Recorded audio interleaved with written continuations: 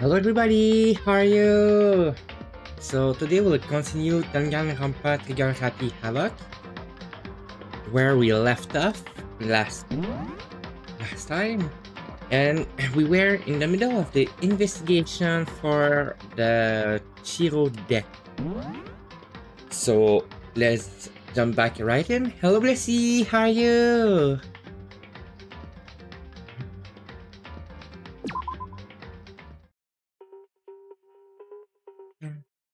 How are you, Blessy? Good. I'm doing good too.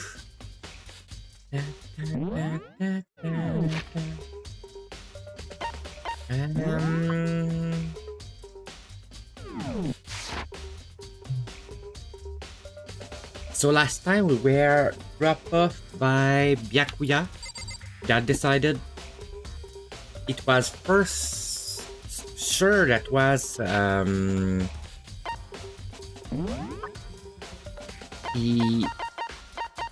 Genesis Jack that did that, even if I don't think so.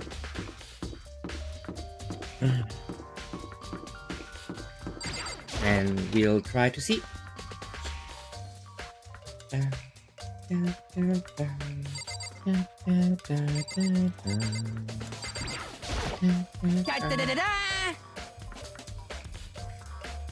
Ifumi has discovered evidence revealing the identity of the culprit. I feel as if... Another stat increase for me. Evidence? What did you find? I cannot reveal that just yet. I'm sure of it. But I guarantee that what I found will steal the killer breath from his lungs.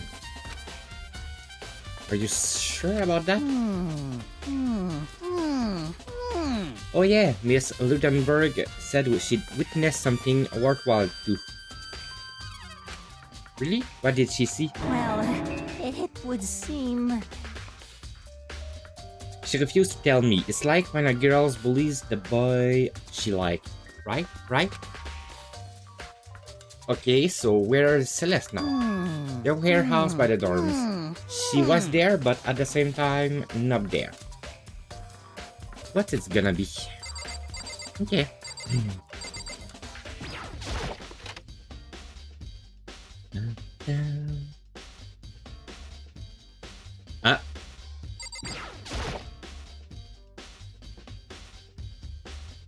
Yeah, the poster is not the same as before.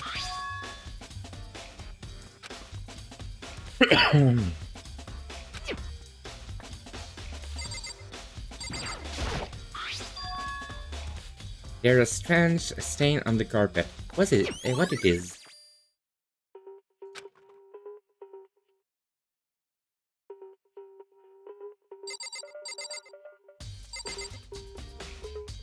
You too?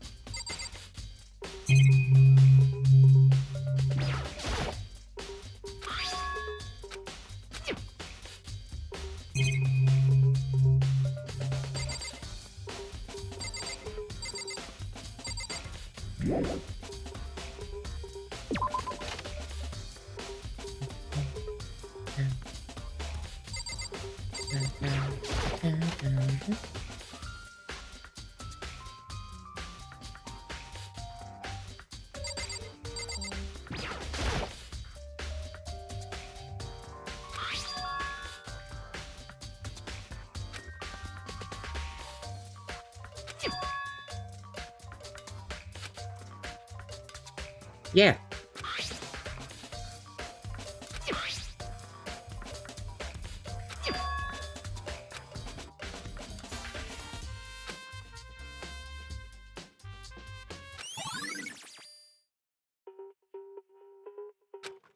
Okay.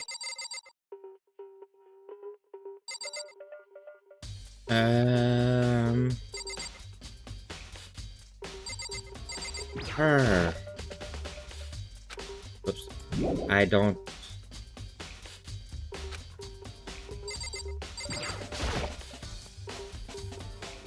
Of course. Put it up. Sometime Ina and I use it together. Okay then. Let me ask you something. You think the poster in the boy and girl rooms could have been switched? I'm sorry. Sorry, can't really say. I never paid any attention to the poster. I see. However, But there is something that's been bothering me about the locker room. You see, I like to drink a little protein coffee every time I finish exercising. We have protein coffee? In the warehouse. It's not the highest quality, but I don't have a lot of other options. I mix protein powder with coffee and down a glass of it after exercising. Anyway, the other day I spilled some on the carpet in the girls' locker rooms and it left a stain. A stain? But I don't see any stain on the carpet now. of course. Exactly, I noticed it earlier. The stain has disappeared. I can only assume someone came along and cleaned it up. But still, isn't it unusually clean? As if there was never a stain here to begin with? Yeah, the stain is in the other room right now. Okay.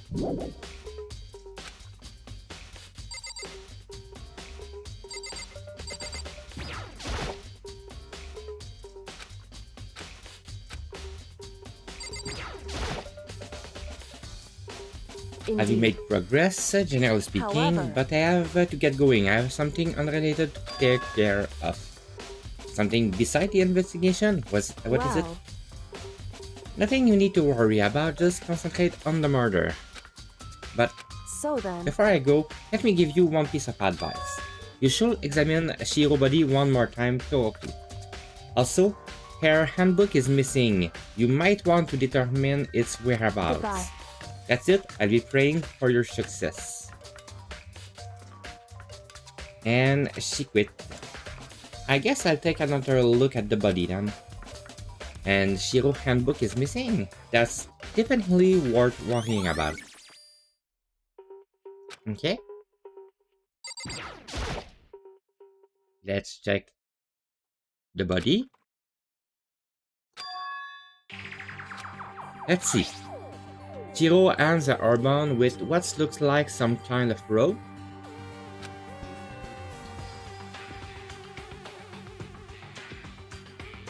The rope was used to prop her up in a kind of crucifix position. Huh? This rope has a plug? Wait, so then this isn't a rope at all. But the more I think about it, the more that's not the only thing that concern me. Shiro's fatal injury was a blow to the head, which means someone struck her in the head in order to kill her. That's right. There's the issue of her being suspended and the fatal blow. At first, I didn't see any reason to think too much about either of them. But seeing them again after looking through the Genocide Jack file, sometimes not quite right. What does this all mean? Status of the dead body. Well, the one thing most likely to tie all these mysteries together is the true nature of the rope that was used to suspend Shiro.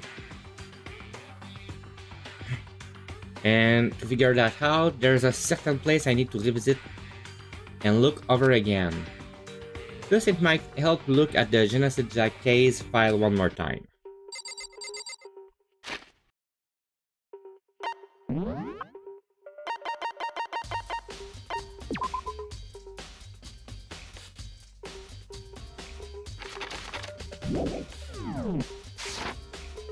I don't have it with me. Yes!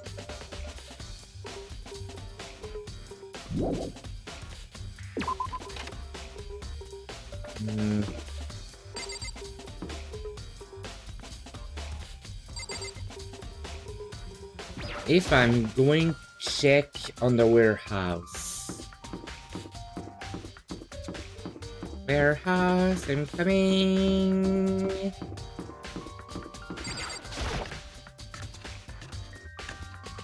Hey, hi Madeline, how are you?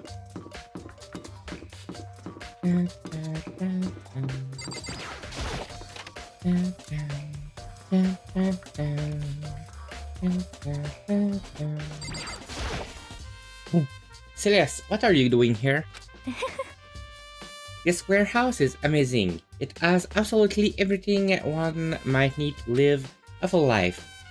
Food from clothes, towel, there's an endless supplies to choose from. I see that, but have you found anything related to the case? Most unfortunate. I knew you were going to ask me that. I thought talking about the warehouse itself might misdirect you, but I see it was pointless. Then you find something. Very well, I will tell you and only you. Actually, Last night I saw her here. Shiro was in the warehouse. indeed. This was right before nighttime. What are you doing out this late? Oh, I was just... Are you planning to go exercise, perhaps? What? How did you know? Because I can see a blue track jacket sticking out of that duffel bag you're carrying. Oh, you're right. Thanks. Well, Well, I'd better get going. I'm kind of in a hurry.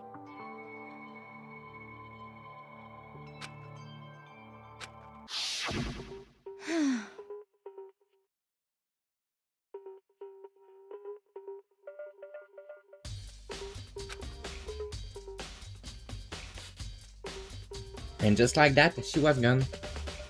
Yes, indeed.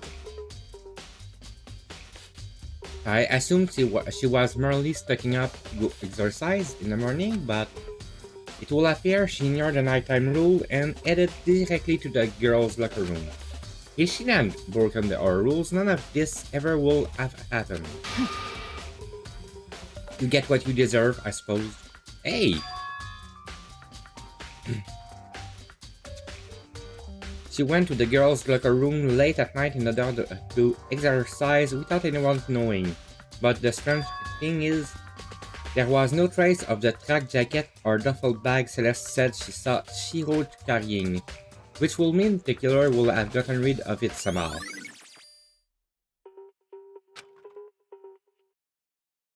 Okay?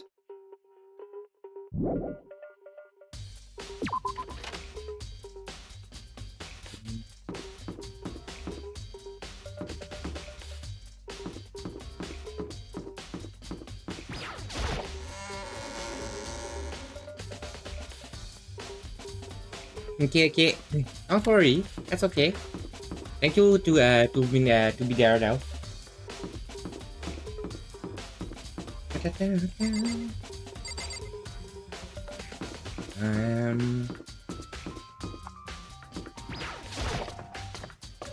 I want to go back in the boys' locker room.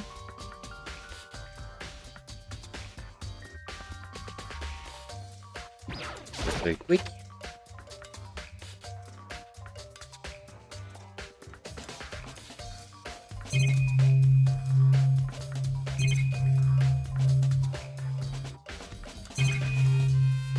Okay, there's nothing.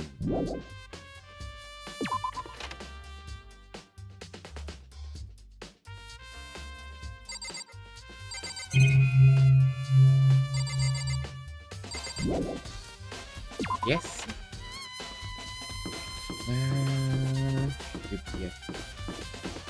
Library. Yeah, I'm not doing voice today because the hair is dry, so that's already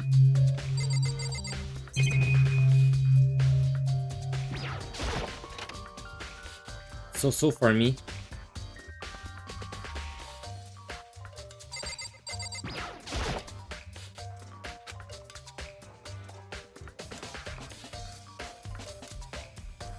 Grab that one thing from over here and put it over there. It's sure dark is over here.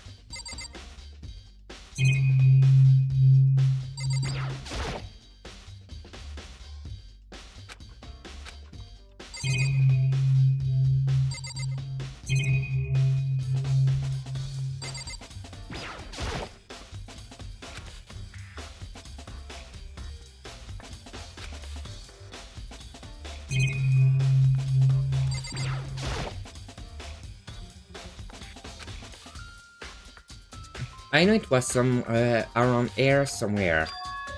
It's gone. Did someone take it out of the archive? Of Yakuya?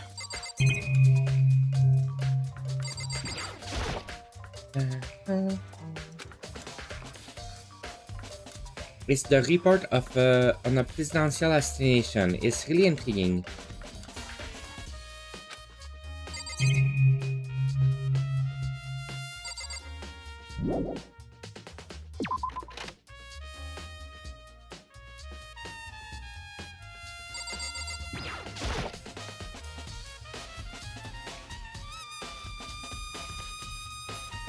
Yay! Oh, cool. But yeah, Kingdom Hearts is like my favorite series of video game ever. So I will stream it, and I start with I will play them. Ooh, sorry. So you're on vacation next week? Yay! But yeah, I will play them in chronological order and not in the order of release. Just so the story is a little more coherent.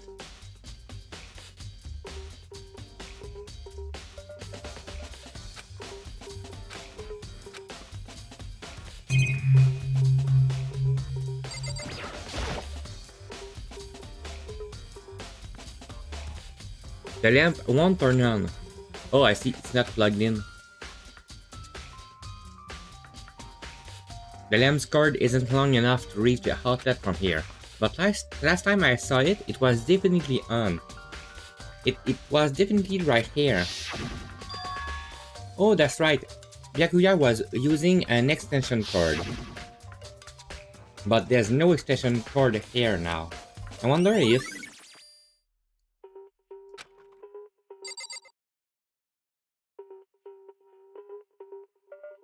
Yay! I will start with Bird by Sleep. So that means I will play Terra, Ventus, and Aqua first.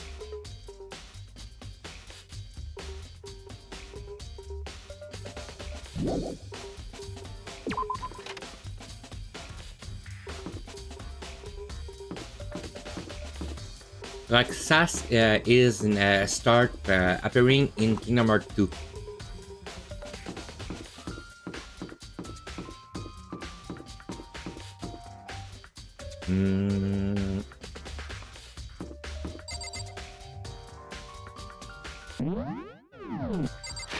Where everyone?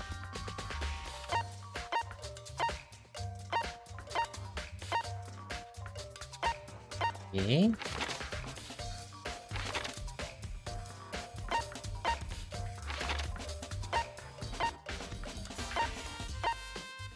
In the dining hall.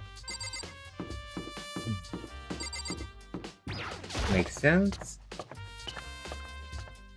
Oh, Axel, yeah.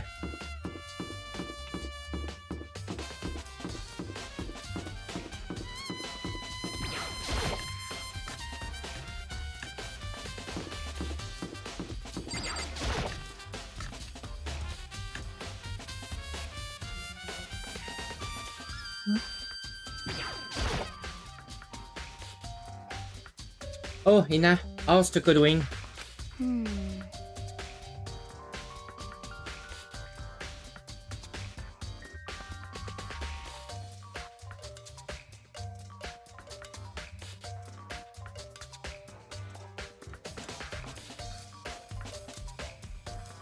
Same as before, she won't come out and she just keep on mumbling something about Genocide Jack.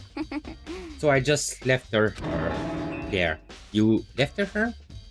My head was all swimmy and I was getting pretty hungry. Yeah! Oh, but don't worry, I'm gonna head back as soon as I'm done eating. Tuko not feel exactly pleasant, but I'm still worried about her. Speaking of which, what are you eating? Donuts, of course. Of course. There's two things I'm sure God created. Outer space and donut. Really? I bet Shiro would like to eat more donuts. Maybe that was her one big regrets. I shall try to spend more time with her. Come to think of it, who did she spend time with? Well, Yeah, she was a little bit strange. Didn't really hang out with the other girls much. It was like she was trying to keep her distance from us. Actually, Sakura said something similar. She said that even though you and her invite Shiro to exercise with you, she always refused. yeah, totally. Yep, that's true. And it wasn't just us either. I was like, she stayed away from all the girls. Was she just shy? I don't know, she talked to the boys all the time. Isn't kinda weird to be shy around your own sex but totally fine with the opposite sex? Oh wait, maybe she was just used to guys spoiling her. The law say you can't judge a book by its cover, right? Don't think so. I never really saw her as that kind of girl.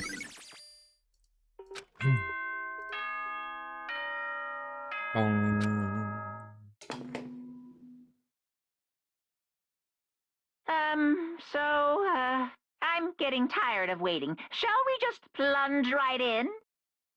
It's the moment you've all been waiting for! The class trial! You remember where to meet, right? Please go through the red door on the first floor of the school.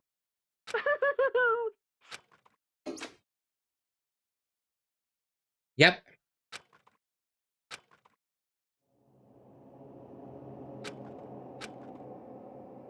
So I have an idea of who killed her, but I'm not sure.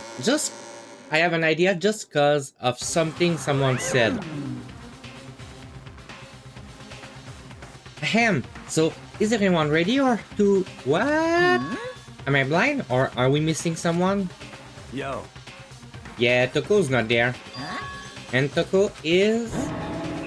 You really don't remember. Come on! Kidding, I'm just kidding. How could I forget that little nutjob? She's a crucial part of the class trial this time. What are you gonna Okie do? dokie, I go ahead and drag her out here kicking and screaming. Just one moment, please. And just like he said, a few minutes later, he reappeared, dragging Toko behind him.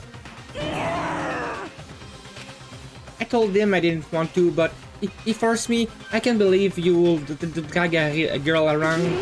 Terrible! You're terrible! Phew, so now everyone here, right? Okay then, I'll settle into the elevator. Let's get this show on the road. I see you guys down there. Let's go. So shall we get going? It's time to find out who killed Shiro. Shiro Fujisaki. She was too gentle, so calm and meek. Nobody had any problem with her. Someone made the choice to kill a girl like that. And that murderer is one of us. Someone standing right here.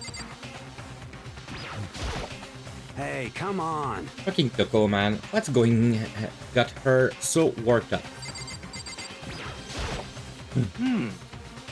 You ready? Where we doing this? Okay, yeah. Well then. I will uncover the villain who performs such heinous act on a weaker individual. I don't know why the killer did what they did, but I'm sure it will work itself out. Justice always prevails, right bro? Shall we go? Shall we begin? How very sad. Miss Fujisaki, I must admit it, for being 3D, she was quite remarkable. Of course, just the idea of 3D make me cringe. Okay. I gave you plenty to work with. Show us how far your logic can take you.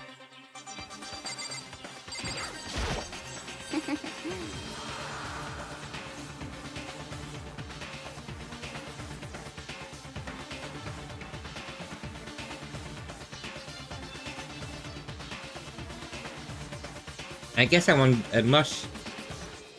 I guess I wasn't much help at all on this one.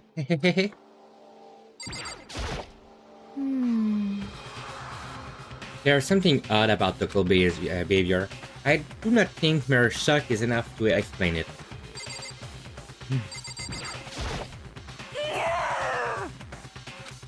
Okay, you said it yourself, girl. It's true. Yes, I give a small nod in reply. Ooh, ooh, ooh, ooh, ooh, ooh, ooh, ooh, ooh, ooh, ooh, ooh, ooh.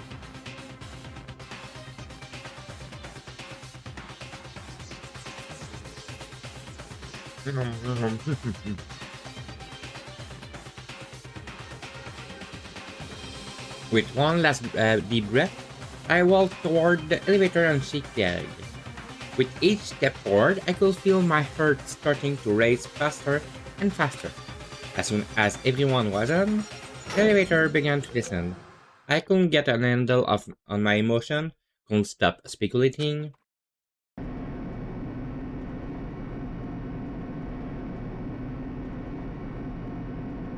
The steel box sank with heavy clunking sound deeper and deeper into the ground. And as we went deeper, the uneasiness in my heart grew bigger and bigger.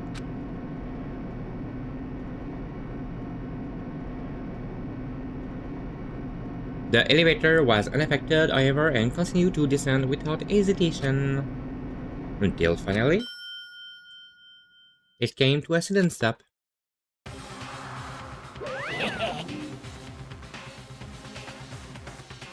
What do you think? I decorated isn't so fresh, isn't so exciting? Not waste our time with stupid question. Let's get this over with. Very nice. Good, you're raring to go. I gotta say, I don't hate it. Not at all. Well, Okay then, let's get this show on the road. thrills, chills, Everyone, please find your kills. assigned seats. And so the curtain opened again.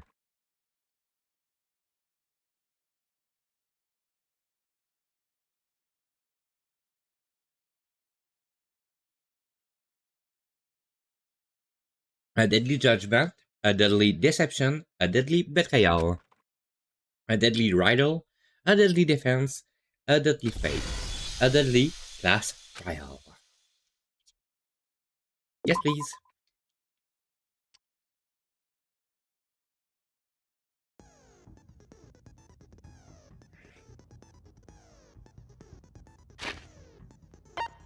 Et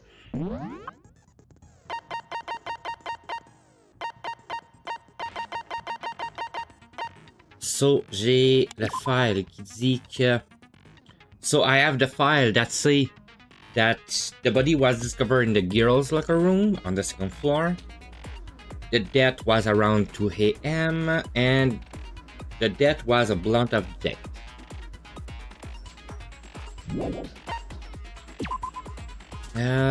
Although Shiro wanted to get stronger, she declined several invitations from Sagura and Ali, and may have used the locker room late at night to avoid them. Despite this, Shiro has stated that she desired help with her effort. She may have been meeting someone in the locker room the night she was murdered. Locker room dumbbell. The dumbbell found on the floor of the girl locker rooms had a significant amount of blood on it. Mondo, Shiro have told anyone willing to listen that she wanted to get stronger. Some assume that due to her inferiority complex about being weak, she admired the strength more than anything else.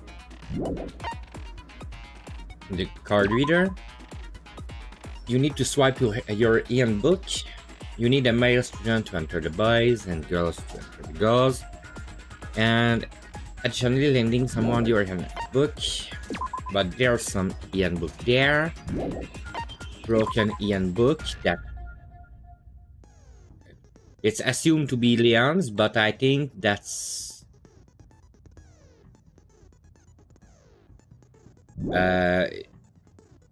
I think that's a Shiro handbook, not Leon. the genocide Jack case file, they were dead. His account saying that Shiro was going along with the mail. There is like a room that have a blackish stain on it. The 2 poster, the Shiro handbook that's missing. Statue of the dead body, disappearing stain, library desk lamp, and a Celeste account saying that. Okay. The skill.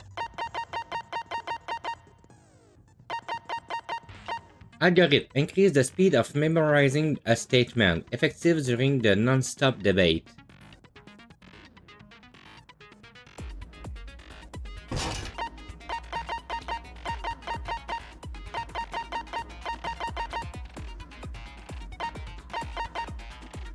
Okay.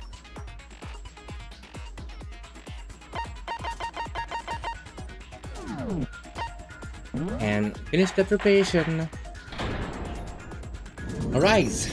Let's begin with a basic explanation of the class trial. So, your votes will determine the results. If you can figure out who done it, then only they will receive punishment.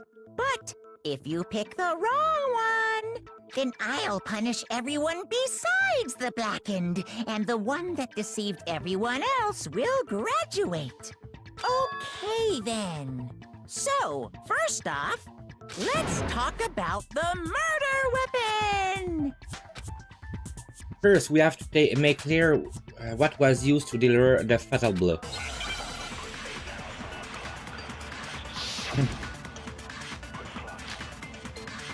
Locker room dumbbell. Okay. Chihiro's fatal injury. It appears it was a head wound. According to the Monokuma file, the killer used a blunt instrument. But what kind of blunt instrument could it have been?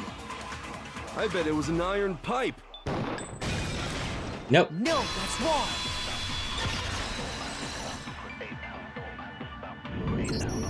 Can we agree that the object that dealt the fatal blow was the dumbbell, found at the scene of the crime?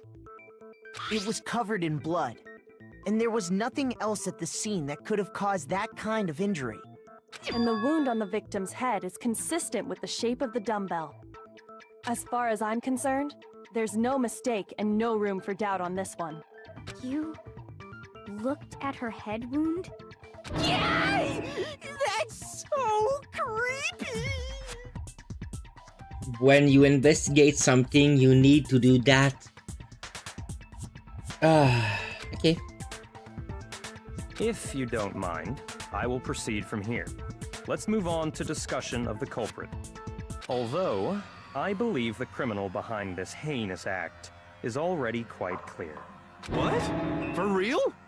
Chihiro's killer is the fiendish serial killer, Genocide Jack. No. Hi. Hi, don't worry.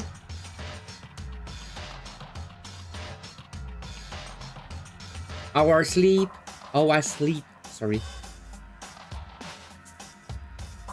Genocide Jack, the fiendish serial killer.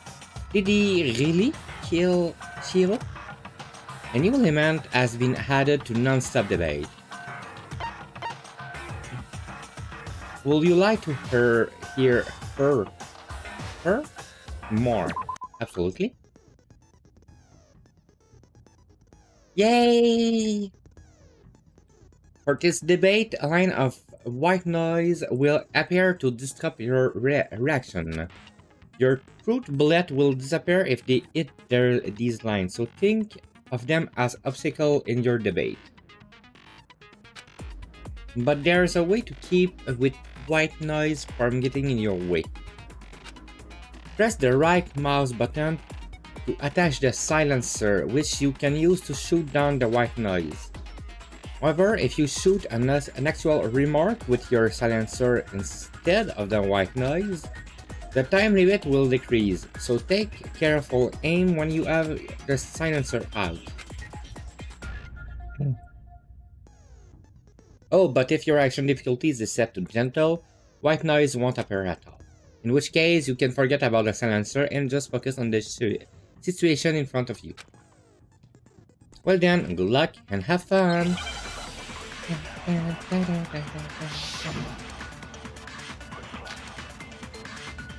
Genocide Jack case file. The culprit is Genocide Jack. I'm sure of it. Case closed, as far as I'm concerned. But that's impossible! Why? What makes it impossible? Well, I mean, come on! There's just no proof for it. Hey, so, speaking of Genocide Jack, I don't know who that is!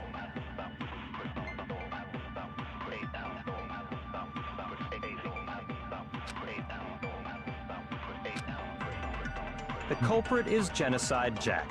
I'm sure of it. Case closed, as far as I'm concerned. But that's impossible! Why? What makes it impossible? Well, I mean, come on! There's just no proof for it. No, that's wrong!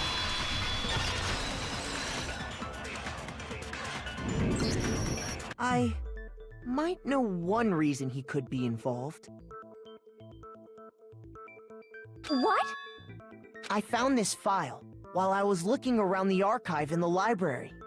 I guess it's some kind of confidential file the police put together about the Genocide Jack case. What? That's kind of weird as shit, isn't it?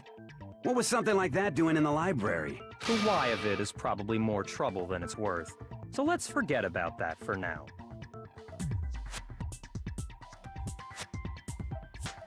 More importantly, it outlines all the specifics of every Genocide Jack case in exceeding detail. According to the file, there appear to be two defining characteristics in every Genocide Jack case. The first is that a bloody message is found written at the scene of every murder. Oh, that's right. Boob lust.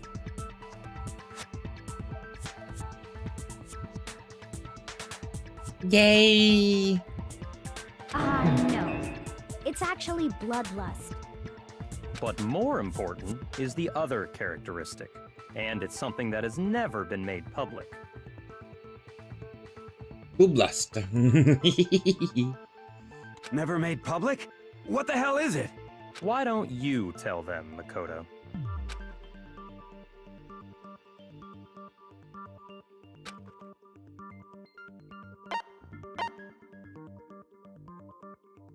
I got it! Apparently, in every Genocide Jack case, the killer suspends the body in a certain way. Other than the killer, the only people who know about this are the higher-ups in the police department. However, Chihiro was most definitely suspended in the same way. So, how did the culprit know about this when only high-level police officials were aware of it? There's only one logical answer I can think of.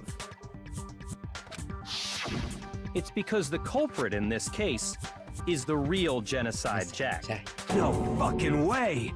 You're saying Genocide Jack is one of us? Yes, in fact, it's Toko.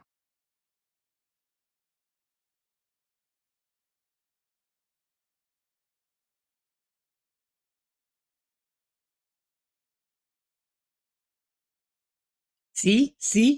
What? Genocide Jack's true identity is Toko Fukawa. You lie! What? Hey, okay, wait, hold on a sec. Toko has, like, bloodophobia or whatever, remember? What kind of serial killer is afraid of blood? Is Toko Genocide Jack? The answer is yes and no. Another riddle? Man, why is this gotta be so complicated?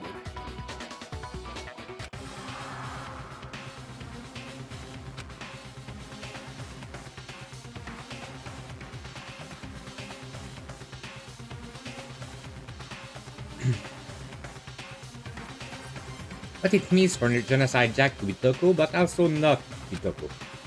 The answer is that she's just not just one person, but multiple people, right?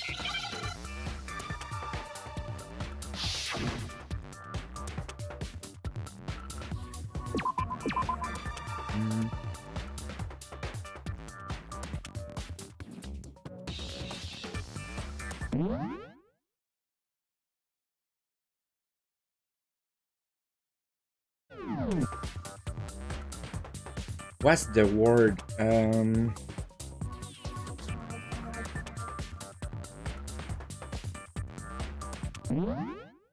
H-I.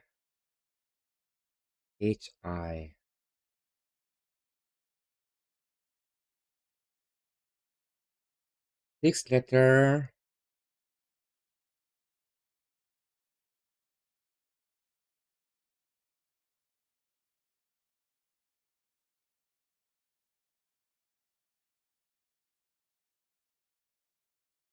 H-I. H-I. H-I. H-I.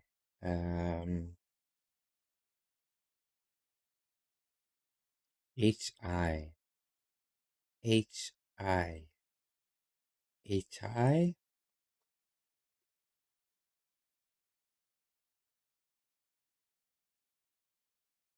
H-I. H-I.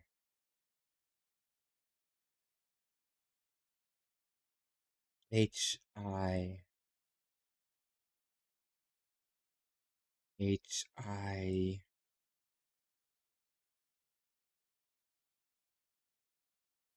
H-I.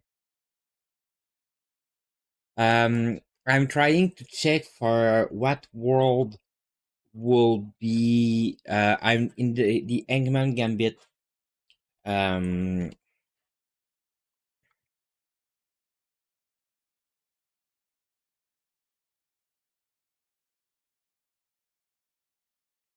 Associative. No.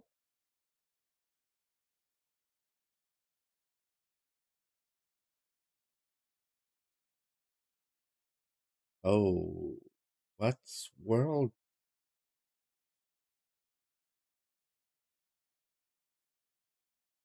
No.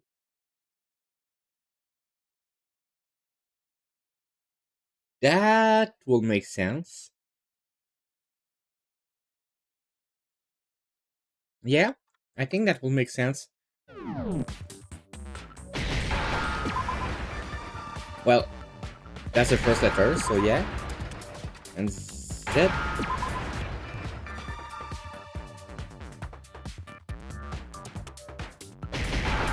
Oh, that was that. Now I understand. Thank you, Blessy. Is it Thank you because for the help. Genocide Jack has a split personality? I was only having DID or split personalities or thing like that. I was not having schizo. Huh? I think I read that somewhere in the file too. Yep. They thought that the suspect might have, what did they call it? Dissociative identity disorder. DID. Oh, okay. But still, to go and say that about Miss Fukawa is... Perfectly acceptable. Toko's strange behavior after seeing the body is proof enough that she has a split personality.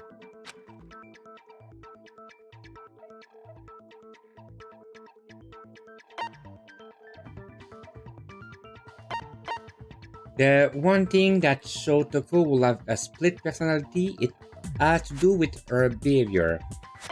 Her behavior changed. I got it! You're talking about how she started acting totally different than usual, right? That's right. Think back. She fainted when she saw Chihiro's corpse, and then, when she woke up... I'm fine, I'm fine. What, is that a dead body? Hey, are you dead? She must have hit her head real hard when she fainted. The world has a front and a back, a top ironing and a bottom, a sea of truth and web of lie. This is quite concerning. I mean, she sounds completely different. She was acting funny, that's for sure. That melancholy tone of hers completely disappeared. Don't go assigning adjectives to my tone without permission. Not to mention, once she regained consciousness and saw Chihiro's body again, she was utterly calm. In other words, within her is one personality that can't handle blood, and one that obviously can. So when Toko trapped herself in her room, it's because she was scared of Genocide Jack?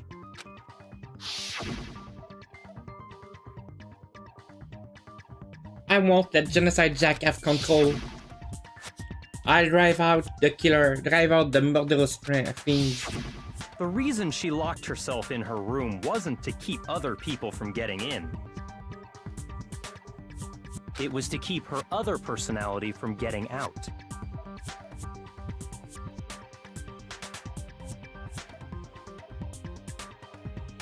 What? Toko was afraid. Afraid of the murderous fiend inside of her. Of killing even more people. How? Yeah. How can you know all this? I do believe you misunderstood her. What she's trying to say isn't, how can you know all this? No. What she wants to know is, how could you tell them? Huh? Last night, just before Monokuma gave his motive speech, Toko and I had a strange conversation. She told me a most interesting story. She said a murderous fiend lived within her, and she was afraid it could appear and attack at any time. And that trepidation is what's caused her to have such a bleak attitude. Isn't that right, Toko? This is all a lie. Right, Toko? You said you wouldn't tell anyone. What? You promised! I can't believe you lied! You have only yourself to blame. You came to me with your tragic little story. I didn't ask you to. This is the real world, not some romantic fantasy fairy tale.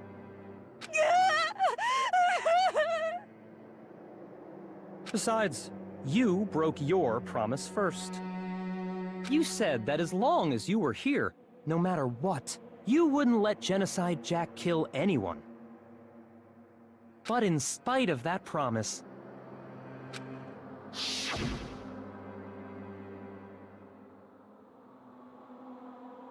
I'm sorry I couldn't keep our promise. But don't worry, never again. I won't let Genocide Jack have control ever again.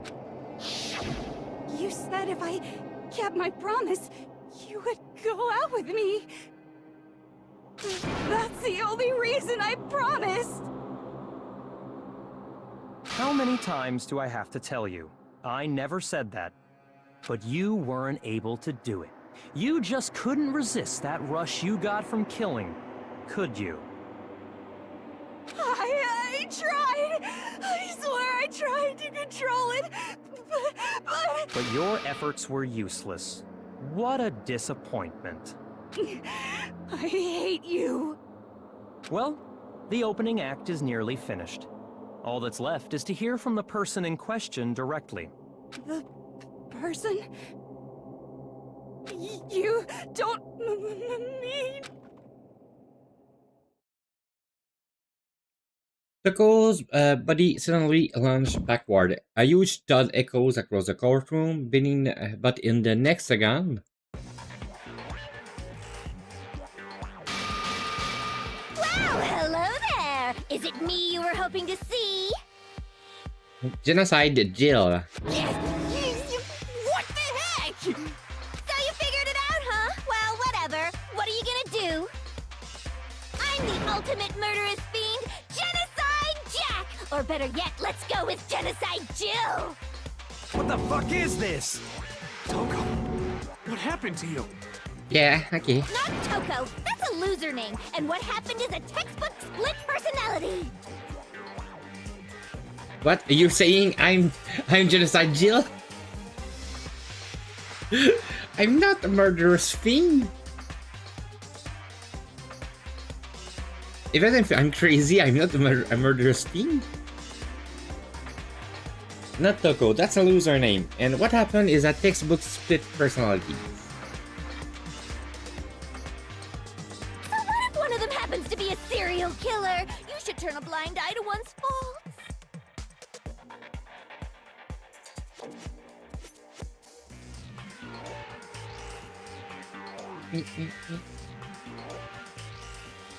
You're a murderous fiend.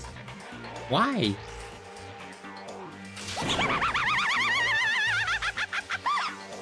She's so intense. Intense is the word. Sound in murderous mind, sound in murderous body. Oh, I understand. This one is so different from the one we've come to know. Yes, well, the world is composed of a front and a back, you know. Just like how every inning has a top and a bottom, or how in the depths of every truth lives a little lie. Yeah. Yeah, I think we can all be in our head. That's legit. Behind every dark and gloomy soul lives another that shines as bright as the sun! This is the murderous fiend Genocide Jack. This beyond insane. Miss Jack, Jill, can I ask you a question? What's up?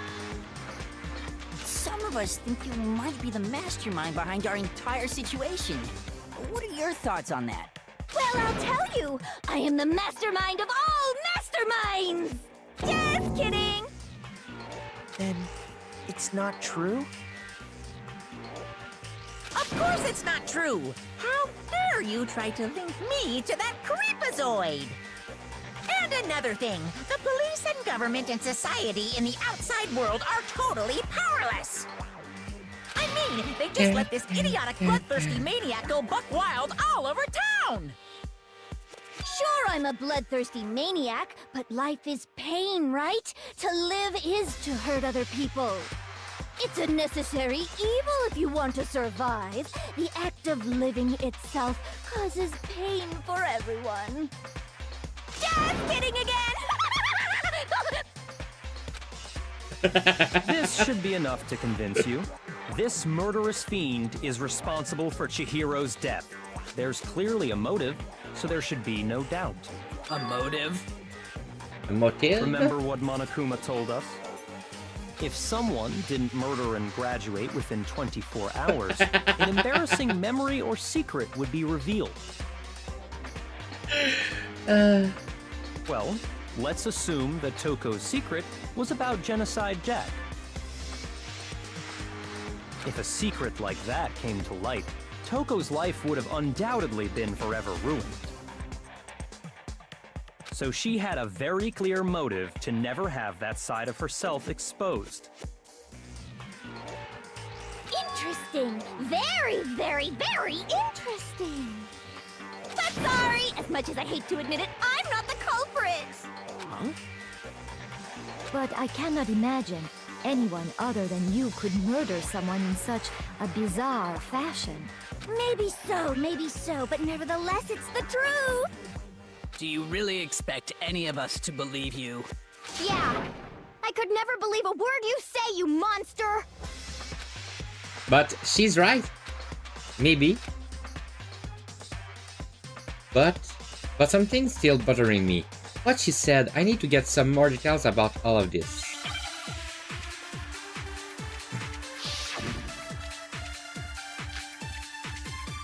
Statue of the dead body.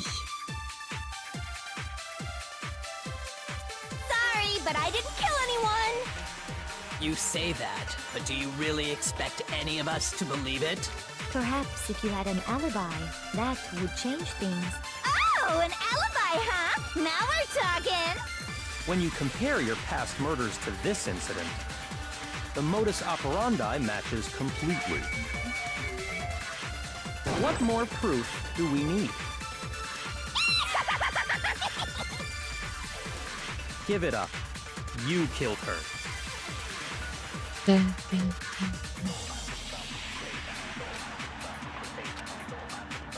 Sorry, but I didn't kill anyone! You say that, but do you really expect any of us to believe it? Perhaps if you had an alibi, that would change things. Oh, an alibi, huh? Now we're talking! When you compare your past murders to this incident, the modus operandi match. No, that's wrong!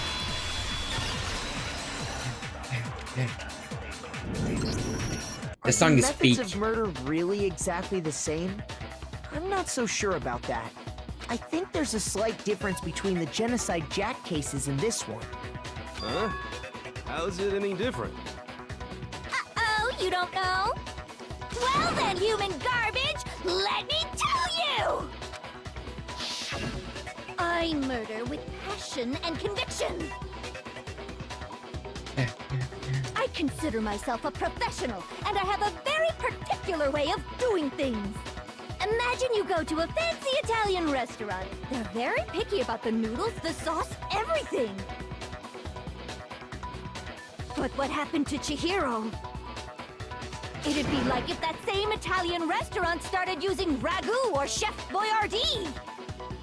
This is no creation of mine.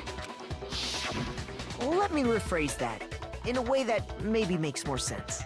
There are two clear differences between the Genocide Jack cases and this one. In the photo from the other Genocide Jack, look at the neck and stomach, and you'll see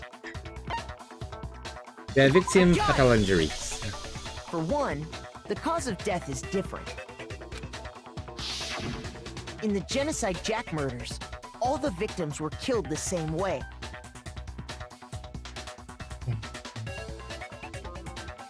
What? According to the case file, they were all apparently killed with a pair of scissors. But Chihiro died from a blow to the head, right? Ah, yes. That is remarkably different from the other murders. Wouldn't it be strange for someone who kills the same way without fail to suddenly change their method? And there's more. One more conflicting detail. He's what? Jeffrey Dahmer? Eh? That's right! In my recipe of murder, if the bloody message is the tortellini, then the arrangement of the body would be the pesto sauce! Could you please stop comparing killing people to cooking? So, are you saying the other difference has to do with how the body was arranged? Other, and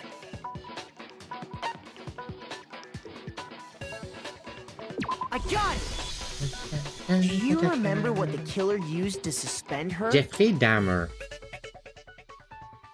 Jeffrey Dahmer.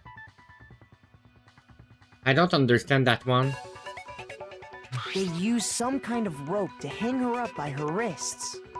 What is your point? Well, in all the previous Genocide Jack cases, something else was used to suspend them. Specifically, pairs of razor-sharp scissors. And guess what? I used my own specially designed scissors for the murders and the arrangement! Like I said, I'm a professional, so naturally I'm very picky about the tools I use. Oh. And you know what else? Big Mac said there's two differences, but he's wrong. Big Mac? Are you referring to me?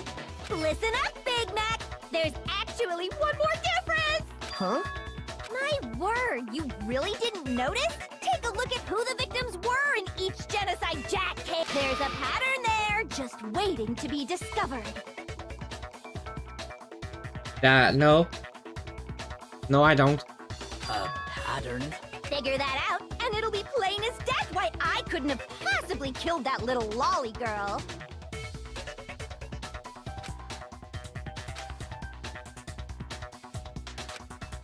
it looks like the name of every victim. What you'll notice is, I figure, that's why she could kill.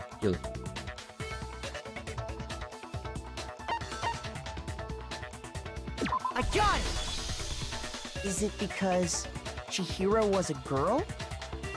Bingo! Bullseye! Right on the money! What are you talking about? In all the Genocide Jack cases, all the victims had something in common.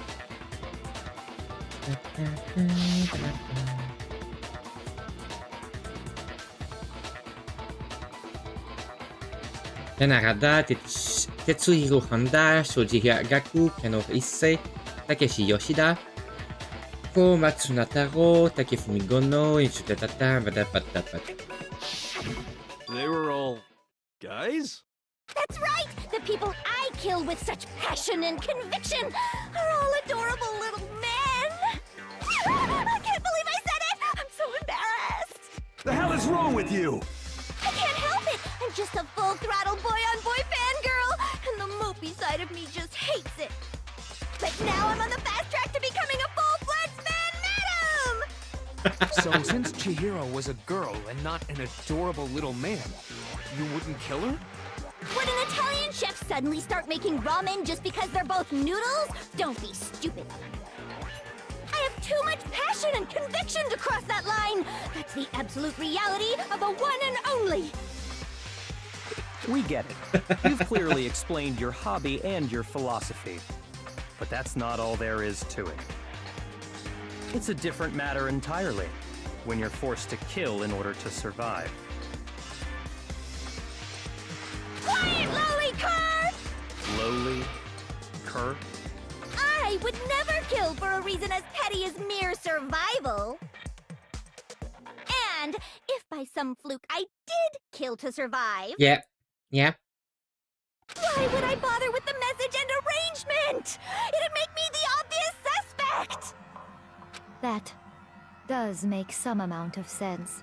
Plus, whatever reason I have for killing, I would never leave out my prized scissors. Who would go out of their way to use a big, stupid, heavy dumbbell? Maybe you used the dumbbell because you couldn't find any scissors in the school? Any scissors? I don't just use any scissors. I only use my own set of high-class envy of the entire world scissors!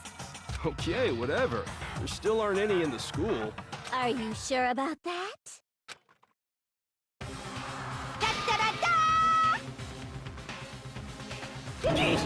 She's fully equipped! That's right! So I can kill anywhere, anytime! Why would I resort to dumbbells or rope when I have my trusty scissors by my side? Go ahead, tell me I'm wrong! You can't, can you, gutter dogs, all of you! Not to mention, I have no clue how to tie a good knot. So rope's totally out of the question anyway! I have no idea what's going on anymore! Could such a heinous villain really be innocent? But the body really was suspended, right? And nobody but the police knew about that. Yeah. That's why we figured it had to be the real deal, and not some copycat killer or whatever. There is one person.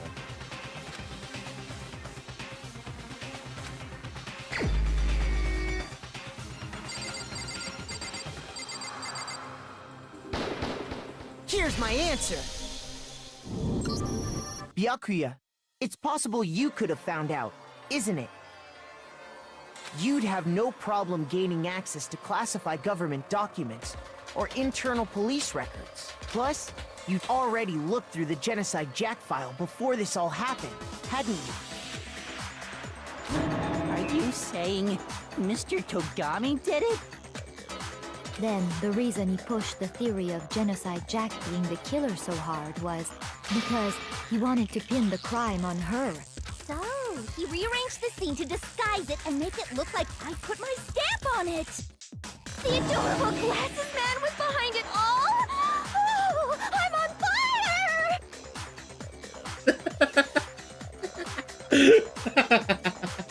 Well, Byakuya, what's your response? I see. So now the suspicion falls on me. Then I must ask, when would you say I began acting suspicious? Surely you must have an answer. Looking back and thinking about it now, the way you were acting right before we discovered the body was a little strange. And the locker's room, they're suspicious, very suspicious indeed. Won't you agree?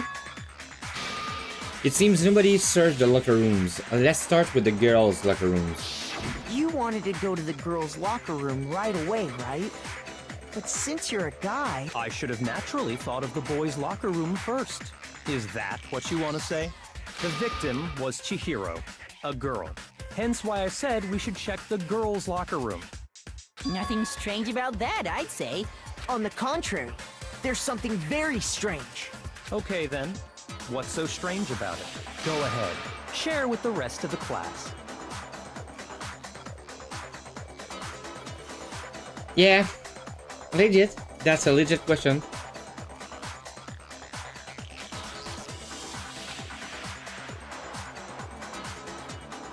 Absolutely. Next, we're going to add something called a truth flashback. If you aim at a weak spot and hold down the left mouse button, then you'll memorize that weak spot.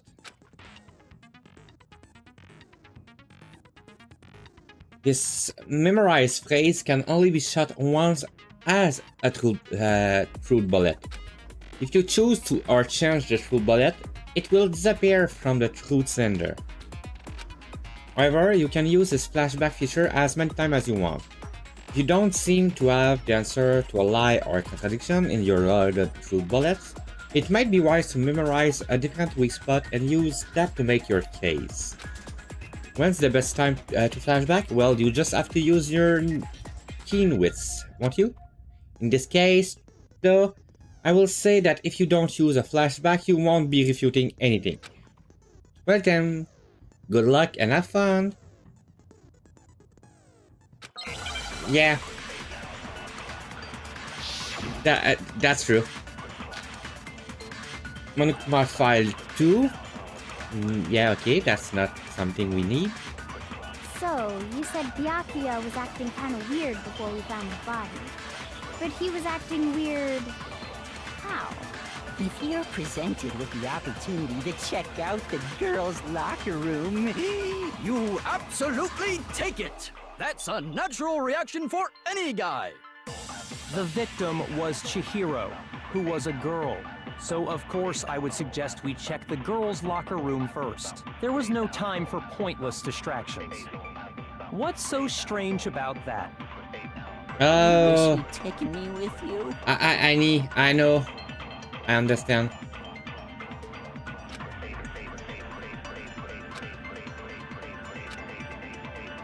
So, you said Byakuya was acting kind of weird before we found the body. But he was acting weird... how? If you're presented with the opportunity to check out the girls' locker room... You absolutely take it! That's a natural reaction for any guy! The victim was Chihiro. No, that's wrong! Bam! I'll tell you what's so strange about that. Because up until we actually discovered the body, we couldn't have known who the victim was. So your claim that you went to the girls' locker room first because Chihiro was the victim doesn't hold up. I see. That's a good answer, I must admit. Interesting. Very interesting indeed. But your reasoning is still too weak. Huh? What's wrong? Is that it?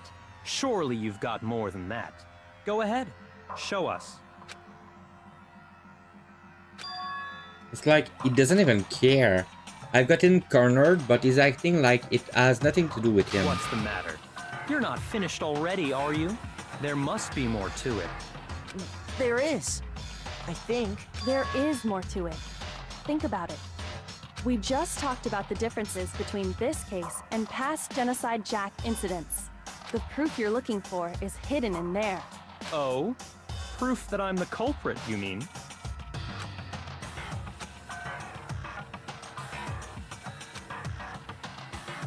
Evidence that proves Byakuya is responsible is hidden in there.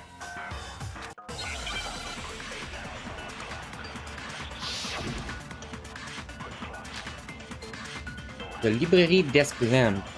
Yep. That makes sense. What? The difference between the cases? You want me to explain it again? When I want to kill, I use my very own special scissors. And I use those same scissors to arrange the body. But Chihiro was suspended with... It was some kind of rope. Was it not? That's right! It absolutely was! Then there must be something very fishy indeed about that rope. Hey, Byakuya, where'd you get it from, huh? I'd never seen that rope before in my life. No, that's wrong.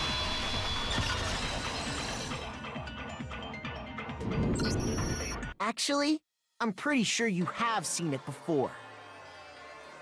Because, you see, that rope, or should I say, that extension cord? What? An extension cord? Byakuya, you've used the extension cord in the library more than once, haven't you? And the same extension cord that was in the library all this time went missing after the murder. And there's no way someone who uses that extension cord as much as you do wouldn't discover that fact. And Byakuya must be the one who took the extension cord. I can't imagine any other possibility. That's really what you think? Then your conclusion is something like this? I killed Chihiro in the girls' locker room, then hung her up and wrote that bloody message. I intentionally made it look like Genocide Jack was behind it. Is that about right? He's doing it again. As if he's not even involved. Wait, not even involved? What's wrong? I asked you if you think that's what happened. Hell yes, that's what happened. So that's it, right? Byakuya's the killer. I don't disagree with not disagreeing. He kept calling this a game, right? So he'd be totally willing to do something like this to win. Sorry, but could we hold on just a second? I think we need to talk about this a little more. Huh? Do we really need to? We've already decided who did it. I know, but still, there's something that's still bothering me. Is that right? And what, pray tell, is still bothering you? I killed her in the girls' locker room, then disguised my crime. Specifically, I dressed it up to make it look like it was the work of a homicidal psychopath. What about all that bothers you?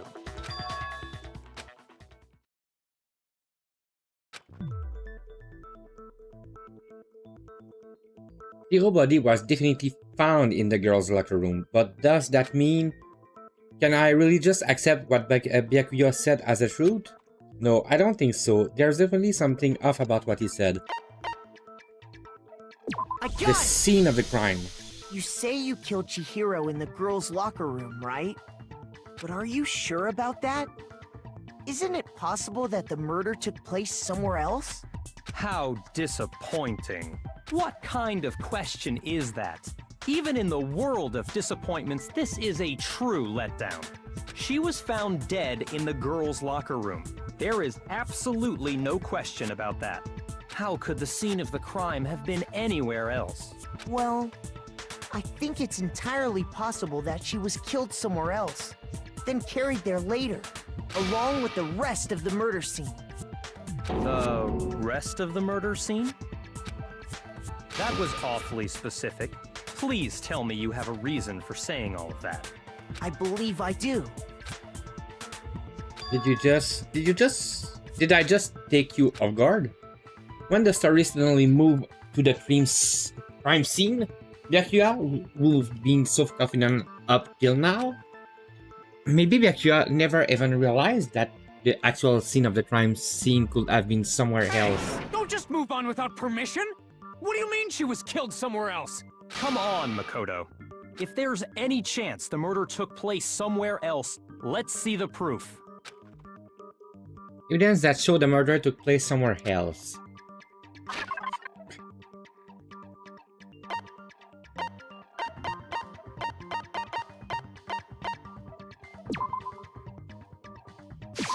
I got it! The proof that she was killed somewhere else is the poster that's hanging in each locker room. Your proof is some posters? The poster in the girls' locker room was a picture of a big-boobed supermodel. But don't you think that's kind of strange? Why would the girls' locker room have a poster like that? I bet those massive jugs of hers were totally fake! Meanwhile, the boys' locker room had a poster of the super popular boy band Tornado. Again, that doesn't really seem to belong in a boys' locker room. So you're saying that maybe the posters were switched? And there's one other thing I noticed about the locker rooms. You know what I'm talking about, right, Sakura? You're referring to my protein coffee, aren't you? Protein coffee? While I was in the girls' locker room earlier, I spilled some protein coffee on the carpet. But I noticed that after the murder, the stain had been totally scrubbed away. Scrub away. It was moved. I got it! The stain on the girls' locker room carpet wasn't scrubbed away. In fact, I found it on the boys' locker room carpet. That's definitely the stain from my protein coffee. Then, does that mean that the carpets were switched too? But why would anyone do that? To move the murder scene from one locker room to the other. It's certainly plausible, don't you think? What? In other words, in order to completely swap the scene of the crime, the blood-stained poster and carpet were moved along with the dead body.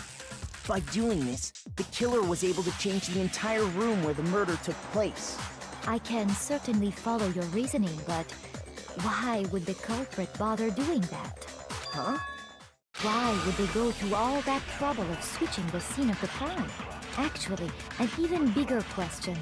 If the murder did take place in the boys' locker room, then how did Chihiro get in the boys' locker room in the first place? To get into the locker rooms, you have to swipe your e-handbook across the card reader device. But Chihiro's handbook should have only allowed her access to the girls' locker room. She had no way to get into the boys' locker room to begin with. No, she did have a way, and I can tell you what it was. I highly doubt that. Shut up! I'm telling you, I know how she could have done it.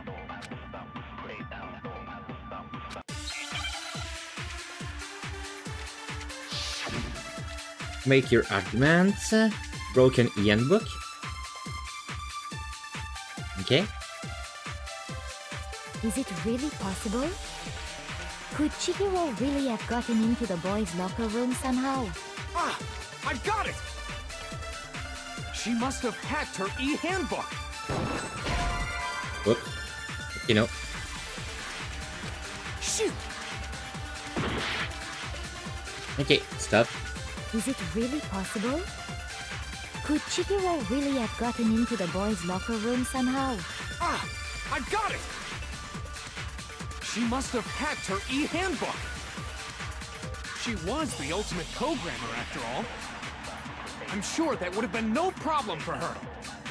No, I don't think that's it. She used the thing that was in the main hall. Huh? What thing? I'm talking about Leon's handbook, of course. No, that's wrong! I should have waited a little. No, I don't think Chihiro used Leon's handbook. Why not? Because Leon's handbook was broken. Oh. Well, then, yeah, I guess that'd be pretty impossible, huh? I am struck silent by how quickly you gave up. Plus, isn't there a regulation against using someone else's handbook? Actually, the rule states that loaning your handbook is prohibited. It says nothing about borrowing one. In other words, you could borrow a dead person's handbook all you want, and you'd be safe. Yup, yup, yup! Hit the nail square on the noggin! Of course, if it were broken, that wouldn't make any sense anyway. So then, she must have hacked hers, like I said. She used her ultimate programmer skills and... Psst! You can't fix an e-handbook! The instant you open one up, a security buzzer starts blaring! So, if she didn't use Leon's handbook, and she didn't modify her own handbook... Maybe Mr. Naegi's initial assumption is just wrong? It No. seems like there's no way she could have got into the boys' locker room. So I guess so. Okay then, I vote for Byakuya. Is that it then? Chihiro was killed in the girls' locker room and Byakuya the one who did it. Really? But still, I don't know what else I can do. Hold on a second. I agree with you, though. I think you're on the right track. What the? You finally decide to open your mouth and that's what you've got to say? There's no way she could get in the boys' locker room, right? So... Why are you so sure she couldn't get in? There's still one other way she could have gained access. What? What are you talking about? What other way is there? Well, to explain that, why don't we take a little break from the trial? I'd like you all to come see something. Wait. Just what do you think you're doing? Don't worry. This'll make the whole trial more exciting. I'm sure that thought must please you. Huh? It'll make things more exciting? Well, all right then. I declare an official class trial recess. For real? Now then, what is it you want to show us? It better not be boring or I'll be very unhappy. Oh, I have no doubt it'll meet your lofty expectations. So, shall we go? Okay. So before I even knew what was happening, the class trial has been put on hold. We head off with Kyoko in the lead, and where she took us was...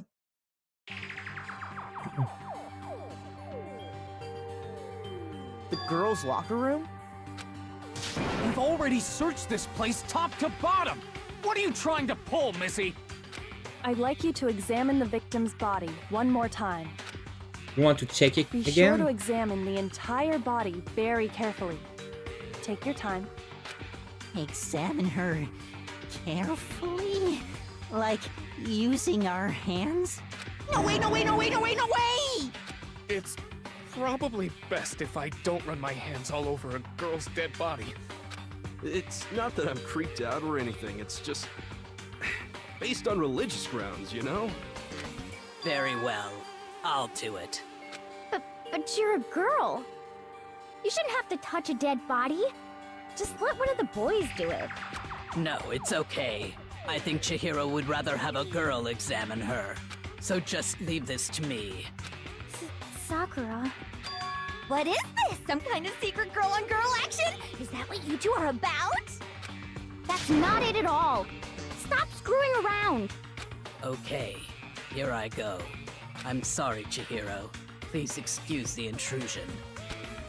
Putting her hand together in a brief prayer, Sakura then began to quietly examine her Be body. sure to check her entire body, and I believe we will solve this particular mystery. Her entire body? I know you say that, but... What? This is... What is this... What is it? Not possible. It's not possible. Sakura's eyes were staring widely at Chihiro's lifeless form. Her massive frame trembled. This girl is what? Is a boy! Ah, I see. So she was actually a he. Interesting. Thank you for confirming this fact. What? You're so slow. You're joking, right? I wouldn't joke about this. Then it's really true? Chihiro was a guy? Oh, what? You guys didn't know? Heck, I knew that right off the bat. Chihiro Fujisaki was totally a guy. He was a cross-dresser? Oh, I'm really on fire! I wish I had killed him! So that's what Kyoko wanted to show everyone, huh? Interesting. Yes, that certainly does make things much more exciting. Now let's ride this wave of excitement back to the courtroom and get back to the trial. Ahem. I do apologize Sorry. for keeping you waiting. Now then, let's resume the class trial. We've all just learned of the shocking revelation that Chihiro was actually a boy. Let's pick up from there. Yes, well, I don't know his reason for hiding it, but the fact is, Chihiro was not a girl, but a boy. To think that Hiro was actually a guy. The thought had never even crossed my And mind. because the victim was male, he would have had no problem gaining access to the boys' locker room. Assuming his handbook did, in fact, list his gender as male, then yes, that would be true. Of course his handbook said he was a boy. He dressed like a girl, but he was a boy through and through. So then, there should be no issue with Makoto's initial assertion. The victim was killed in the boys' locker room, and was then later moved to the girls' locker room, and the killer could have easily used Sayaka or Junko's handbook to get into the girls' locker room. So Chihiro really was killed in the boys' locker room? I still don't understand the motive for moving the body, but yes, that does seem plausible. Well, I must admit, I did find it rather odd. I knew he felt a little off. There was a certain incongruity to his female body.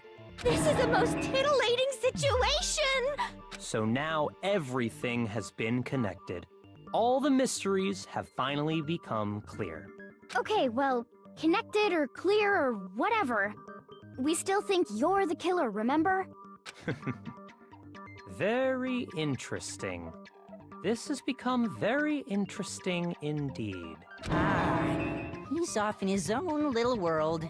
What about you, Makoto?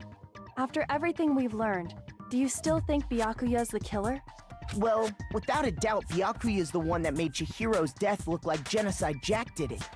But I think he might not actually be the killer after all. What? But aren't you the one who accused him in the first place? He just seems to be too easygoing about all this. Like he's enjoying us solving the mystery. The way he's acting, it makes it seem like it doesn't have anything to do with him. And you think that might be because it doesn't have anything to do with him? Plus, the evidence he left behind was a little too... how can I put it? Overt. He consciously chose to use the extension cord, knowing it could connect him to the murder. At least, that's how I see it. And Byakuya, when you found out the murder took place in the boys' locker room, it seemed to rattle you. And then again, when you found out Chihiro was actually a guy, if you really were the killer, that stuff wouldn't have had any effect on you. So that's your thinking, huh? Well, it bothers me that you don't have more concrete reasons, but it's fine. I guess I'll mark it as correct for the time being. Mark it as correct? He's right. I am not the culprit. I just happened to come across the corpse in the girls' locker room and decided to alter it. Are you fucking with us right now? No, I am not effing with you right now. I'm telling you the truth. Well, I find it very hard to believe. Go ahead. Find it very hard to believe. You're free to be executed along with the rest of us. If you're really telling the truth, then why? Why do you do that to his body? My reasons hardly matter right now. Uncovering the culprit is much more important, wouldn't you say? Now then, if it wasn't me, who was it? Well, I don't think I can say for sure without talking about it a little more. We're seriously gonna keep going? We're all good, aren't we? I thought it was clear Byakuya did it. No, I'm with Makoto. If there's any doubt whatsoever, we need to explore every possibility. Because if we're wrong, we all die here. That's true. Very well then. I'm with you too. Damn straight. Count me in. Do you not have a mind of your own? Of course I do. What am I, an ant or something? Anyway, let's discuss this all as a group one more time. We still have time to make our decision. That's very true. Our lives are all on the line. Excellent. Then shall we resume our game of hide and seek? But if Byakuya didn't do it, then who's the real killer? Who murdered Chiho? There's one thing we can be sure that we know about the killer. The killer was able to gain access to the real murder scene, which means the killer is Guy. Since the crime scene was the boy locker room, you will need a boys and books to get in. Since Leon's handbook is apparently broken, the killer will have had to use their own. In other words, it has to have been a guy. But that's still not enough. I need to find some more clues.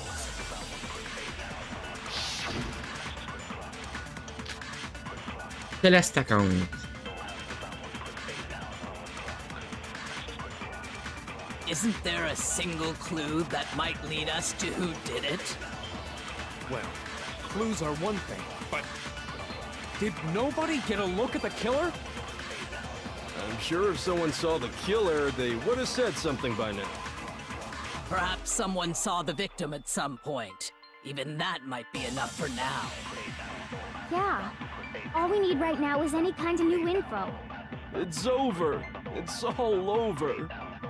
You want to know who saw the victim? The killer! And only the killer! No, That's not true. wrong.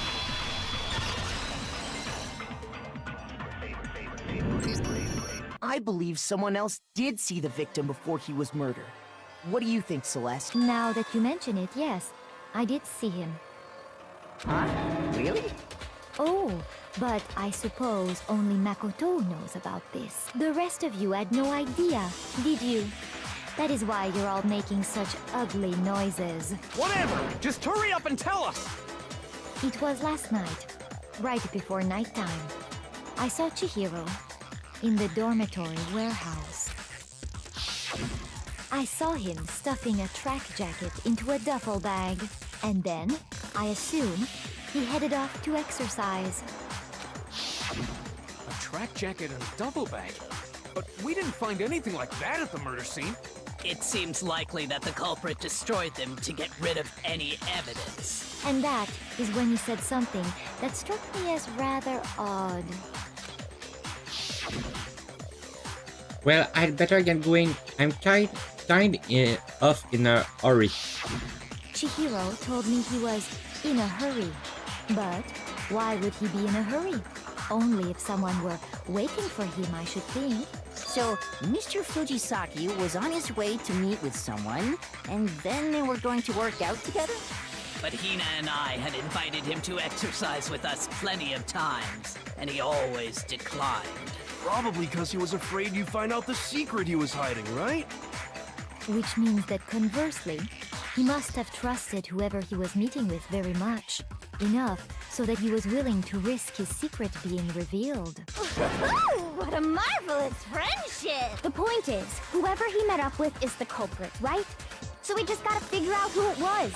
But knowing what we know, I can't even guess. No.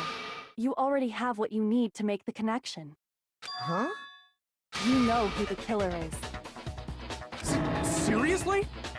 Who is it? Who's the killer? Think back to the track jacket and duffel bag the killer disposed of. Focus on the details of these items, and it should become obvious who was waiting for him. Are you sure about that? You really think we can figure out who did it based on two pieces of evidence that we don't have? What? You want to track down some fingerprints or something? Even if we had the equipment for that, we wouldn't know how to use it. As was noted, the evidence is already gone. There's nothing to get fingerprints from. Maybe, but we can make certain inferences if we just take the time to talk it out. Easy for you to say, but fine. Celeste, did you notice anything special about the bag or jacket? The bag was just a normal duffel bag from the warehouse. All the bags in there are the same, so I can't imagine what would make that one special. Well, if I remember right, there was a decent variety of tracksuits to choose from. Do you think there might be some connection between the culprit and Chihiro's jacket? Perhaps. Let's explore that and talk a bit more about the jacket he took.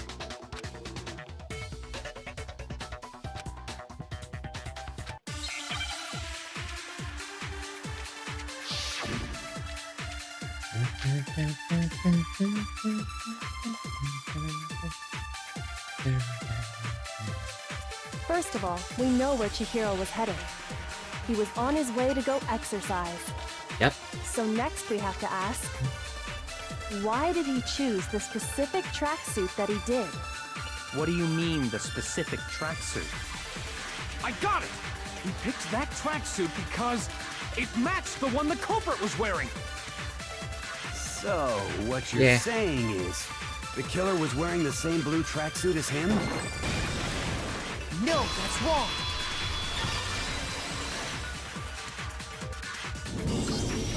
Hold on a second, Mondo. What did you just say? Huh? What'd I say? When Celeste testified a few minutes ago, she said... I saw him stuffing a track jacket into a duffel bag. And I assume he headed off to exercise. She never said anything about the jacket's color.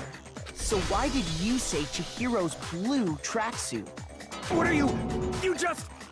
Hey, Celeste, what color was Chihiro's tracksuit? As a matter of fact, it was blue. And before we began the trial, did you tell anyone that? The only one I told about any of this was you. Then, Mondo, how did you know what color Chihiro's tracksuit was? Because I just... I'm sure he saw the clothes at some point in the investigation. No, that can't be it. The bag and clothes were surely disposed of by the time we began our investigation. Then the only reason he could have known what color the tracksuit was is if he saw Cherry with it before he died! That's the only possibility! Cherry? Are you talking about Chihiro? So, how about it? Did you see the tracksuit or didn't you? Just by chance. I just happened to see it last night. He walked past me, and he was carrying the tracksuit in his hands. No, that can't be it either. According to Celeste's testimony, She stuffed the jacket into her bag in a hurry. It was almost like she was trying to hide it. And just like that, she was gone. when Celeste noticed it, Chihiro made a point of making sure the jacket was completely in the bag. If you just ran into him briefly, you couldn't possibly have seen what color the tracksuit was. It would appear you've dug your own grave. Perhaps. But you handed him the shovel, didn't you? That's why you said what you did. Focus on the tracksuit and it'll be obvious who he met with? What a bunch of nonsense. Ah, now I understand. It was all one big bluff, wasn't it? Yeah. Your true intention was to draw a slip of the tongue from the culprit.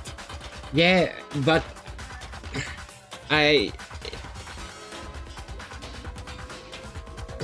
sorry. I knew something was strange because last episode, Mondo said dude when talking about Shiro, and we just learned today that it was a boy. But why would Mondo call him a dude? That's why you said you knew who did it, to put them on edge. That's right. However, Mondo was my target all along. I had my suspicions about him from the very beginning. But why? What made you so suspicious? That's a good question. The way he talked. No. Okay. There was a certain turning point that tipped me off. Maybe you didn't notice it, Mondo, but you tend to refer to men and women differently.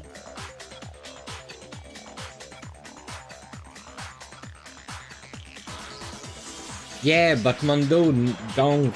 You only call guys dude. For girls, it's chick. And after he was killed, you happened to refer to him as dude. Once I picked up on that, it occurred to me that Mondo knew something we didn't. You noticed such a tiny detail? Are you a witch? She's a witch! You're positively frightful! No, I'm not the frightful one. Not nearly as frightful as someone capable of murdering a friend. Mondo, was it really you? Did you really kill Chihiro? I didn't kill anyone! You've been all over me, judging everything I say, putting words in my mouth. What gives you the right to treat me like a goddamn criminal? Yeah! He would never do something like that! This is a false accusation! It's true. My reasoning on that is pretty shaky. That was fast. Well, this does present us with a problem. It seems we are all out of leads. My time has nearly come. That's what my little ghost friend is telling me. Oh yeah, that reminds me. Hifumi, weren't you telling me you'd found some evidence? Really? What kind of evidence?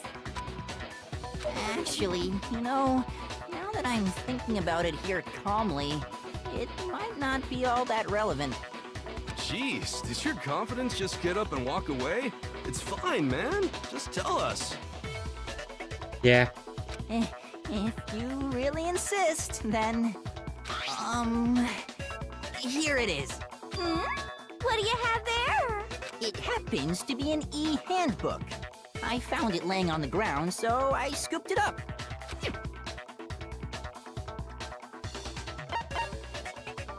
Hiro. Got it! We know Chihiro's handbook was missing from the scene of the crime, right?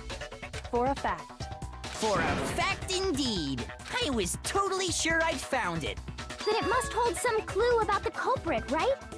Well, that's what I was hoping. But it's busted. It won't even turn on. I imagine the culprit broke it to get rid of any evidence after the murder. That's odd. I didn't think the handbooks were quite so fragile. You're right. They're not.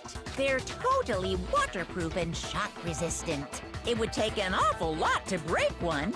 And yet, this one does appear to be broken, as is Leon's, sitting useless in the main hall.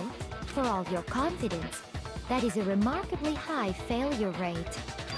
Do you think there might be some kind of mystery in there somewhere? How, precisely, did the handbooks get broken?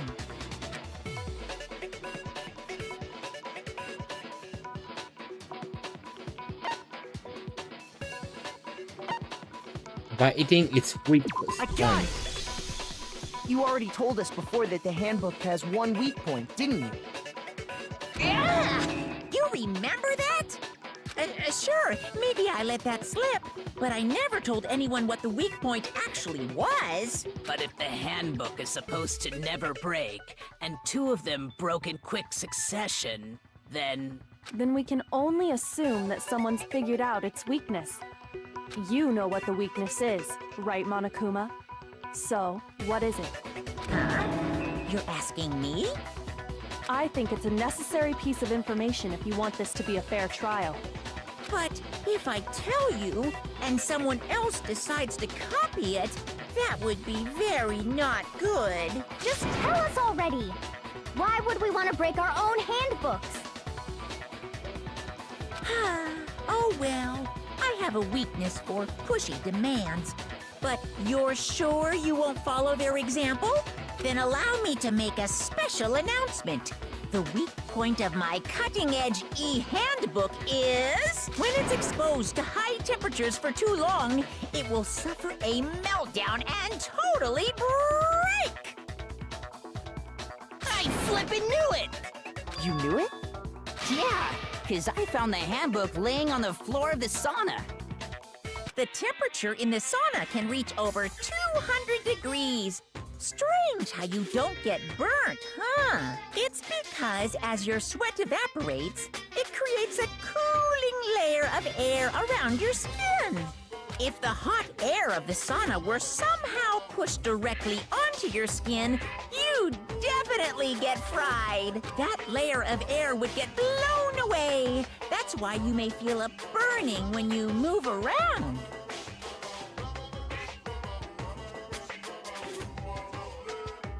So, in fact, the handbook is not Shiro one, but Mondo's one, because Mondo is the one stupid guy that was fully clothed in the sauna. So when you're in a sauna, make sure to keep nice and still. Wow, interesting. I learned one new fact today. That is a mere trifling speck of knowledge. Anyway, If you found the victim's handbook in the sauna, then the killer must have been purposely trying to raise its temperature in order to break it. Meaning the culprit somehow knew its weakness. But how'd they find out? Monokuma said he didn't tell anyone, right? Indeed. Quite the mystery. What if they found out by accident? What do you mean by accident? What if the killer took their own handbook into the sauna, not knowing its weakness, and it broke? They'd realize it was broken, of course, and it wouldn't be hard to figure out why. And once they had Chihiro's handbook, they knew they had an easy way to dispose of it. I won't say it's not possible, but who would have done something like that? I don't know of anyone who took their handbook into the sauna. I might know someone who did. Whoa! Seriously? I think the one who may have taken their handbook into the sauna was...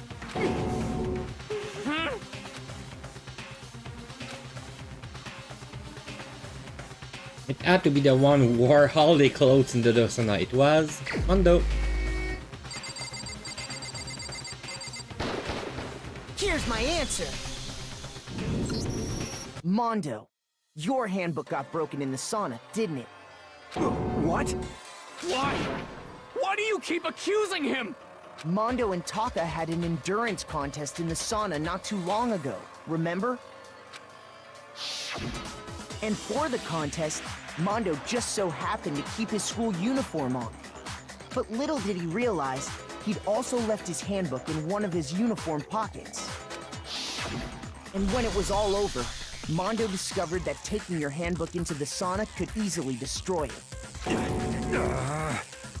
No, wait, hold on. You've got it all wrong. He would never kill. I don't accept this. Show me the proof. The actual solid proof. I mean, I don't want to believe it either, but I found something that proved it beyond a shadow of a doubt.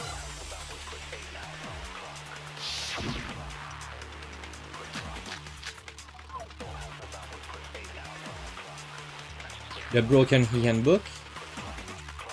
Let's test Makoto's assertion. If what he says is correct, then Mondo, you broke your own handbook. In other words, if Mondo's handbook is actually broken, then that proves that what Makoto said is right. Well, my goddamn handbook works just fine. No, that's wrong.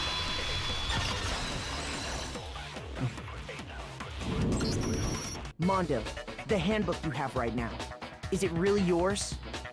The fuck is that supposed to mean? The broken handbook that was in the main hall.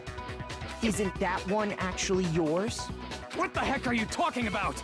What I mean is, I think Mondo swapped his handbook out for one that actually works. I think he took Leon's handbook and replaced it with his own. After all, Monokuma said himself that Leon's handbook never should have broken. That's right! The punishment it suffered wasn't nearly enough to destroy it. So then, the broken handbook in the main hall is actually Mondo's, which would mean that the handbook Mondo has right now is actually Leon's, yes?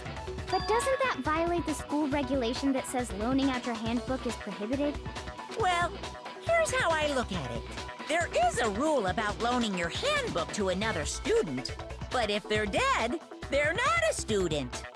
It's kind of a gray area, I admit. But no worries. If anything, it just makes things more interesting. As such, I decree that exchanging handbooks with a corpse is not a violation of the rules. Well, Mondo, if I'm wrong about this, you're welcome to say so. I'm happy to admit I made a mistake, but... Son of a bitch. What's wrong, bro? Come on, tell him he's wrong. You are wrong. You have to be wrong. Everything you just said is wrong. You made it all up. Okay, then why don't we look back on this case one more time, from the beginning? That way, everything will become clear, and we'll all see if I was right or wrong.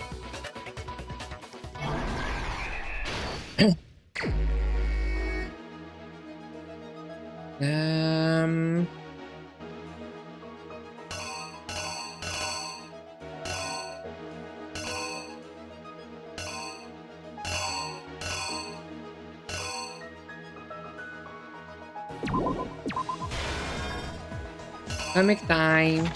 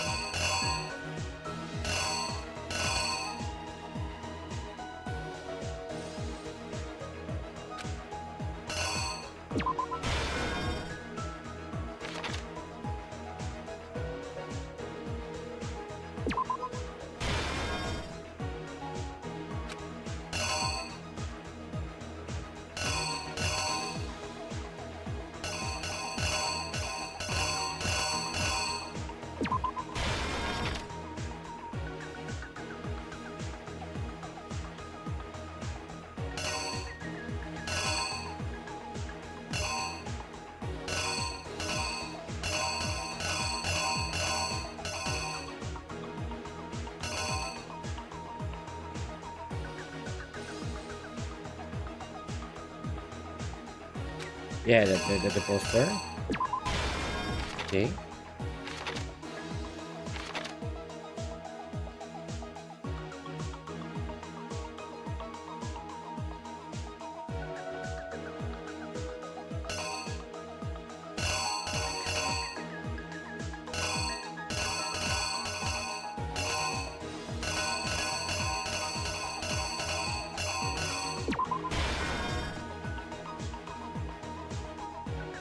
No.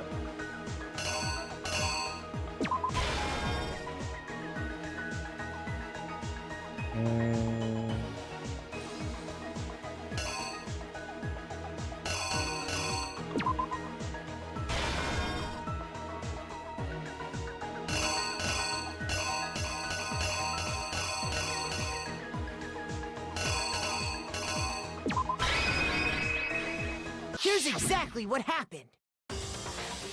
First, let's take a look back to before the incident. Last night, Celeste saw Chihiro in the warehouse, correct? At the time, she was apparently stuffing something into a duffel bag. That something was a blue tracksuit. You can confirm this, right, Celeste?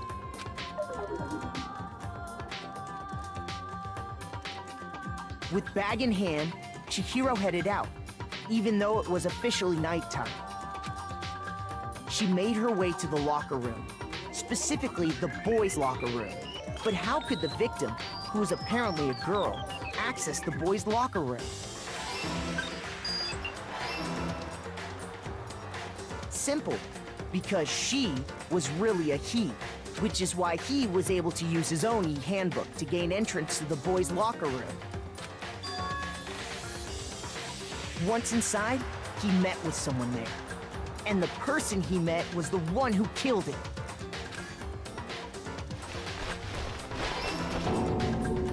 It seems likely that the killer grabbed the nearby dumbbell, approached the unsuspecting Chihiro,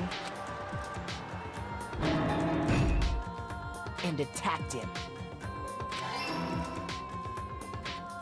And that's where the bloodstains on the poster and carpeting in the boys' locker room came from.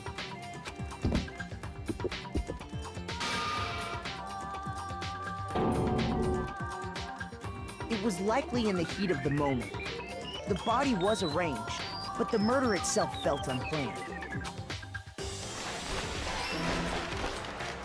Which is why the killer hurried to try and hide the act. First, pulling up the bloodstained carpet. Then, removing the bloody poster,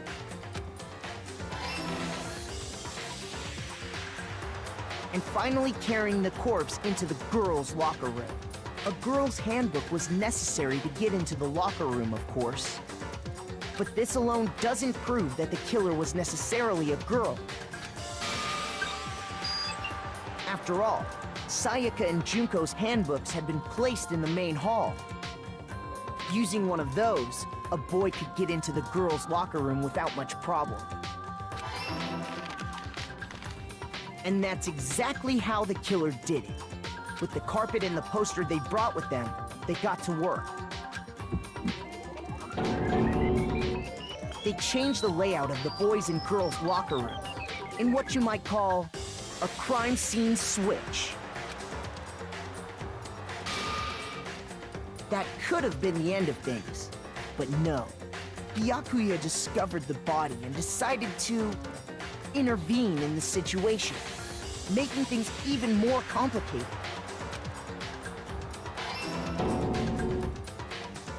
So, after stumbling on the crime scene, he went and grabbed the extension cord from the library, and then he got to work.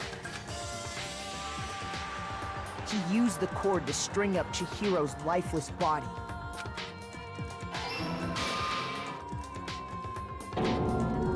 Then, using the victim's own blood, he left a grisly message there at the scene of the crime. He wanted to create the illusion that Genocide Jack was responsible for the slaughter. And around the same time that Byakuya was putting together this facade, the killer, having already disposed of Chihiro's bag and other belongings, arrived at the sauna. There, they planned to destroy the last piece of evidence, Chihiro's handbook.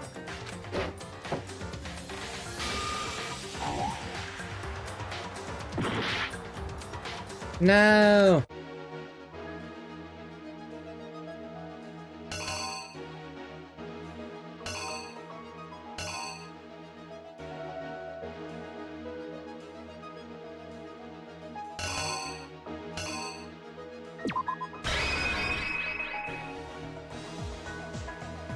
Here's exactly what happened. And around the same time that Byakuya was putting together this facade, the killer, having already disposed of Chihiro's bag and other belongings, arrived at the sauna. There, they planned to destroy the last piece of evidence, Chihiro's handbook.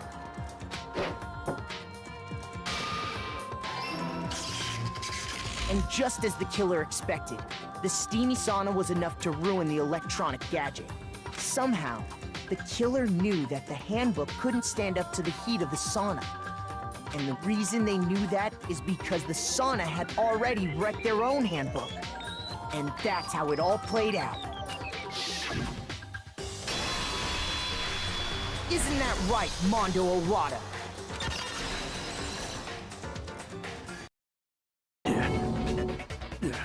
Wait! No! This can't be right! Where's your evidence? Yeah! Where's your evidence? You need evidence! You need proof! Without Thank any you. proof, you can't pin any of this on him! If I can somehow show where Osmondo's handbook is right now, once I do that, everything will become clear. Bullet time battle, absolutely. Let's talk a little bit about fever time and nega time. During a bullet time battle, if you press the space key, fever time will activate and the tempo will force to its max. At this point, even if you push the button at random, you won't miss. So you can push, but this only lasts until your focus judge runs out, so make it the best possible use of your time. Of course, it wouldn't be fair if only you got access to special time, right? So we also prepared something called nega time. That's your opponent can use. If the opponent activates nega time during the bullet time battle, your tempo marker will disappear, making it quite a bit tougher to hit the button in rhythm. If you were to activate fever time at this point, no, never mind. I'm sure nothing will happen. I don't know what I was worrying about. So unsurprisingly, if your action difficulty is set to gentle, the opponent won't use nigga time. Nigga! Oh, nigga. Anyway. What the heck? Not the hand wall. Okay? Nigga time. Nigga time. Nigga. Negative. Show me some evidence. You're wrong. I won't listen. I refute you. False. Show me some evidence. I won't listen. False. I refuse to vote. Show me some evidence. You're wrong. I won't listen. I refute you. False. Show me some evidence. I won't listen. Show me some evidence. This should prove it.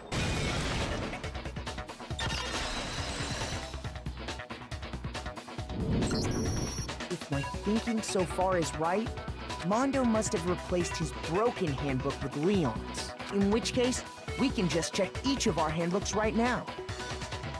Once we do that, we'll... We don't gotta do that. Huh? Yeah. Yeah, I did it. I killed him. Da da da da da da da.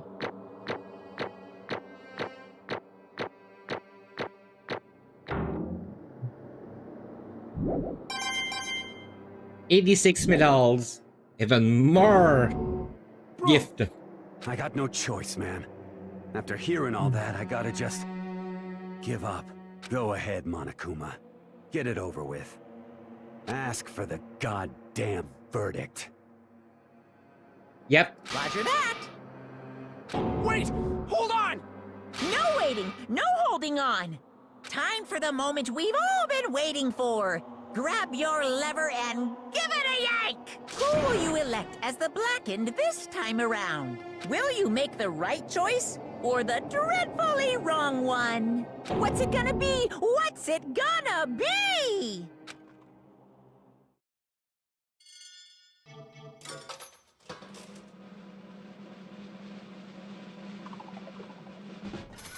Da, da, da, da, da.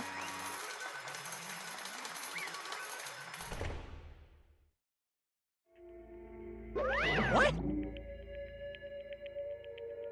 Uh-oh, this time it looks like you got it right again. Yes, it is so. The Blackened was that killed Shiro Fujisaki was Mondo Howada.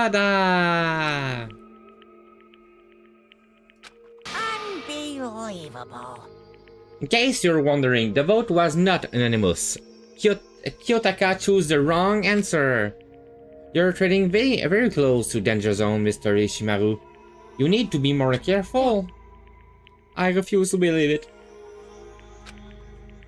There is no way he will kill someone. Sorry.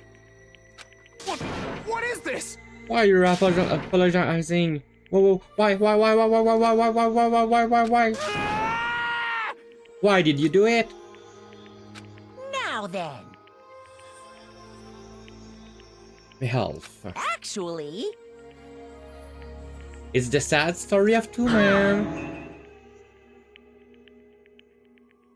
You can hit the control key to fast forward the text. Hey, don't break the fourth wall, Monokuma.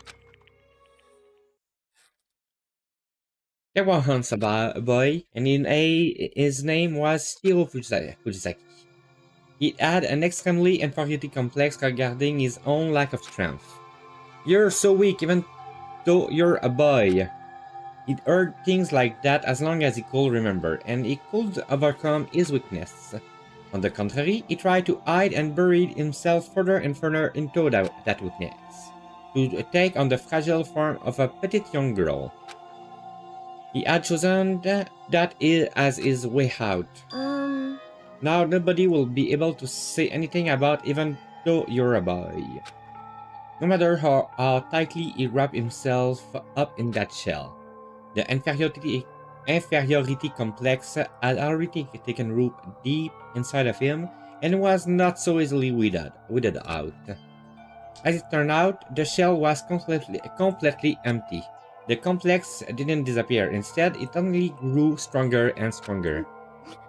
I'm weak. Weak, Weak, weak, weak. weak, weak, weak, weak, weak, weak. Once the killing game had begun here at the school, he had no choice but to accept this fact. After all, this world is survival of the fittest. If you're not strong, you don't survive. And then the lovely and hateful Monokuma announced the revealing of the embarrassing secrets, which of course include Shiro's embarrassing secret, which I was more than willing to divulge. Even though he dressed like a girl, Shiro is actually a boy. Hey, And that was something Shiro couldn't let anyone find out, no matter the cost. If that was revealed, it will be the end. The hardened shell will crack, the armor will fall away. Without a doubt, those around him will torture him more than ever before. Everyone figured being thrust into such a dilemma must have sent him spiraling into despair. And yet, I'm sorry. I really don't want to talk about it right now. What? I also don't want to leave things the way they are, so maybe I can talk about it later. So after I try my best to become strong, then I can tell everyone. Annoyingly, he used the threat of discovery to motivate himself to become stronger. That's right. Now's my I chance. want to change. I'm going to get stronger and accept who I am. Strong enough to so that when someone says, even though you're a boy, I'll be okay, I'll get better. With that though, at the front of his mind, he's resolved to take immediate action. And so, that day, he made a commitment to begin exercising. He was prepared to retain his mind and body, but sadly, that will be the first and only chance he will get at it.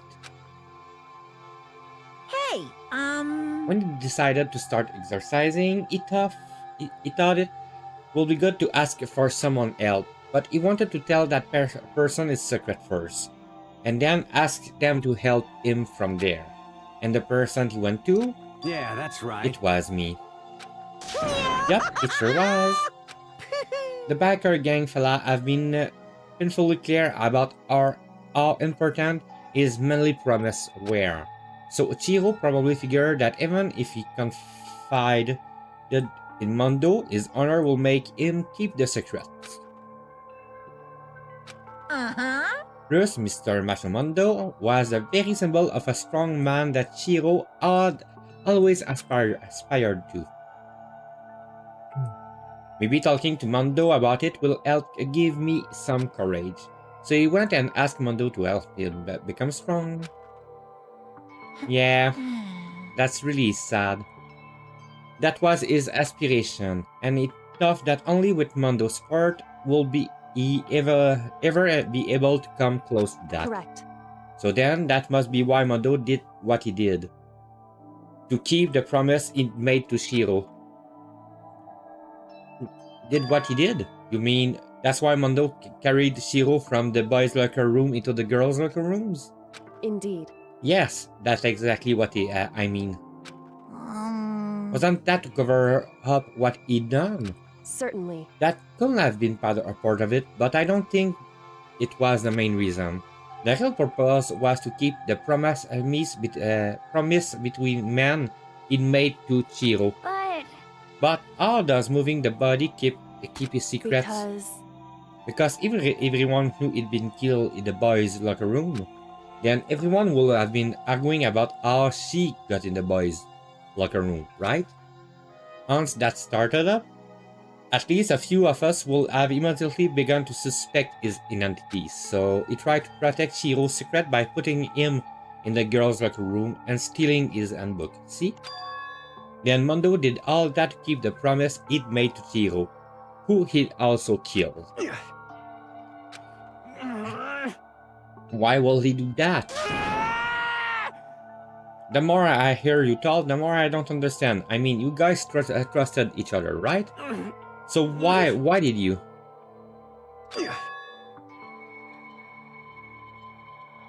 Because no matter what, I didn't want anyone to know. I knew it. So that's what triggered it after all. The possibility of having your embarrassing memories and secret exposed. What is this? Nothing could have been that bad. Something he didn't want anyone to know, even if it meant killing someone. It's impossible. Don't make me repeat myself. How many times I must repeat myself? To judge other by your own standard is the height of folly. Even if you can't comprehend it, he obviously can. That's all there is to it. Well, while we're on the subject, why don't I tell you? That embarrassing memory, that secret he didn't want anyone to know? Hey, You know what Mondo did? He killed his own brother. Mondo, the ultimate backyard gang leader, makes all the hoodlum and riffraff across the country tremble. But the only reason he had the chance to join a gang in the first place was because of a certain someone. Yeah, being gay will have been better in this case, but yeah. Mondo's older brother's name was Daya Owada. Mondo had nothing but respect for him. It was because of Daya that Mondo ever got on a motorcycle.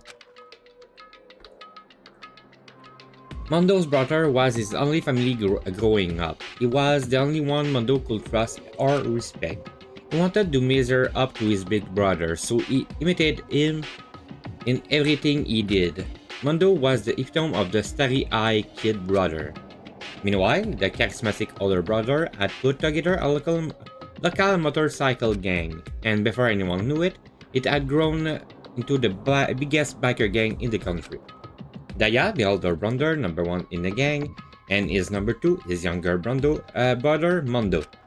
In the beginning, everything was peach and gravy, but when Mondo started to think about how he would have to take over the gang from his brother someday, his brother's greatness, his reputation began to gnaw on Mondo very soon. The kid gonna take over from Daya, huh?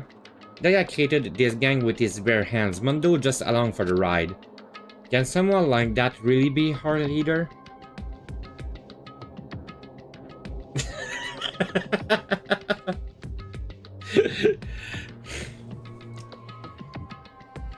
Yeah, that's true. All that will do is make the gang look bad. Almost every day, Mondo heard the gossip and whisper of the other member of the gang, which is why I gotta get stronger than Daya. Just one time. No matter what, I gotta win. Fuck with me. I don't care what it takes, I gotta come out on top. And on the night of his amazing brother retirement ceremony, Mondo challenged him to a street race. But during the race, tragedy struck. His kid brother pushed away with reckless abandon, eager for victory, and dashed into oncoming traffic. But suddenly,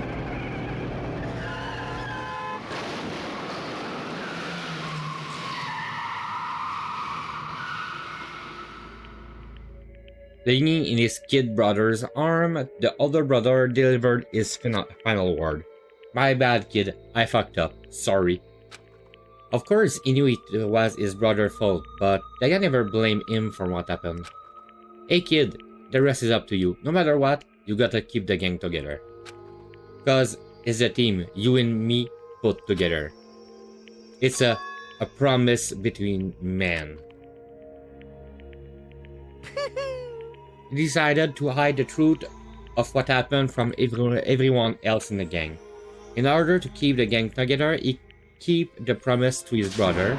He could never admit to anyone that it was his own weakness that had caused the accident. It's your type, Blessy? As a result, the team was made even stronger under the banner of the kid who bested his big brother.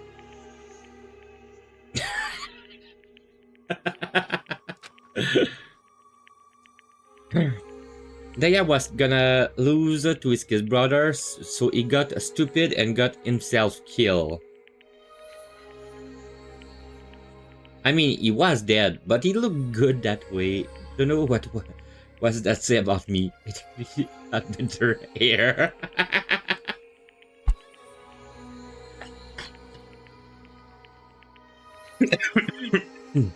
Blessy. Oh my god. That became the explanation for what happened. Mondo lie became the truth. He wanted to lead the team so bad he was willing to tell all kind of lie about his brother. Yeah, that's true. Mondo have, like, for me, the worst haircut ever. I don't love Popador in general. Those just look so freaking bad to me. Strong. And yet, as soon as our killing game began, he realized no matter how tough he pretended to be, he was just another weakling that could die in an instant. Yeah. And then the hateful Monokuma announced the revealing of the embarrassing secrets. At that point, it was clear I would have no problem shedding light on his secrets. Mondo killed his own older brother.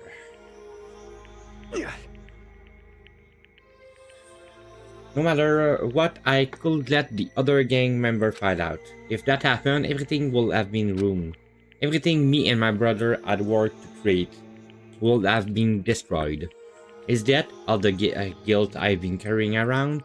It all would have been for nothing. So that's why I, Mondo.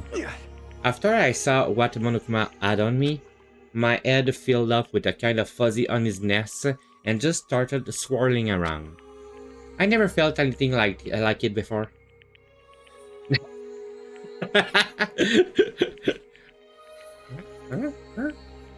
He just missed a little for his head to go on the ground.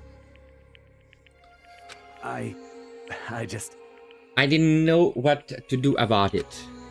I wasn't sure what to think or say, but after a while, that fuzzy uneasiness turned itself into a rock-hard lump of anxiety, way down in my stomach. It was right around then that Shiro asked me to start working out with him. And right there, he told me a secret. Seriously? Jesus! I'm sorry. Yeah, I'm sorry I lied to you. But why? Why now? Why are you telling me all of this all of a sudden? Huh? Huh? Because I mean, you've kept that secret all this time, right? If anyone found out, you would... But you're right, but I want to change. Okay. I wrap myself in lies. I'm weak. I want to destroy that version of me forever. His words were like a knife in my gut. I felt like he was exposing the lie I'd been living myself. I have to change. I don't want to be weak anymore.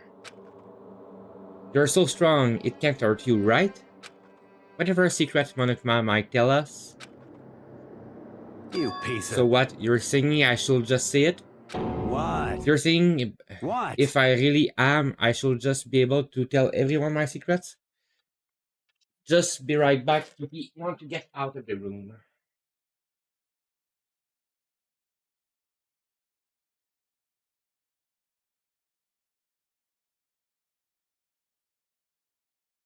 And I'm there.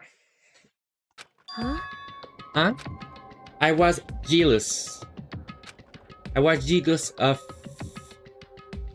Chihiro's strength. He had the strength to face his own weakness to try and overcome it.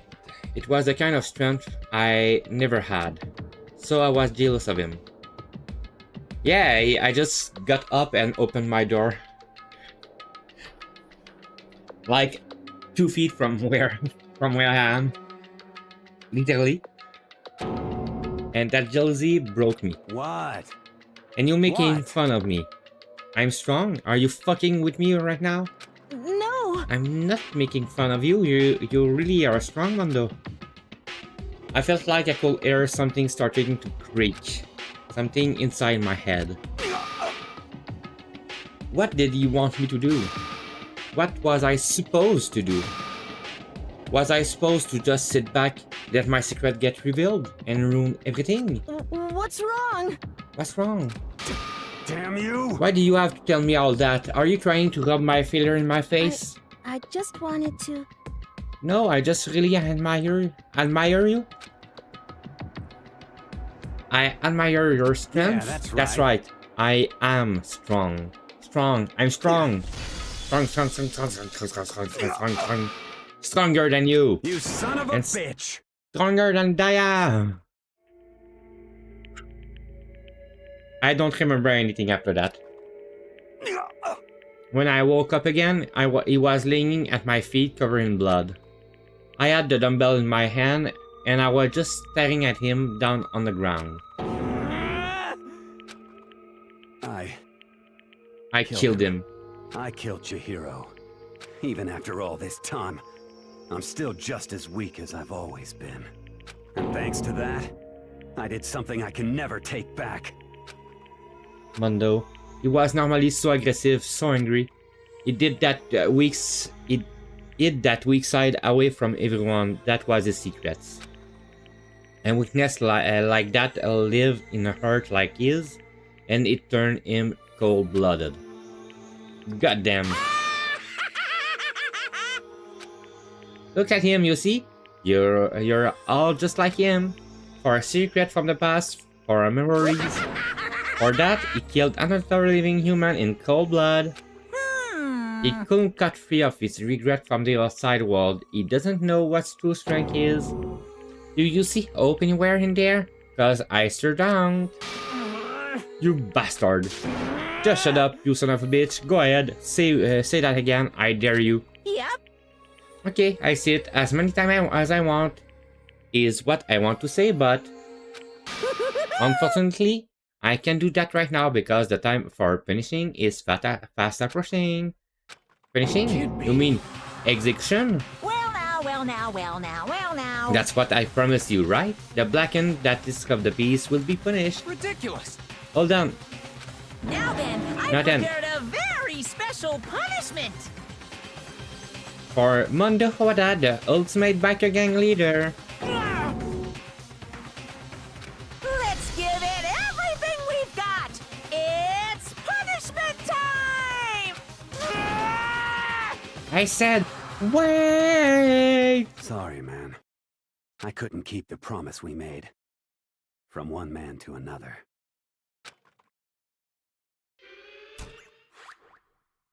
Don't.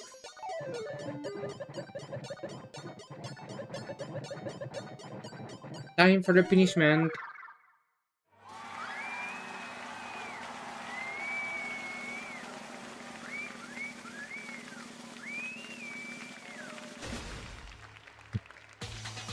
Okay, let's see.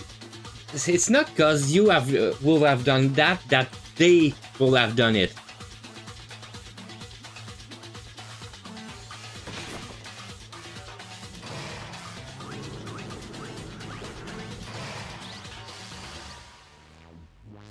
The Cage of Death.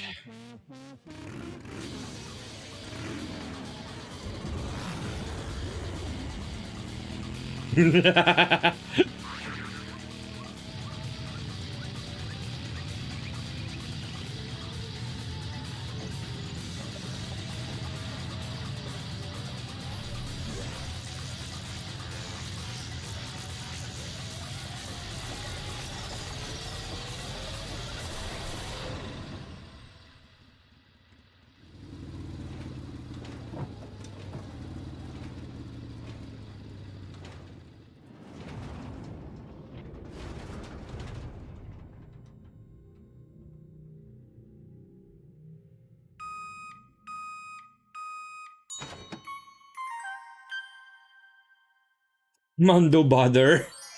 He was transformed into freaking Bother.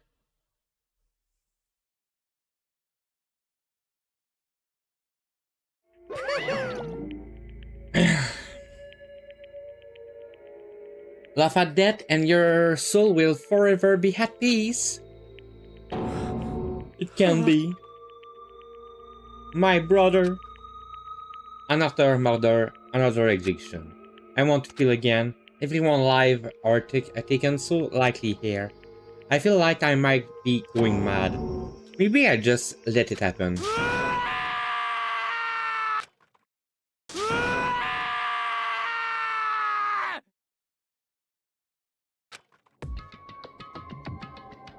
As Takasa's screen invaded our skull, we were each forced to realize once again. But of course he had to. What a disappointment. This is the end of the game? Jakuya? What is this? You're completely insane, you know that? A game? One of our friends is dead, do you realize that? Naturally. Of course I do, because this game is life or death. Hey. I don't have anything to say to you. I don't have a response except that. However, I just don't understand why. Why did you go out of your way to disguise Mondo's crime? What? Why? Isn't it obvious? Because it made things more interesting. His voice was calm, emotionless, like the voice of death. It chilled me to the bone.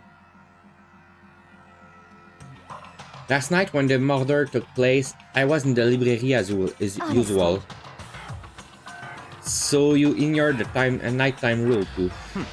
That rule never mattered to me. I don't recall agreeing to it. There is nothing to be Well, done. I don't particularly care. Please continue. The night grew late and I decided to return to my room, which is why I stumbled upon him. I spot Mondo coming out of the girls' locker rooms, and it began.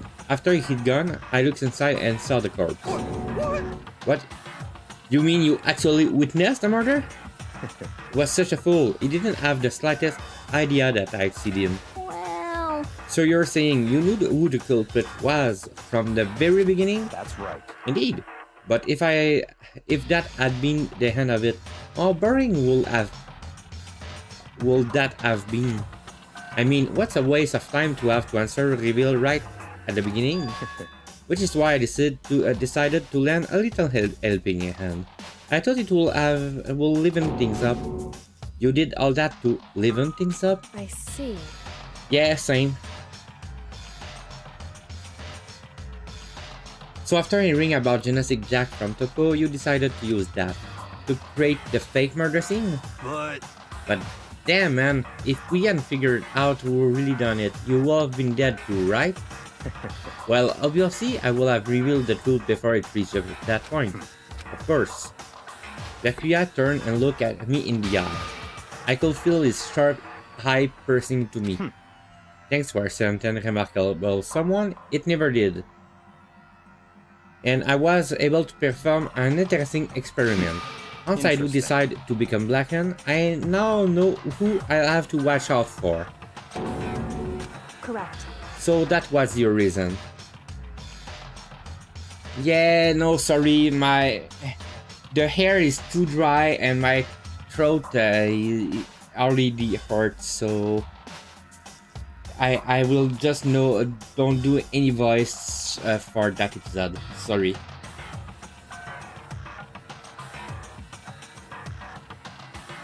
So that was your reason. Are you satisfied? Indeed.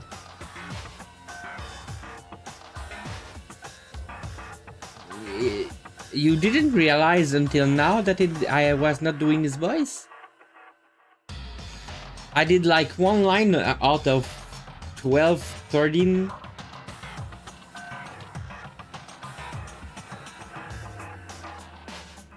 Yes, we're done listening to your story. Moving on. Hey. There's something I like to ask. Yeah, he did. To ask Monokuma. What's this?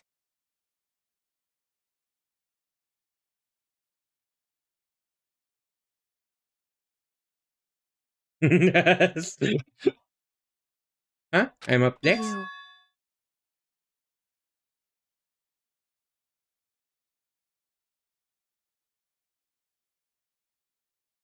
You like to perform these elaborate executions each time, correct? The question is why? Do you like them? But you know, this punishment, this despair, it's not just for you. All this punishment, all this despair is my gift to mankind itself. What?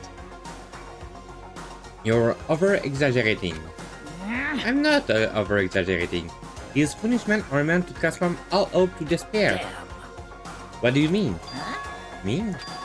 Mean? Mean?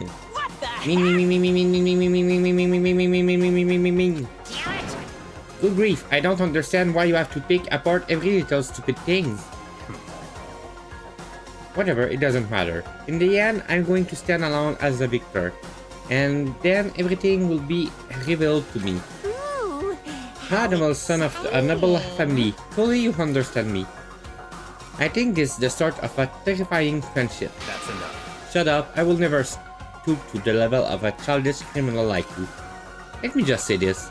After I have achieved complete victory, you're up next. I'm going to find you and kill you, understand? In the name of my family. In the name of the Togami family, for which victory is a foregone conclusion. you're getting all riled up. No trash mob for you. I will kill you. Temper, temper, sounds like someone needed a nap.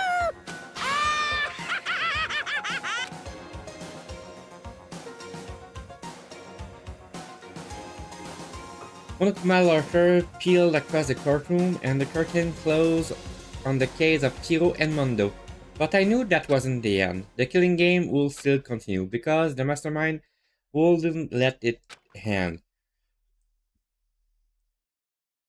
For those of us who were still alive, our worst fear and despair kept on multiplying.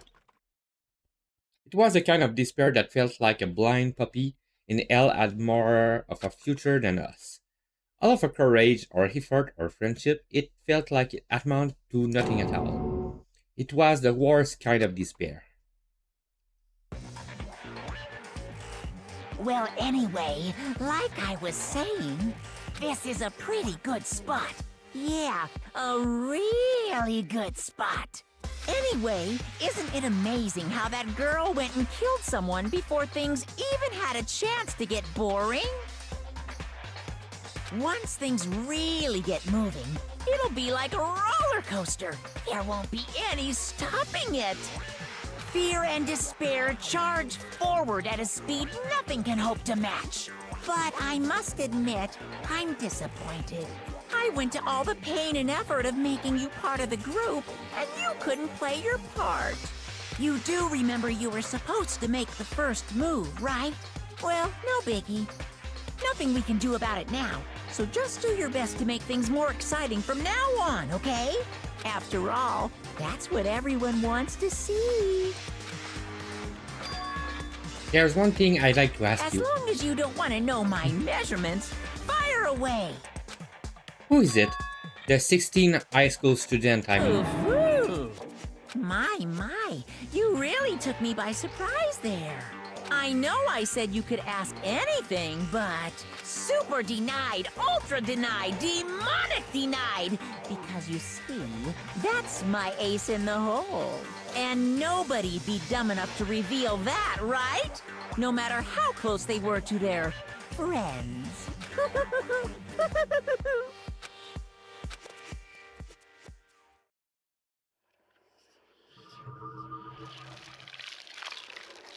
And chapter 2 done. And there are still 10 alive. To be continued. And I got the Crazy Diamond presents. Yes, please. Finish chapter 2. Sniff, sniff, sniff. Ah, I know I shouldn't cry, okay. Hello, girl. but I've had enough. I can't take it anymore. Getting out of here anytime soon. It's impossible. I can't let myself think about how much I want to get out of here. If I keep thinking like that, I might decide to.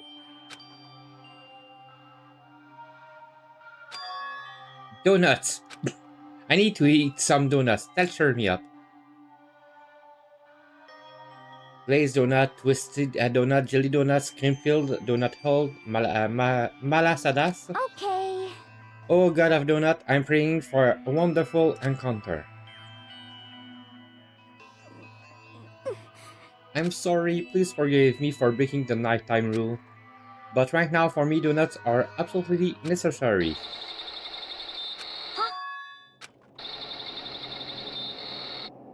Huh? What's that sound? It sounds like it's coming from the bathhouse. But... I'm super scared, but... Is someone there?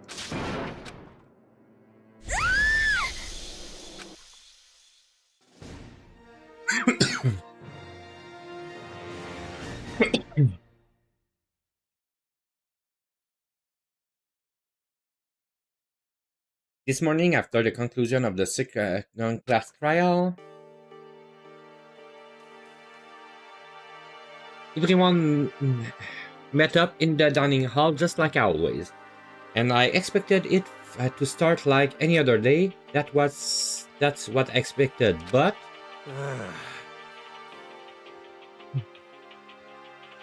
Goody Kong's kinda suck, huh? Toka and Byakuya still refuse to show up. And I haven't seen Miss Asahina else anywhere. She said her stomach was hurting, so she's taking it easy on her room for today. Oh. That is rather unusual for her. Normally, she is so full of energy. Yeah. Which is exactly what makes me worried. So then... So it's just the 7 of us then. It looks that way. How about that? It's time like this where the committee chairman needs to get things going with a bang. Impossible. Or not.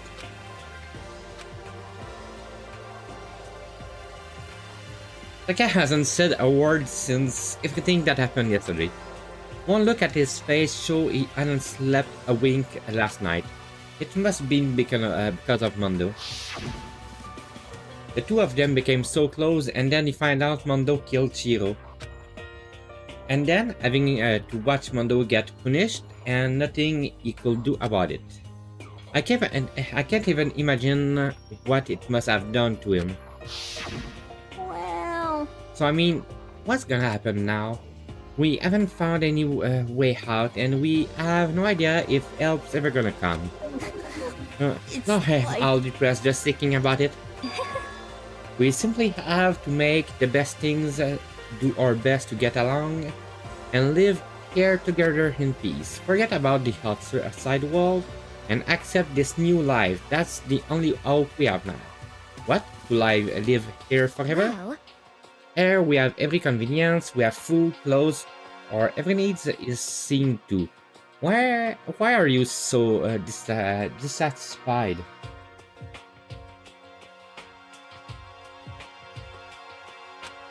In fact, let me ask you this. What is about the outside world that you long for?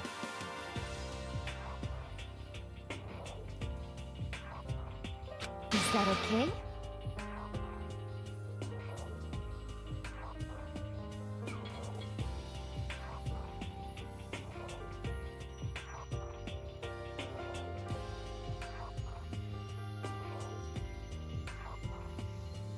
Competition, discrimination, victimization, and violence.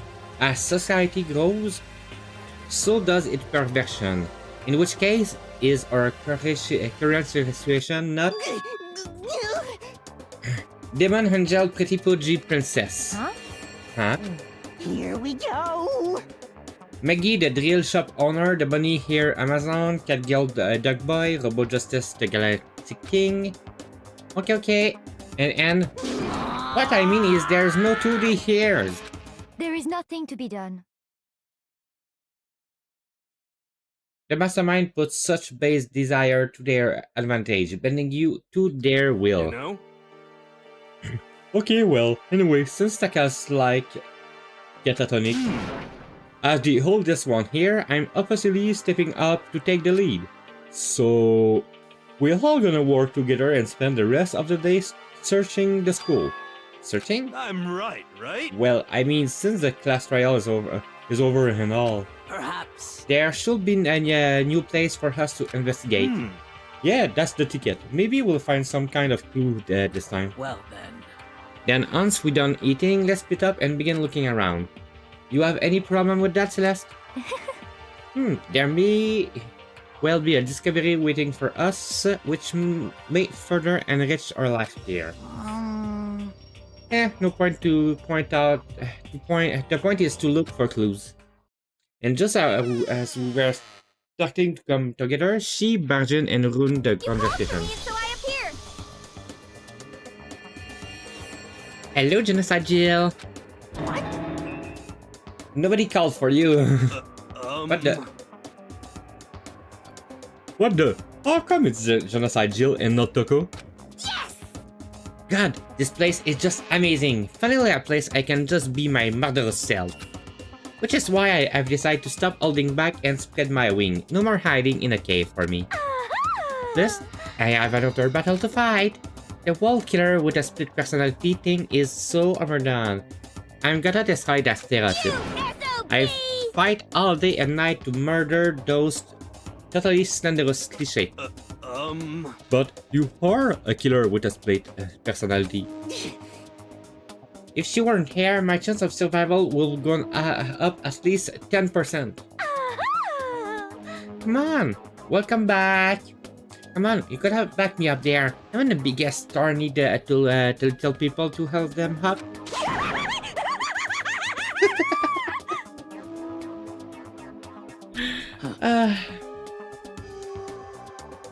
Well, whatever else we do today, first we should eat.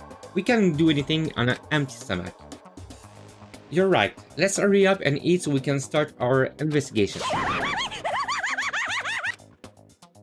It's crazy. So we were forced to eat breakfast with our murder. And after our much needed but very annoying meal, we set to work looking around the school. Okay.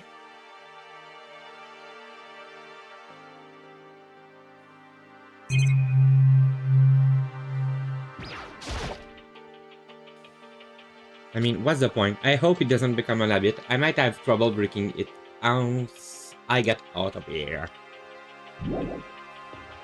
Yes.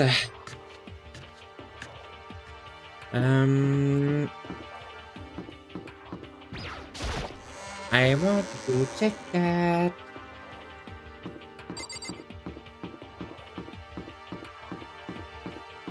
Door.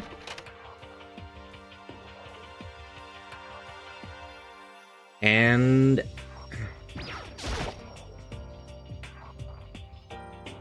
give it a shot.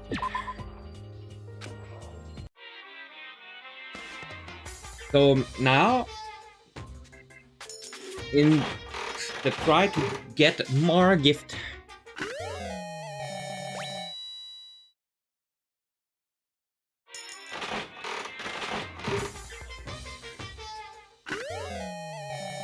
I got one of those.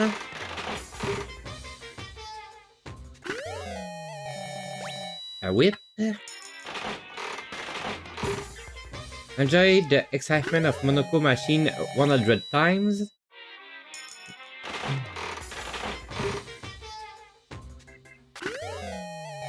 Oh, that's new.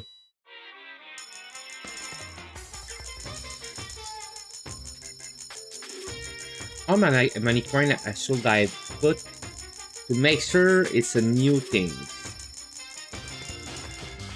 68. Okay, that's a little too much. But if I took like 10, that's 63.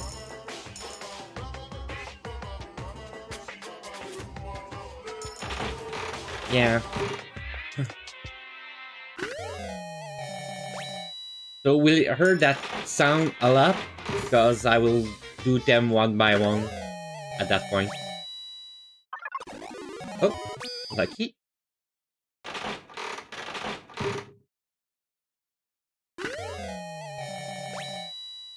Two.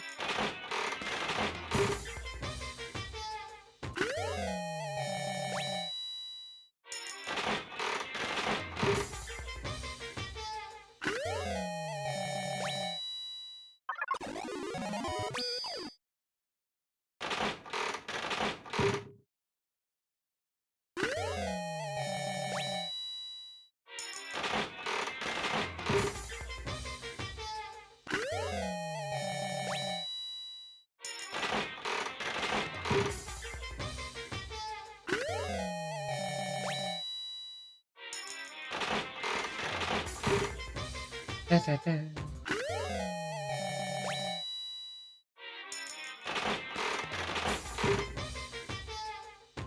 Da, da, da, da. The handbag.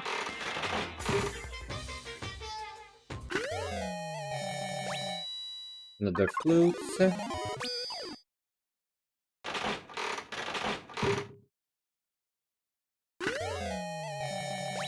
A phone that I already got before.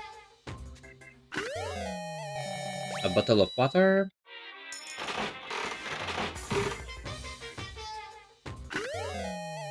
Ooh! Bunny headpiece.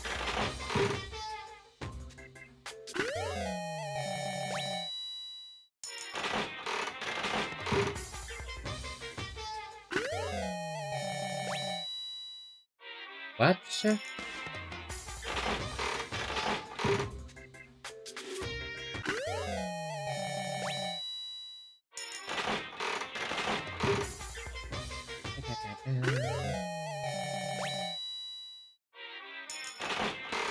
Something.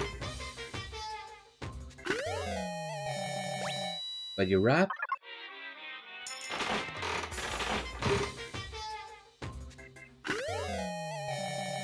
Cup noodle.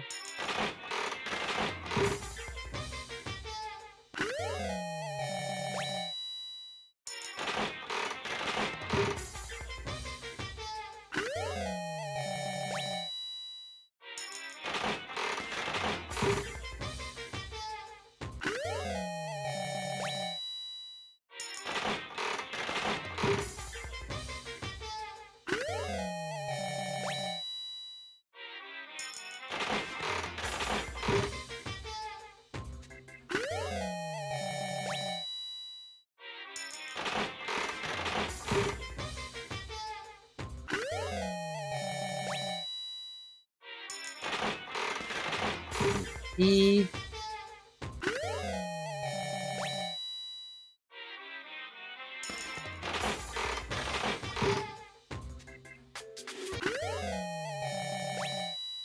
Some curry.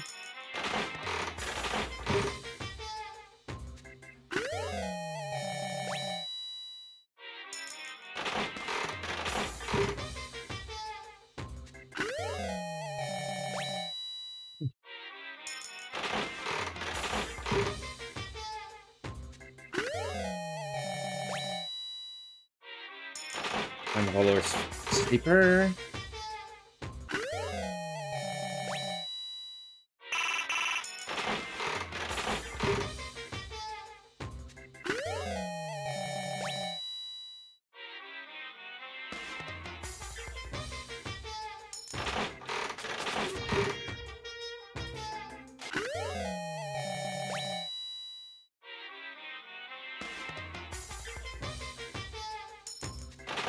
Oh, and then I didn't even saw what I got.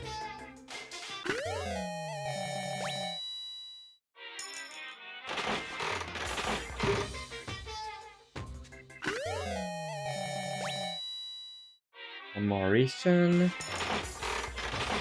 Da-da-da. Some tickets.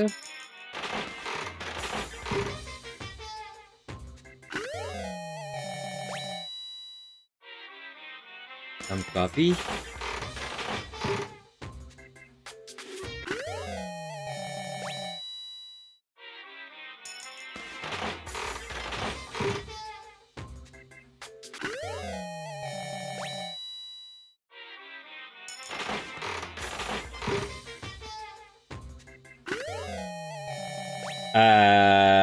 Okay.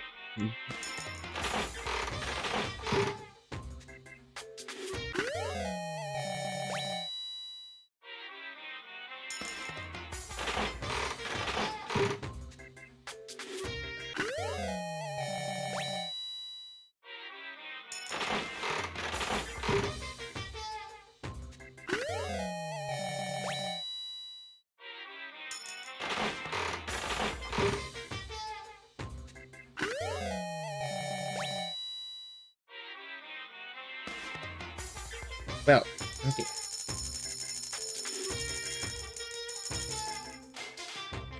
%, and with 20, 55%. Let's go. Oh, yeah. Lucky.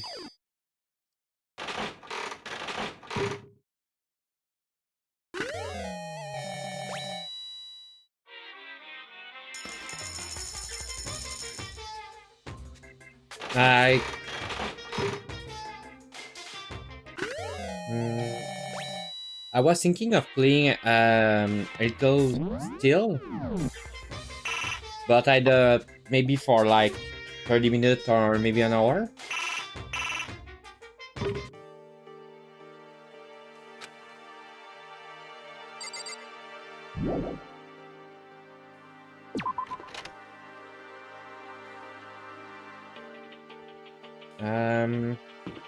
Now it's the exploring section. I still don't know where something is. Oh, hello?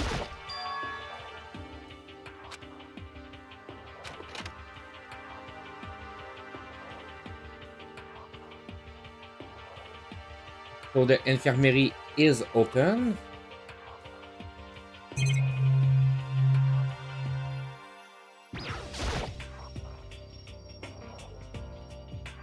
Even now, the mastermind is probably on the other side of that surveillance camera. Just thinking about it put me on edge, but there's nothing I can really do about it.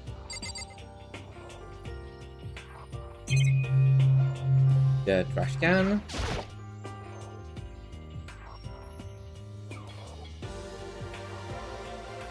Oh no! There's nothing inside, so I don't really need to spend any more time thinking about it.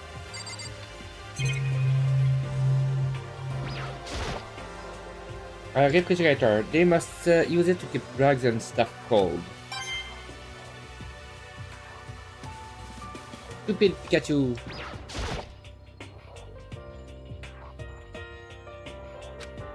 What's monomark code written across it? I guess they've covered all the details.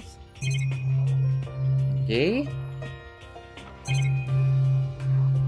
And that's about all in there. Yes.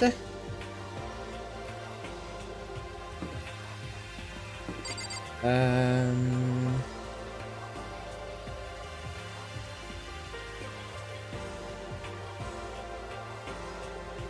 want to go check there.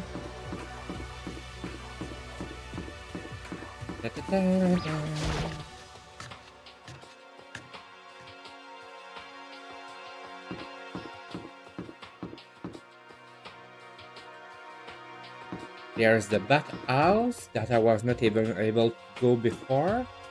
I still can't go up there. Okay.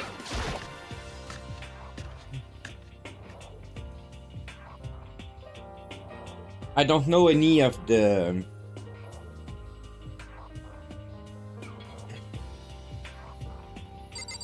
anything after the one, so there's a massage chair. It looks pretty old.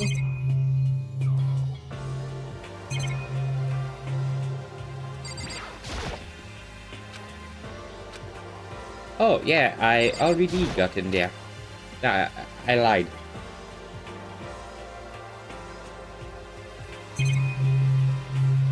The sauna, is there something in the sauna?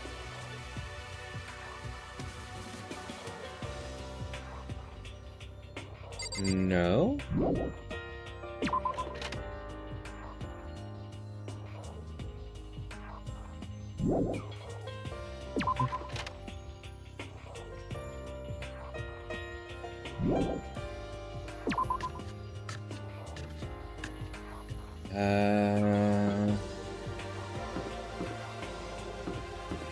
The laundry, Matsik, gold, have been anything. The 2F, I still can go in there. Yep.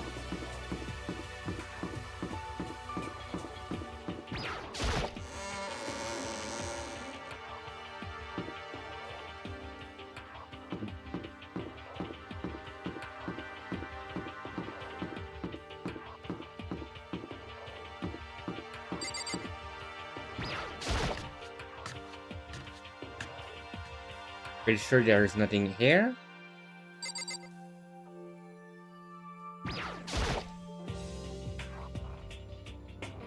Okay. Yeah.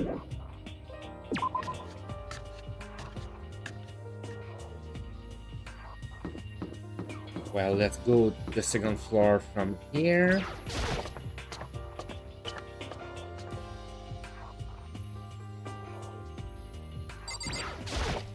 Could it be... Oh. Well, wait just a second. There's still something there, but I still can't check it. Okay.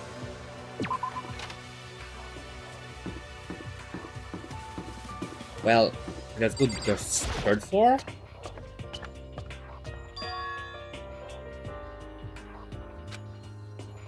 What's up there? So, there's things here. 2 new classroom.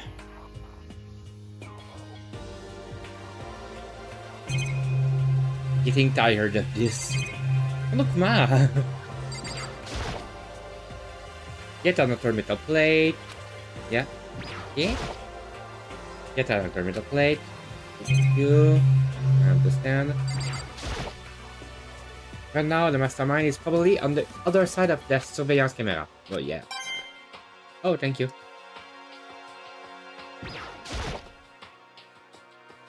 Don't look at the clock too much this day. Yeah. Okay.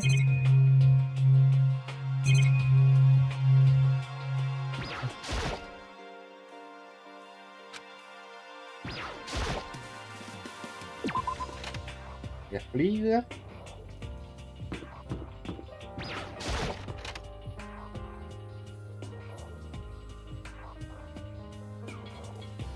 Despair Squadron Monokuma. So in the end...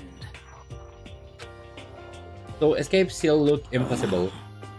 But I better check out the other middle plate again, just to be sure.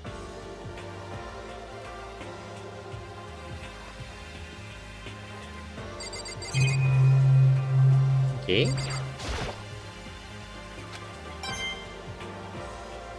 Brain power.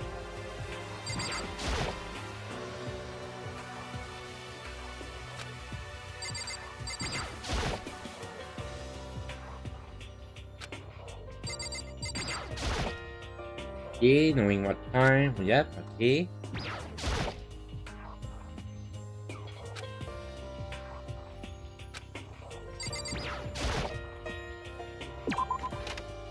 Yes.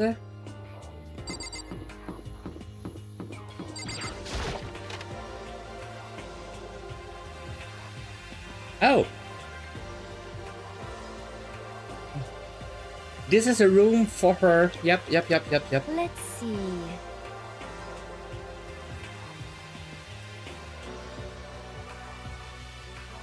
Oh, okay.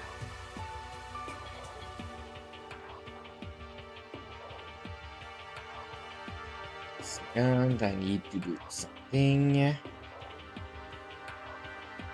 There? I never would imagine a school having a place like this.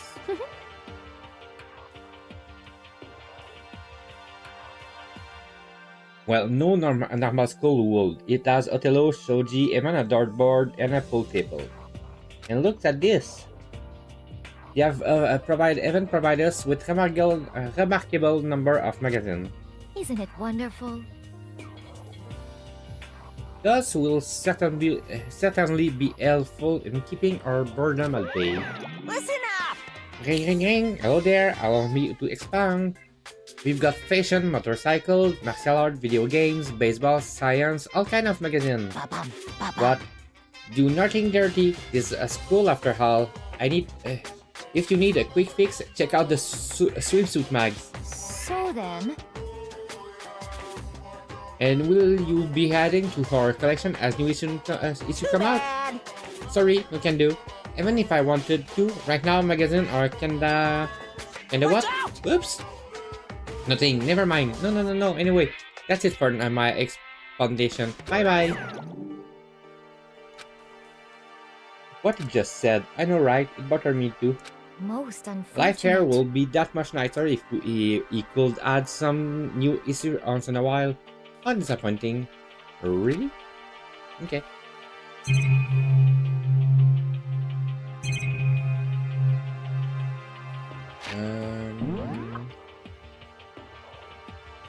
Okay. Let's see.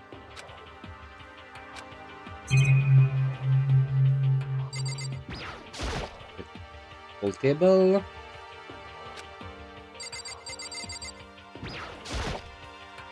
Hello. And a coin. The chair. No. The chair, please. A firm-looking leather couch. It looked pretty comfortable. This looks like some kind of bottle, but what the heck is this? Maybe it's just for decoration or something. Okay. It's a beat up old locker. It doesn't seem especially important right now, so I don't need to open. The board. There is even a dartboard. Did Monokuma put his here, or was it always part of the school?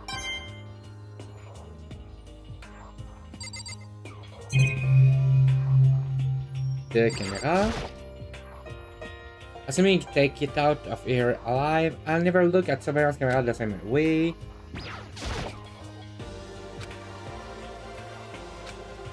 Yeah, okay. Yes, please.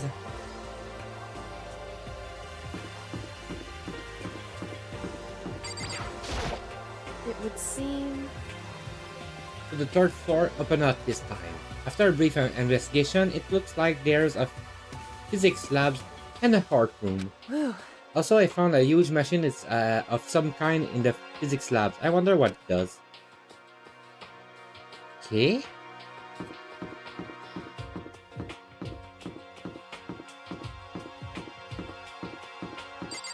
Let's go in the art room.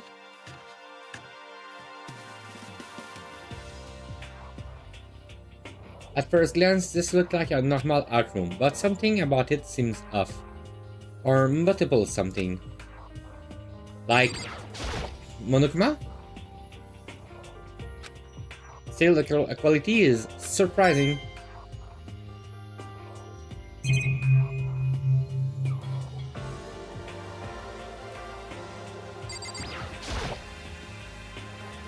It's of Neo. I've never really heard of anyone using a new statue for live Darwin classes or whatever.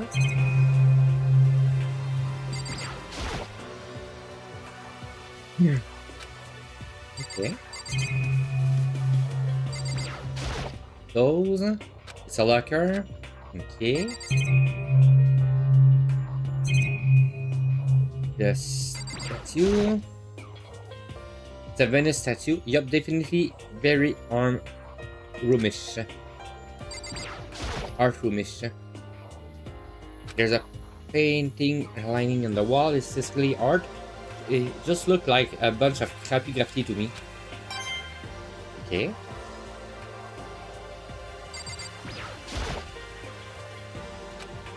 There's not much point going on now.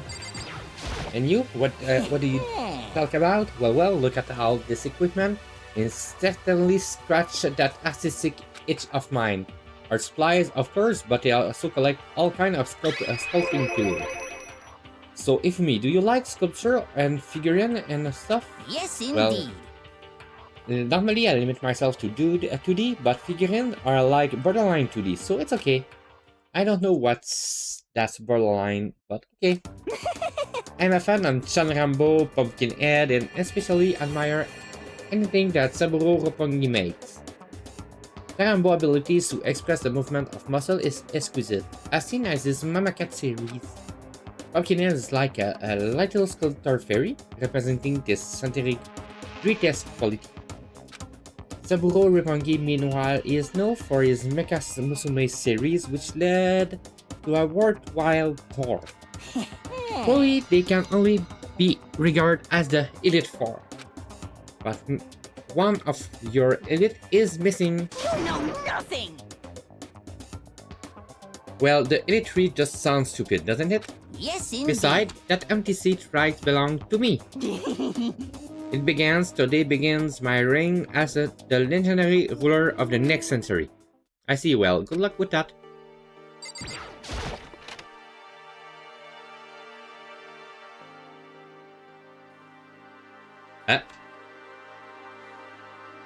This is the repository that attached to the heart room. It's used to store different artist things.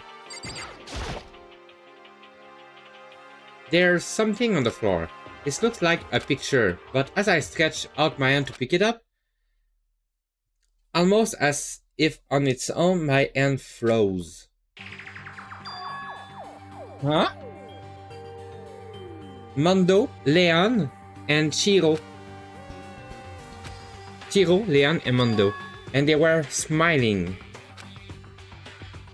What is this? Questions started racing through my head, one after the other. Why is it only these three people? What are they doing together? How come they're smiling like that? When was it taken? Who took it? And where is the camera they use? How they get it developed? And in the picture, the windows in the classroom, there's no pedal plate covering it. Which must mean wherever this picture was taken, it wasn't here at Ospeak, but there was no time to find an answer. All the questions floating around in my head were quickly drowned out by Monokuma. That's mine, give it back! Monokuma appeared out of nowhere and snatched the photos, and any chance I had at answer evaporated. You peeked, didn't you? Well, they all had some pretty dazzling smiles, huh? They were definitely living their school life. It's like they ripped a page right out of the book of doubt. That's going on. What's going on with that picture? Do you know? I'm not telling you nothing. Why can't you give me a straight answer? Never mind, I don't even know why I bother asking.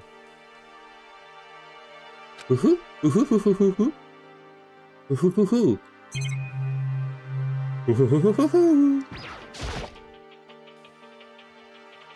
They're the wooden mallet hanging on the wall. If I had to guess, I'd say they used them for making sculpture. A little trolley? A dolly, they must use it to move all the statue around.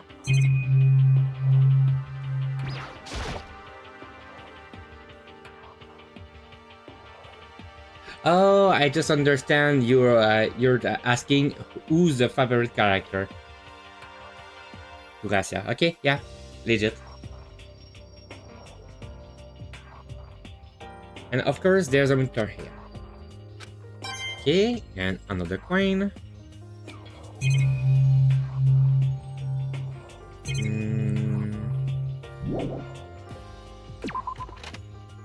Yes.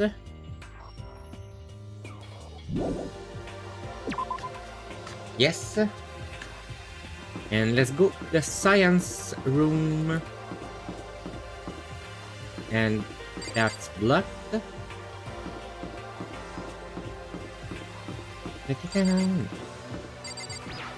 Physics. Oh wow. This is the physics lab. It's less like a classroom and more like some kind of research institute. I want to go in the back first, just so I don't miss anything.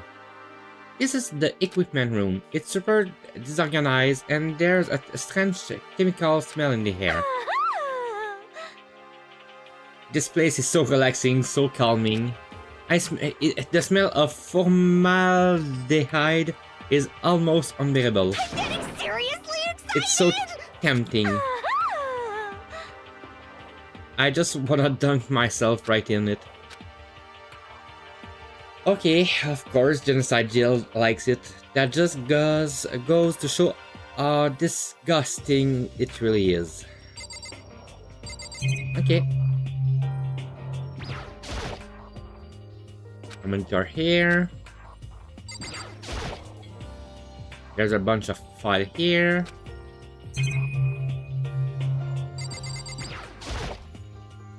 Pendulum, wheels, rail segment, all the equipment is scattered all over. They are all covered in dust too. They obviously haven't been used in a long time. This is a tarp. There isn't anything strange about it. Seems perfectly ordinary to me. But there's a coin. Camera.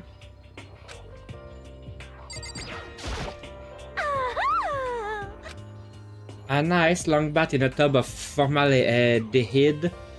That's true happiness. Just thinking about it makes me... Okay.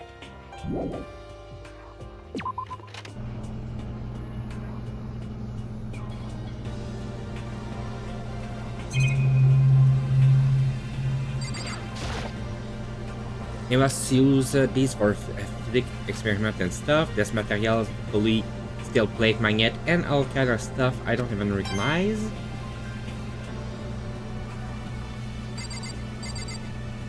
Hello? Oh, this is... It's a digital camera. It's got some kind of weird anime style design on it. It's kind of beat up, but it looks like it's still turned on just fine. Yep, it still works. I shall show the door later. Okay.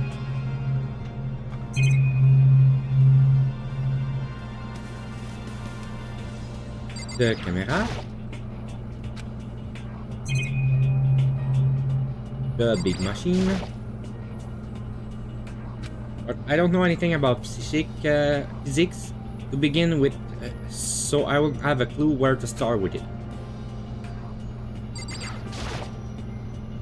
Hey Taka, don't you think this place is like some kind of research institute?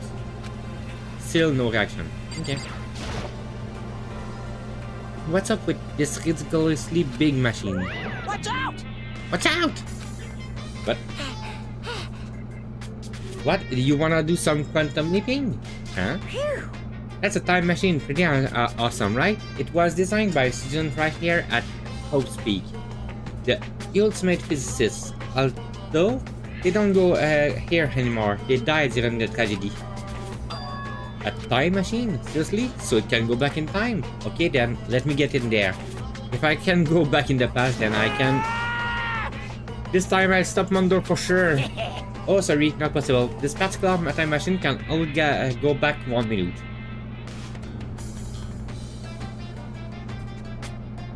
It comes in handy when you leave your pizza bagel in the microwave 1 minute too long. 1 minute? Huh, you sound disappointed. But actually, I was lying about the whole thing anyway. There's no such thing as a time machine. Hey, Honestly, it's just an hair purifier. Hair purifier?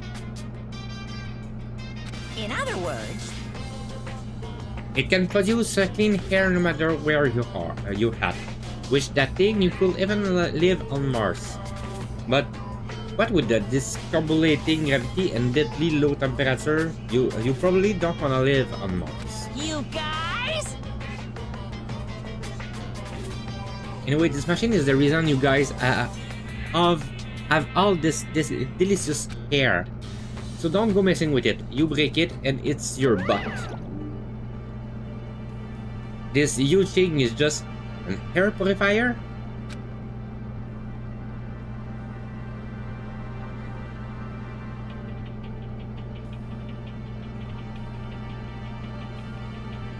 And more than that,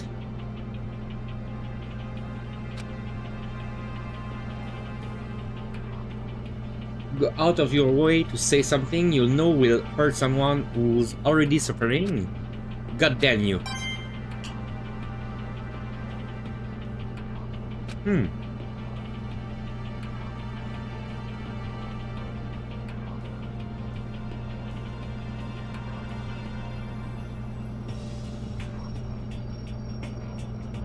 I discovered a lot of stuff, and it was all strange, but I don't know if any of it was actually clue. So I'm just getting more confused. Maybe I should head to the dining hall and talk about it with everyone else. For now, I should head to the dining hall.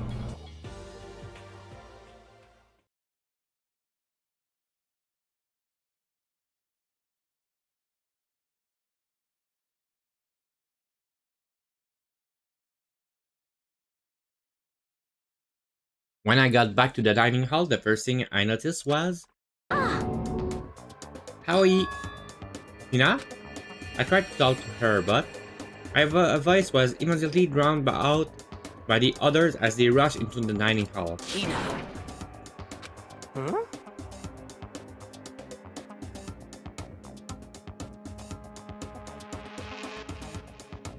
Huh? I thought she was sick or something. Everyone rushed past me and crowded around Hina. Being surrounded by everyone like that, Hina looked really uncomfortable. Hina. Are you feeling better already? Yeah, I ate a few donuts and that really helped me a lot. You do love those donuts.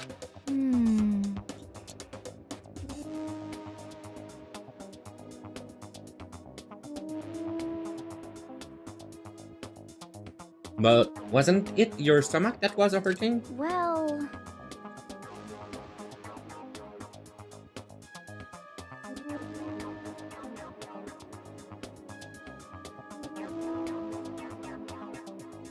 Well, my stomach ache kinda made me hungry, so you know?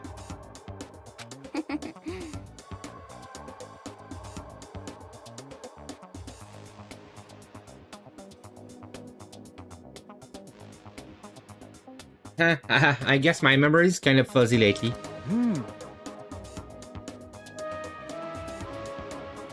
They say that a goldfish will eat however much food you give it, even if it's about to burst. This Asahina pretty much the same, it looks like. Just a second!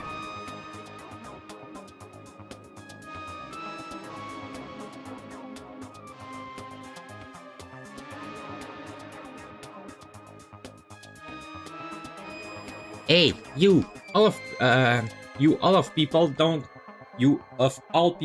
have any room to talk. Well. Anyway, I was worried about you. Sorry.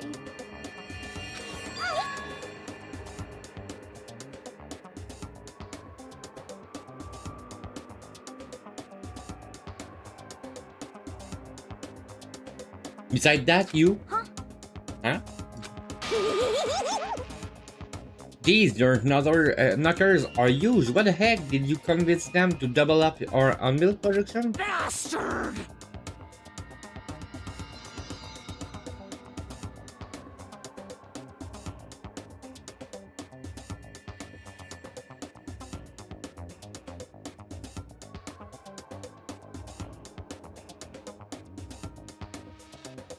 Stay away from her, things.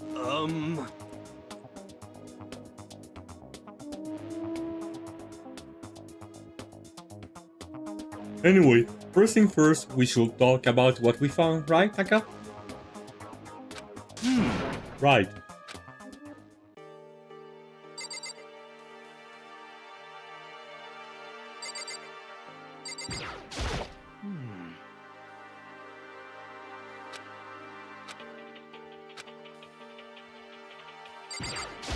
Correct. There was a rather remarkable physical labs on the 3rd floor. In the middle of the room, there was a machine bigger than anything I've ever seen before.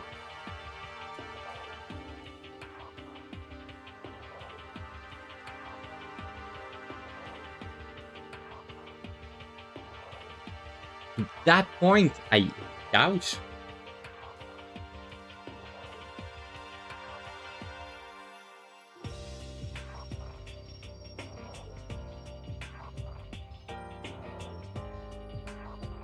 Oh yeah, apparently it's an air purifier. Huh?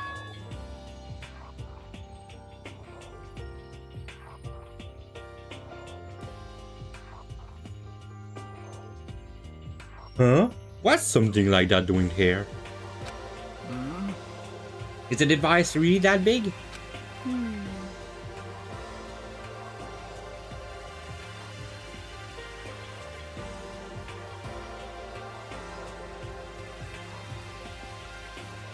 I really don't get it.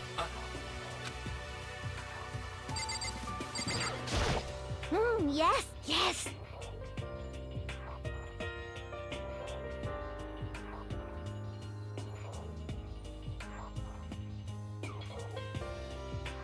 The long road to maidenhood began with a single step. That road may begin with only wrinkly old men, but it will end with strapping around adorable boys.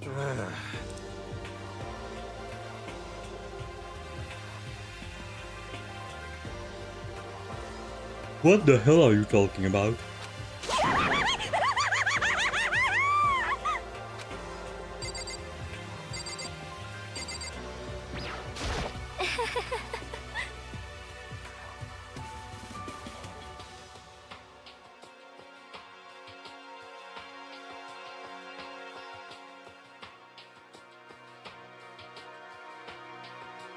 There is one piece of good news. There just happened to be a rec room up to the 3rd floor. I have no doubt that our student life here will be even more enjoyable because of it.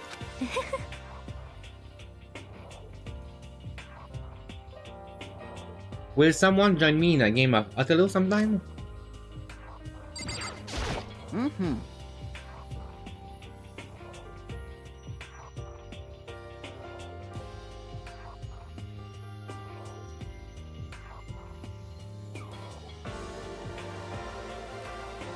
There was an art room on the 3rd floor and it had all kind of gear. Hey, now I'll be able to recreate all my favorite anime characters.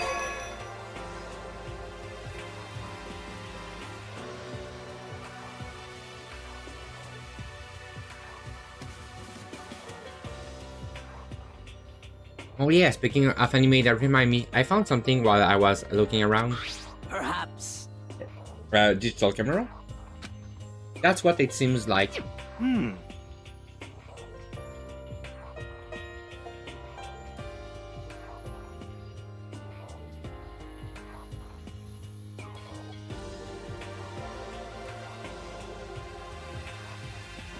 Does it still work? Yeah, it seems fine. You know? Well then, let's see it. What the heck? What the heck? This thing is like a kid toy. It looks like it can store like 5 for sure maybe. It doesn't have a timer or anything. Well,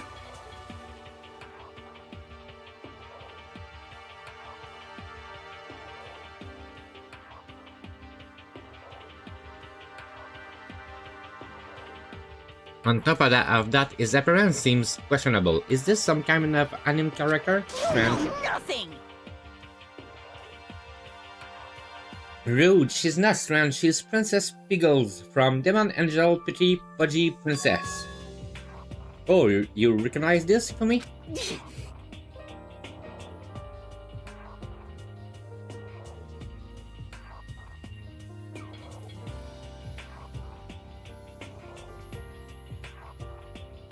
Of course I recognize it. It's a super rare prize that was given away at a bingo contest at a beginning convention.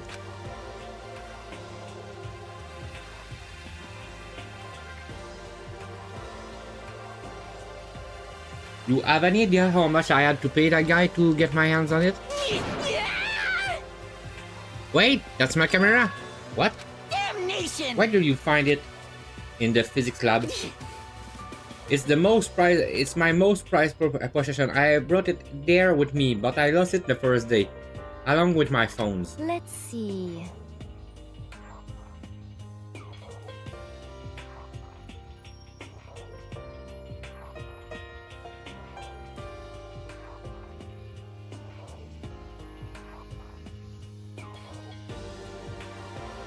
Why will it have reappeared in the physics lab? However...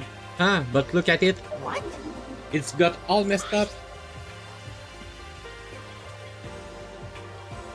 Like when someone steals the stickers from your collection or you buy a second-hand shirt. Well, that's it. This is unforgivable!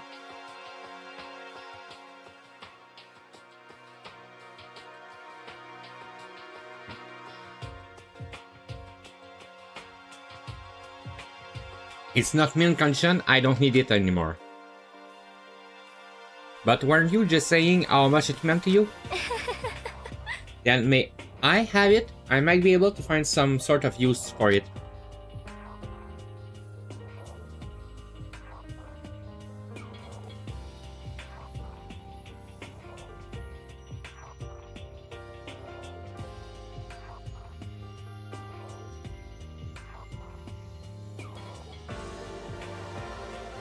If any of you would like to borrow it, please feel free to ask. Well, I can't really imagine any of us are gonna need to take any picture or whatever. Yeah, true.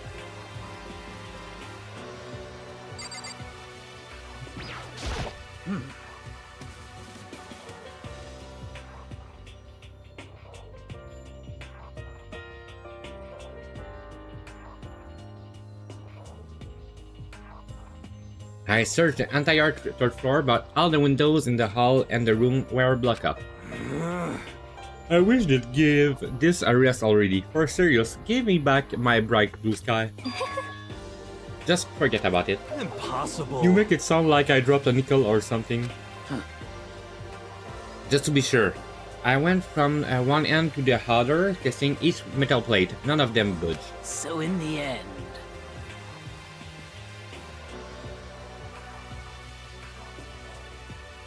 It will seem escape via the third floor is as impossible as we feared. I see.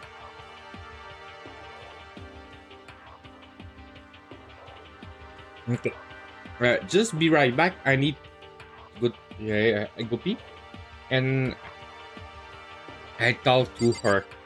Because she's the last one I didn't talk to yet. Be right back.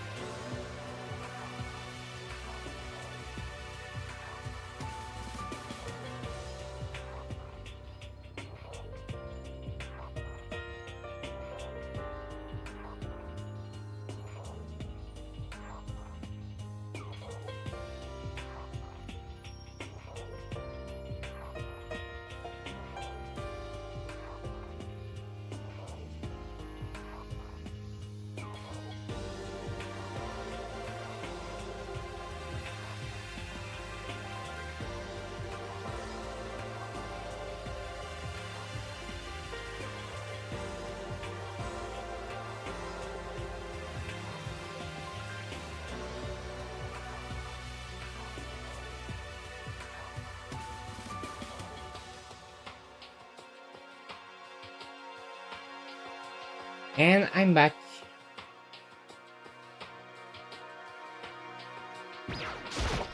So,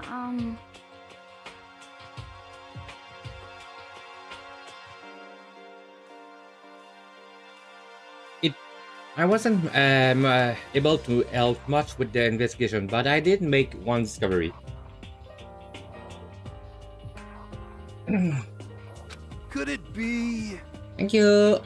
It didn't happen to be a donut-related discovery, didn't it? What does that even mean? that's right. Never mind, it's about the nurse office. Remember, there's one on the first floor, right? Well,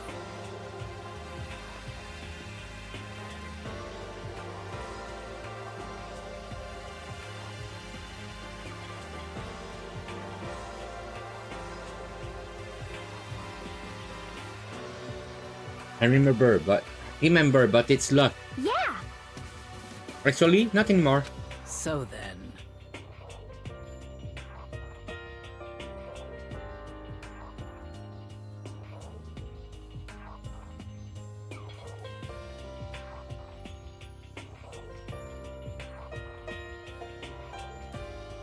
Did you find any protein in there? Or even vitamins supplements will be fine. I did look, but no dice. Just a bunch of headache, medicine, all and over the stuff, counter stuff. I see.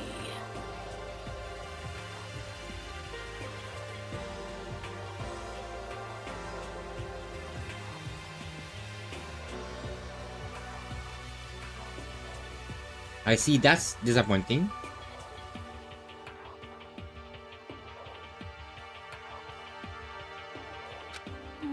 It is disappointing, like the end of the world is already here.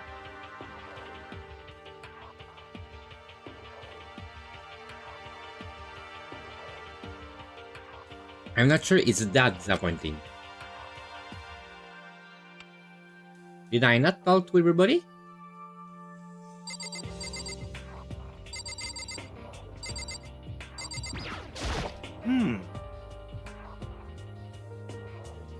Oh, I just remembered. I stopped you a little while ago.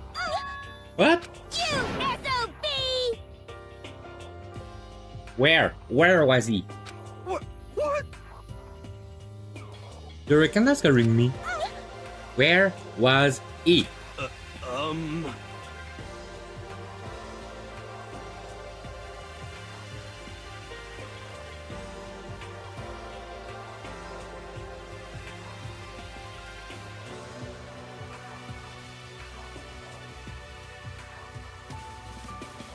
He was in the locker room. He had a huge stack of books he must have got from the library. No, no, no, no! So that's where he was hiding. I won't let him get away from me. Huh? He just ran off. Is she okay? We should not concern ourselves with her. Okay, I heard what everyone else had to say. But now it's my turn. Hey, can I tell you guys something? I found something that's kinda been bothering me. What? What is it? I found this weird picture in the repository. Apparently Monokuma took it. A weird picture? A picture? You mean like dirty? No, not that kind of weird. It was a picture of Leon, Mondo, and Shiro all together. Why? Those three? And the three of them were laughing. Oh. It showed the three of them together, laughing. When could it have been taken? And there's more. In the picture, there wasn't a neat metal sheet covering the windows. Well then. Then the picture wasn't taken here. Let's see. But I don't recall hearing anything about them knowing each other before coming to this goal. Well, You probably just imagine it. Monokuma cast a spell on you. Monokuma is not a fucking witch. But I saw it, I'm telling you. But if it wasn't taken before we got here, or after we got here, How about that? I bet they're all still alive. They left the school and then took that Is picture. that right? That's impossible. After all, we saw it with our own eye. They're all dead.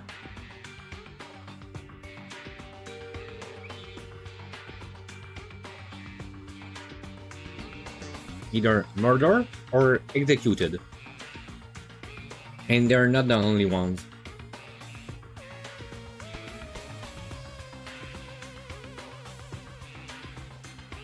Monokuma killed Junko, and then there's Sayaka. That wasn't an illusion. It was real, I'm sure of it. They all died, and there's no way any of them are still alive.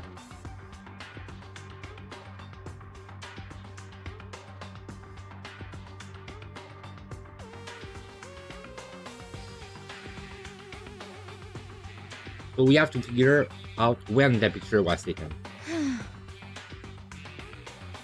Monokuma must likely forge it. I can't imagine any other possibilities. Forge? Is that all there is to it? Stay focused, man. Don't let Monokuma's pull crap sidetrack you. Sorry. Stay focused, man.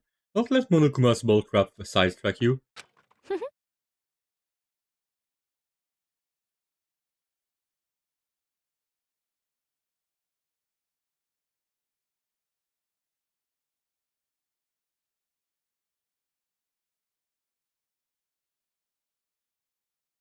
He's right, but more importantly, on another topic, there is something that has been bothering me. I would like to discuss that.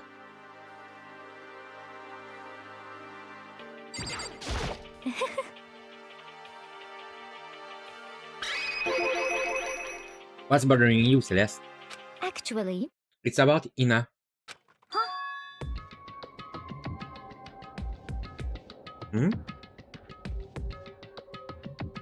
Greetings, salutation.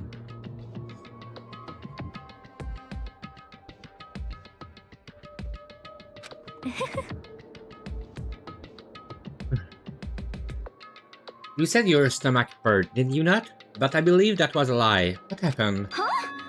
Huh? It varies from person to person, but whenever someone lies, they tend to have a way of showing it. It's called a tell, something that you can hide no matter how hard you try. Is that okay?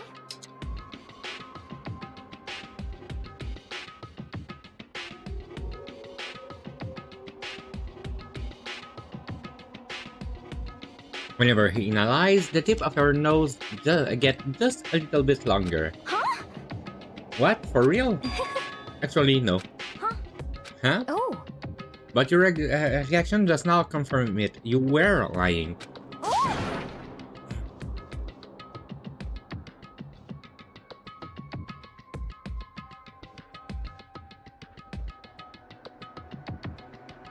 But how are you, Taka? In the game, right now, you're just really silencious. That's not fair. If you're going to lie, at least try to lie convincingly. Hina.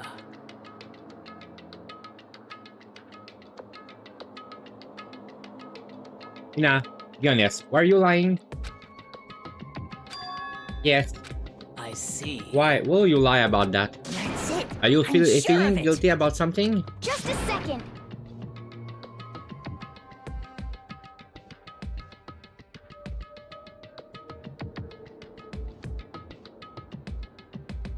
No, that's not it at all. But Just, I mean, I have a reason for it. A reason?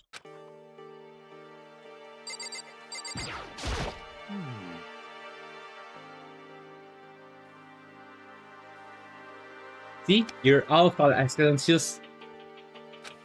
You're not talking. sorry.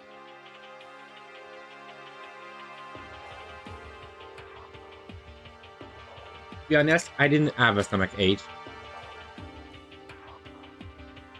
I did it because even if I came and told you the truth, I thought you wouldn't believe me. The truth? Well,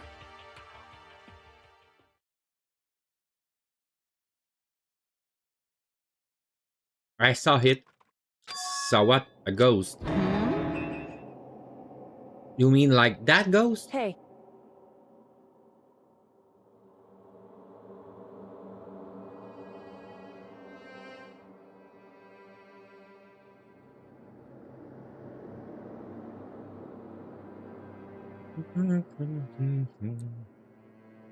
Is there more than one ghost? But, I mean, ghosts are... What the heck? See, I told you you won't believe me.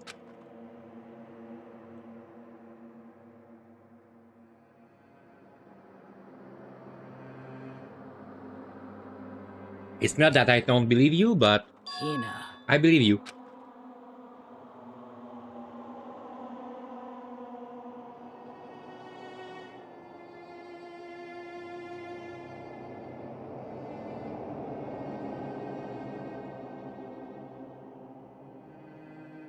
What anyone might say, I will believe you whenever you say, no matter what. So can you tell us exactly what happened? If you really mean that, Sakura, then okay, I'll tell you. So,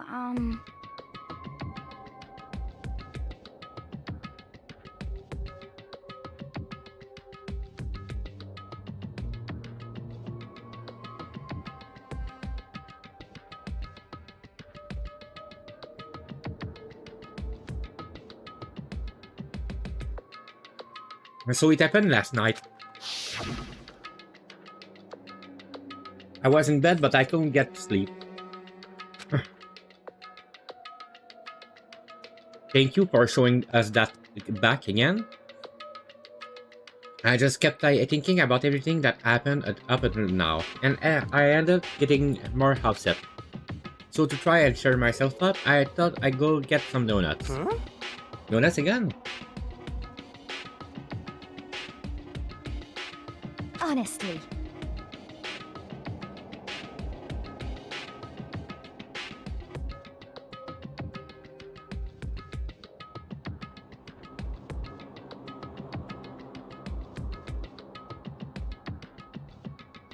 And you ignored the rule regarding nighttime. Sorry. I know, sorry. I feel really bad about that. Hina. Anyway, please continue. But Well, so I left my room and headed for the warehouse. But then I started hearing a strange sound.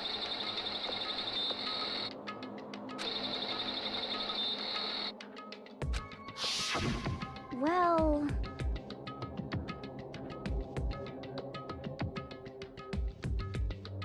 It was coming from the direction of the bathhouse. So I headed that way. The locker was half open, so I took a look inside.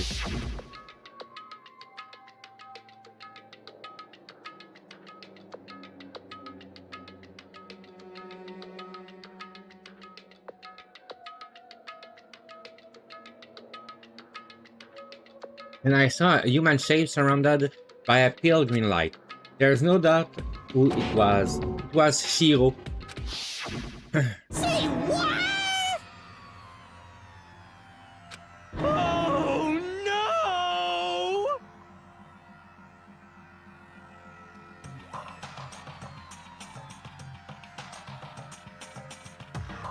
No way! No way! Ghost? honestly.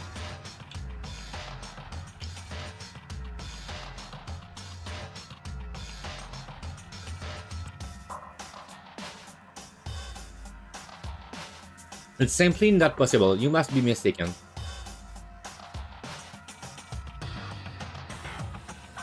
Just as in most cases of paranormal activities, it was born from your weakened mental state. Well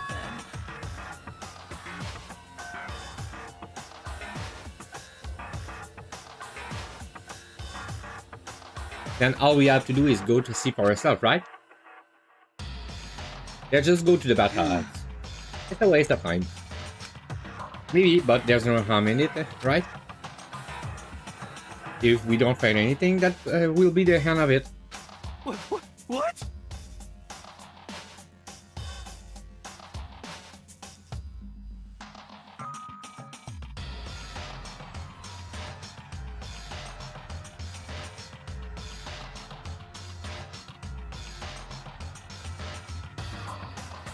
You gonna try and see ghosts? Is that really a good idea? It might put a curse on you. what the heck? You can wait here if you want. I don't want to be alone. Take me with you. Hey, What are you going to do, Celeste? There is nothing to be done.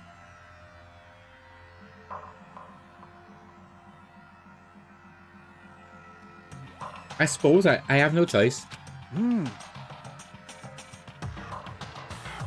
What about you, Mr. Ishimaru? Are you gonna wait here?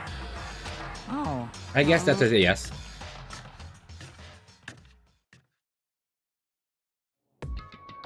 So, It was right here. I saw it right in the dressing room.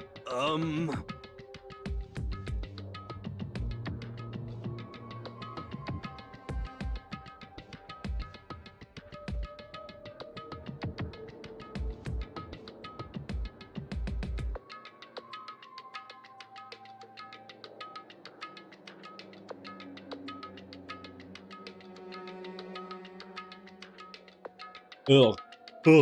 I'm getting goosebump. Come on, come on.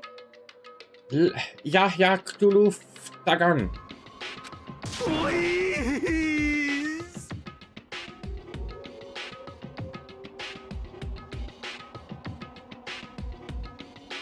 Shut up. What if he actually showed up? Hina.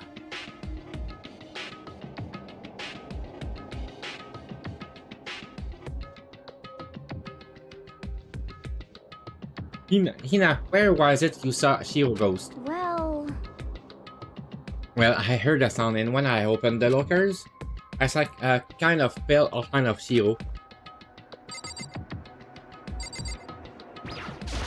No. Oh, is this the locker? There was something in there.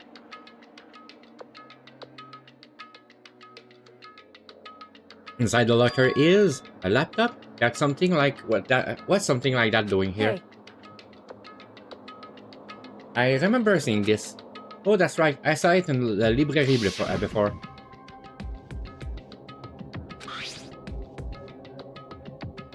so... It's broken. I tried pressing the power button here, but nothing happened. It's broken, huh? Too bad. But how did the laptop get from the library to here? It would seem...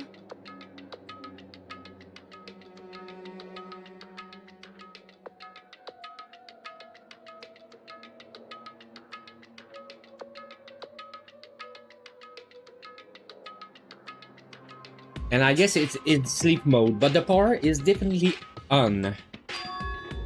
But I thought it was broken. I will bet that Shiro fixed it. After all, he was known as the ultimate programmer. then perhaps...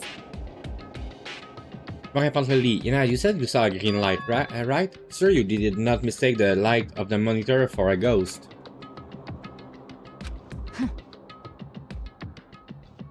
I'm surprised you're able to dress yourself in the morning.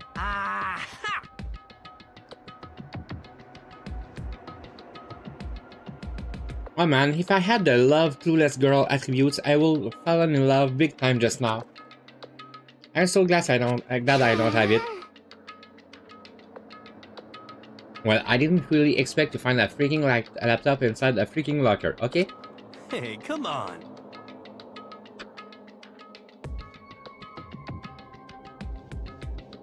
It's okay. I mean, anyone can make a mistake like that. As a matter of fact, one time I thought I spotted a grey alien, but it turned out to be a tadpole. What are you saying?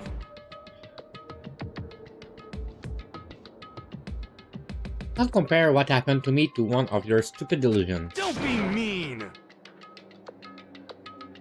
Don't be mean, I was just trying to make you feel better. What if I get all depressed forever now?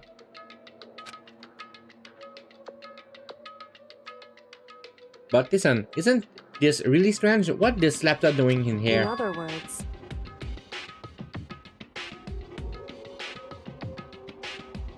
Maybe someone hid it in here? But... If that's the case, we found it pretty easy. wrong. Whoever put it here, I don't think they were trying to hide it from us. Hey, Haven't you noticed? There's a big difference between this room and all the others. There's no surveillance camera. Yes, it's me. Ah. There's no camera in here, which means this is the one spot where the mastermind is blind. So you're saying someone put the laptop here so the mastermind will know about it? It's true.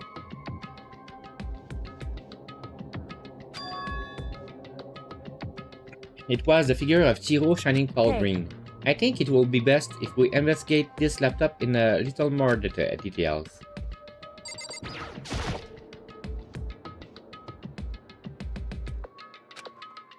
So then... We have to wake it up.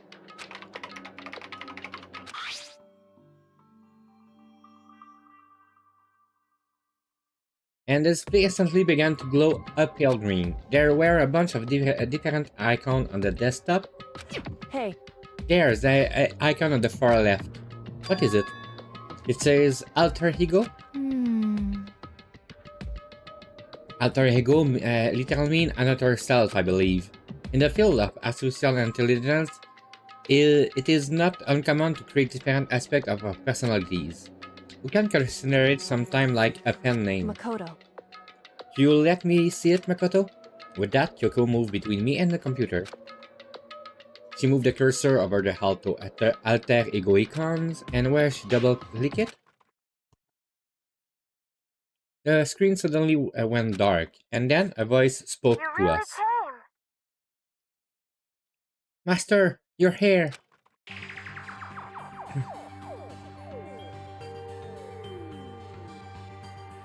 Hiro's face appeared, taking up the entire display. Oh no! It's a ghost, Buddha! And sweet baby Jesus, save me! Calm down. Calm down, it's not a ghost. What? Huh? And what is it? Anyway... I'm sure if we just talk to it, we'll find out. Kyoko began to type, hands blurring across the keyboard. What are you? And then... Hello, nice to meet you. Aren't you Hiro Fujisaki?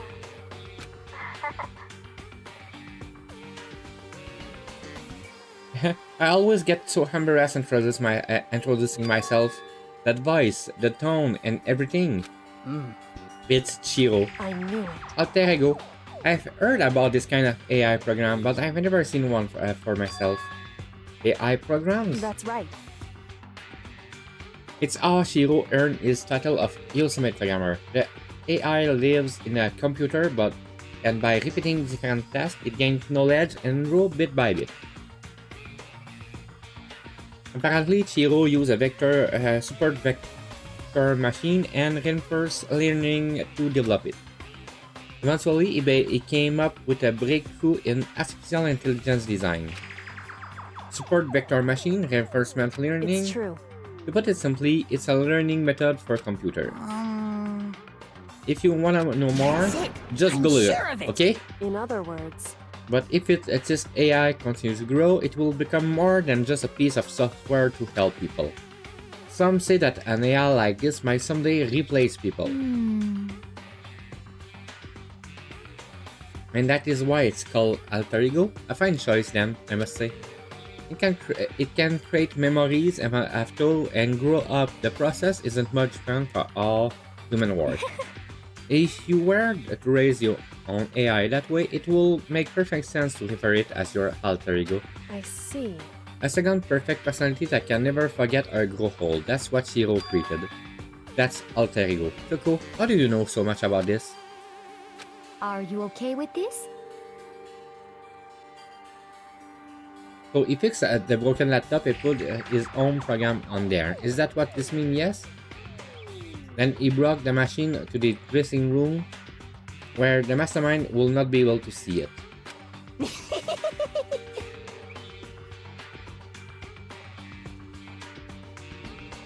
But you know all this about master and whatnot. Yes, yes. I believe I'm on fire. I thought you were only into duty. This is the most excellent 2D possible. but he's a guy. And also computer program. I feel as if... Oh, that aspect is no problem. I mean... That aspect? Anyway, Let's talk to him a little more. Coco type away meet Scully. How much do you know about what's going on? Master. Master only gave me a general idea, but I do know that things have become very grave. He found himself cut off in this without warning. Kiko immediately shut out another question. Why are you here? That's right. Are you asking what Master had planned for me? Well... He wanted me to analyze the massive number of files stored on this laptop. I believe the files are related to the school, but the protection on them is certainly strong. So it's taking me a little longer than I thought. But here's what Master must have been thinking.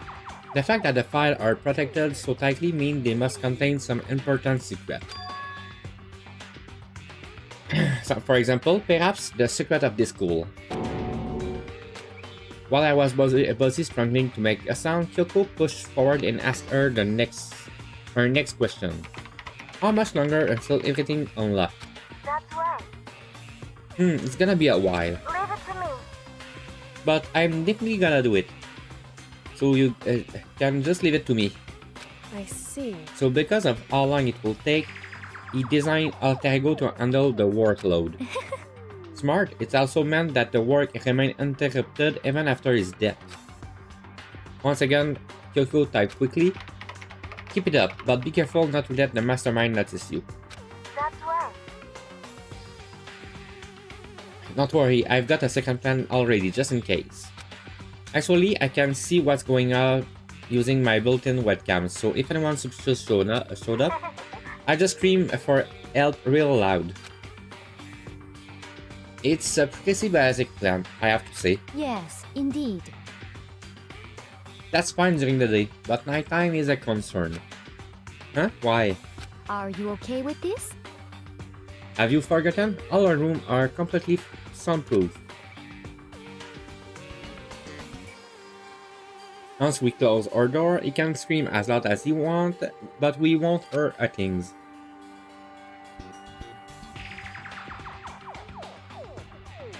Okay then, how about on this nighttime we each take turn guarding the dressing room? However, there's a good chance the mastermind will notice us going in and out of the dressing room like that. And what can we do? so then, Once nighttime comes, I leave the door to my room open. Then there's no way I can miss Alter Ego yelling. But if you leave your door open all night, then it's true. there's a chance I may become a victim myself. I know. However, But I'm not as weak as you may think. I won't go down without a fight, I assure you.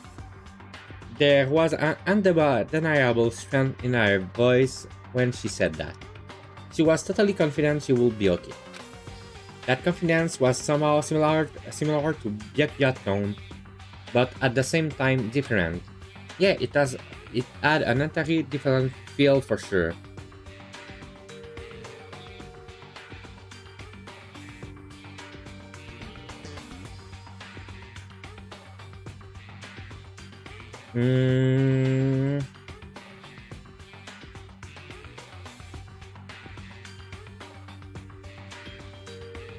Errol.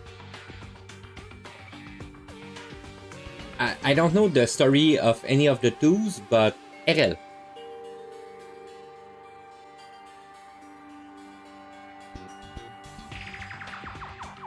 It had an entirely different feel for sure. Like someone who's been dropped into a battlefield versus someone who's been born on a battlefield. Okie dokie. I feel like that was the fundamental difference. I was pulled out of my stuff by the voice suddenly emanating from the laptop. So, Will you mind if I ask a few questions? I haven't seen Master for a while. When you got there, I thought it was him, but is Master... For a split second, Kyoko seems to not know what to do, but she recovered just as fast and quickly began typing. Her answer was clear, concise, direct. Jiro is dead, Mondo killed him. Okay then. I see. To be honest, I knew all along. I knew the chance that Master will survive this situation were very low. So I was prepared for this moment. It's like... Somehow I feel kinda sorry for her. I can't even imagine how it must feel to lose your other self. It's a simple computer program. It does not have feeling. What? Are you sure about that? Shall we go? Anyway, that's enough for today. If we linger here too long, the mastermind will start to suspect something. And then Kyoko type one last sentence. I'll come back later. Yes, please do. It's a promise, okay? Bye-bye. The AI seems totally different from when we first arrived. He seems upbeat. Was it just because he was following his programming, or could he have actually been worried about us? Could it be... What's wrong? What's wrong, hero? You know? Oh, nothing. I was just wondering if we might be able to get this laptop online. Then we could call for help from the outside. But it's just a dressing room. I don't think you can get online from here. Well, if we take it out here and find somewhere that does have online access... That's way too dangerous. The mastermind will find out in no time. Oh, yeah, true. Indeed. There's no time for taking needless risk. For now, I'll monitor the progress of the file analysis. I'm confident we'll uncover some kind of clue once it's finished. I feel like a detour more than anything else, but I suppose it can be helped. Of course. Well, for now, all we can do is wait for Alter Ego to finish his work. You know? So, shall we get going? It's true. Indeed. Goodbye. We'll be back, I promise. Come on with me, let's go. Okay. And we all left the dressing room. As soon as we are out in the air, let out a joyful shout. Isn't it awesome? I ended up doing something totally awesome, right? And as if you've been waiting for his clue, Monokuma. Da-da-da-dum! You know, I've gained enough experience to level up. What's the matter? So what was this awesome something? Monokuma! What the heck? You guys all seem in a remarkably good spirit. Did something happen? No, nothing in particular. Oh, keeping a secret? No fair. I demand an exclusive interview. Denied, super denied. What the heck? Yeah, just because you ask something doesn't mean we have to do it. Say what? Do it? You mean like do it? Do it? Huh? Wait, what? What do you mean do it? Yes. Ooh, gross. You said do it. Just the worst. What? You said it first. We were just talking about going to the bathhouse. We have not had a chance to relax in some time. Huh? But unfortunately, the bathhouse is not divided into men and women section. So we decided to do rock, paper, scissors to decide which group will go first. Ina won the match for us, and that's why we all so pleased. Huh? Yeah, that's right. Speaking of which... Okay, boys, why don't you head back on to the dining hall or something? We're gonna take a nice long bath. Hey, come on. Oh, jeez. What are you gonna do, right? We lost fair and square. Well, lady, shall we go? Celeste didn't hesitate coming up with the ruse, and her poker face didn't even flinch. So she and the other girls headed back into the dressing room. Damnation! Listen, damn it, we totally lost another day without getting to take my very first bath here. Yeah, but tomorrow for sure. You'll definitely get that bath tomorrow. Okay, so shall we head back to the dining hall now? All done. Something strange here, very strange. Strange? What do you mean? What's strange is this is the perfect chance for you to sneak a peek. Huh? You're absolutely right. I thought you were all about to do these. All of you need to shut up, sit down, and listen to what I have to say. An opportunity like this doesn't come along very often. It's the ideal setting for a man fantasy. I was forced to ask myself, should I sneak into the bathhouse like Monokuma said, or just go quietly back to that dining hall? Okay, let's go. With the man fantasy burning in my chest, I decided to head back to the bathhouse. Why? Why? Have fun in your man fantasies. Have a smashing good time.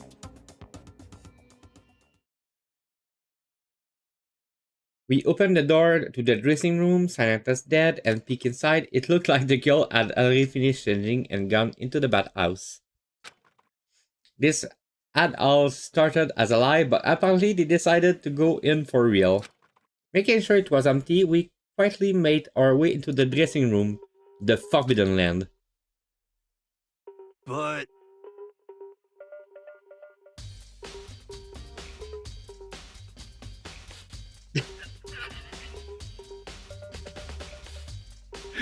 Yeah. So they really are thinking about, is this what Celeste meant about lying convincingly? Mr. Agakure, please refrain from pointless whispering. We're deep in enemy territory here. Just up ahead is the bathhouse, and there's a great dazzling fashion.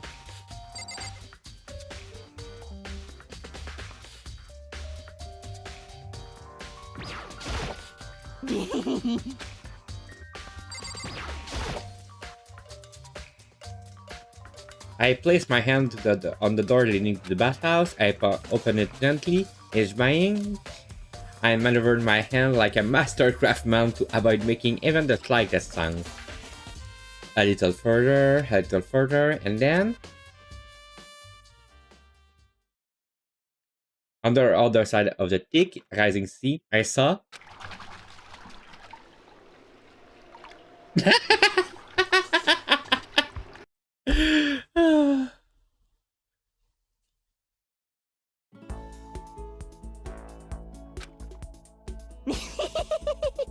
I'm not sure how to put it, but it always feels refreshed after a job well done.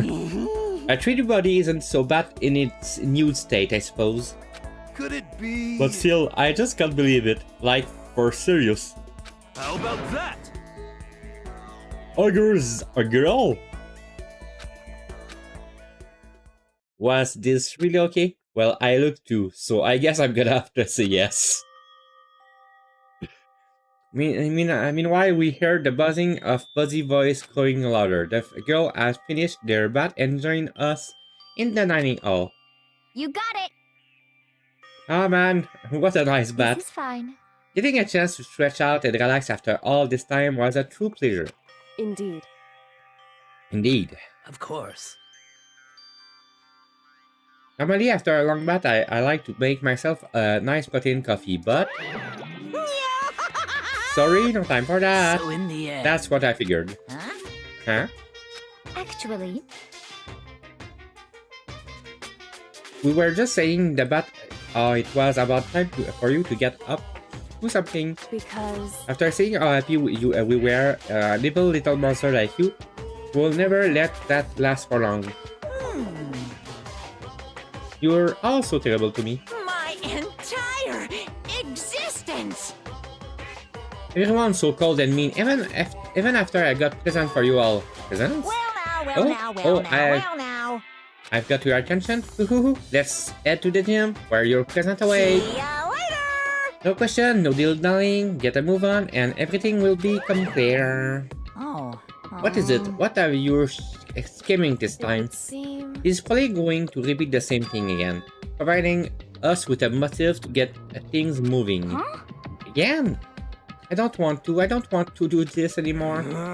Me either. Like, I'm totally traumatized. However... It's okay, we have alter ego. I'm sure he'll find something that helps. Correct. We have to just endure it, come what may.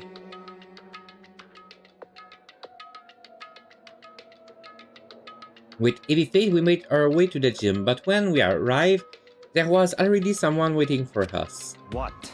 To be kept waiting by the like of you, rest assured, if we had access to firearm, you all be dead. Yakuya? Did you get here early? You forget to walk? Is that why you're late? It's simple. Right foot, left foot, right foot, left foot. The same as always, I see. Or on the hand? What the heck? Oh, she's back to her Debbie Downer self, huh?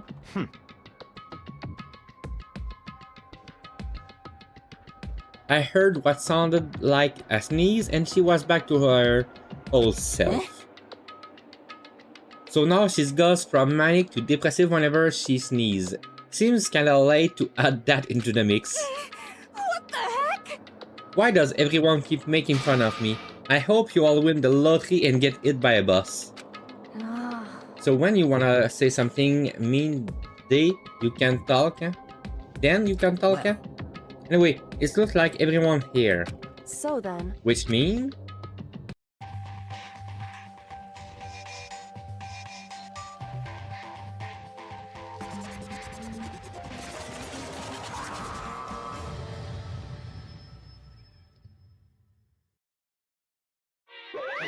You guys? Let's get started! What? What kind of mochi have you prepared for us this time? However... Whatever you subject us to, we will not break. Yeah, that's right. We're not gonna lose to you ever again. Come on! You don't have to get so defensive. Calm down. I decided to change things up a little bit this time.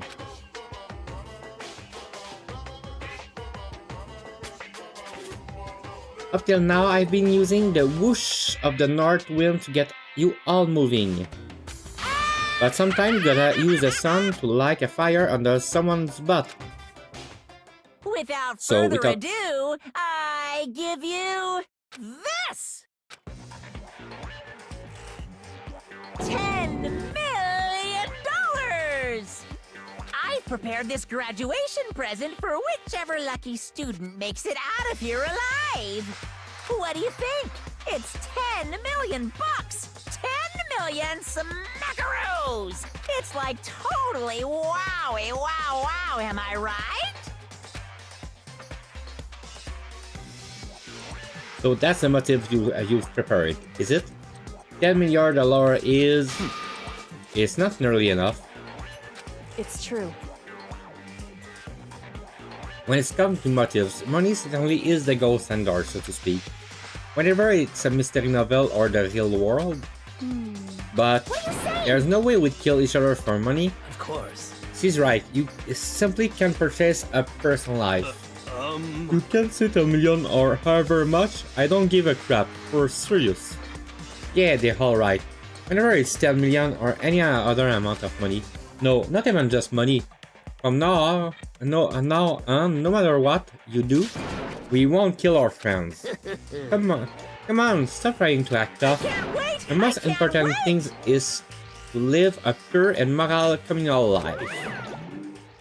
Monokuma disappeared, leaving his world on stage along with the massive sum of money. There's nothing to worry about, right? Nobody will kill a friend for money, right? Have you so quickly forgotten the lesson from last time?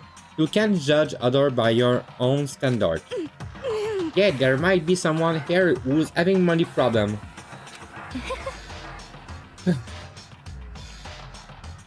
Personally, I've earned over $1 million from my gambling effort. My life is comfortable. Okay. I'm telling you! For me, what about you? I'm super polar content creator. I don't have any problem making enough to buy my comics and DVDs. Then, just stop pressing others about their personal finance is ugly. Ugly? Don't worry, either way. Whatever going to happen will happen without warning. That's the nature of this game. Ding dong, ding dong.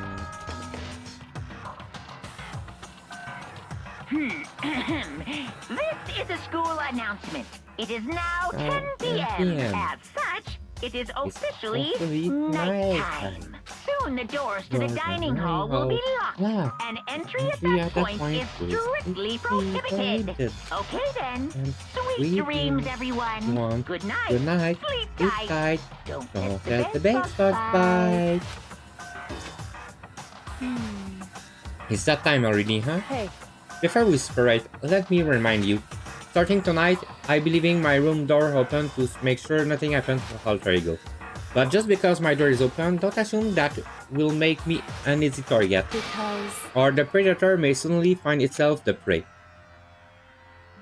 Her voice was calm and composed, but it was clear she meant what she said. You know? Okay, let's everyone just head back to our rooms. How about that? And don't think about that wall money things, got it? Good, then let's break. How was that? Pretty good, right, Taka? Right.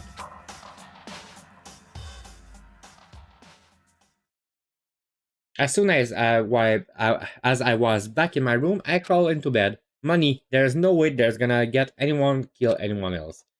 I told myself that, but deep in my heart, I was still troubled. After all, I thought the same things that last time about having our secret revealed. Even if the reason for it seemed completely nonsensical, a murder can still happen. That's the lesson we learned. But this time it's different, I'm sure of it. Because of the program Shiro left behind, Alter Ego. We finally have some small hope to grasp onto. As long as we have that, then I'm sure.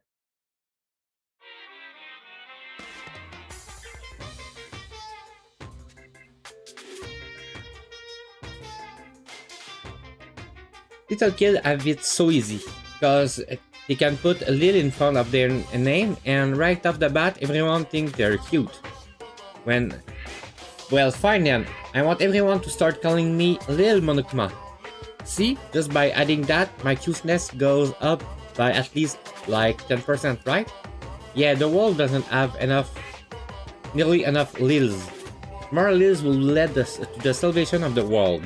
Just imagine Lil Astronis, Lil War Criminal, Lil Destruction of the Environment, Lil Hit and Run, Lil Dead Tax, Lil Great Depression. Even the darkest subject can suddenly become brighter!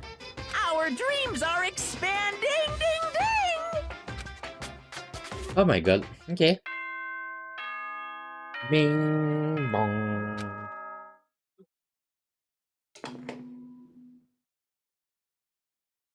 Good morning, everyone!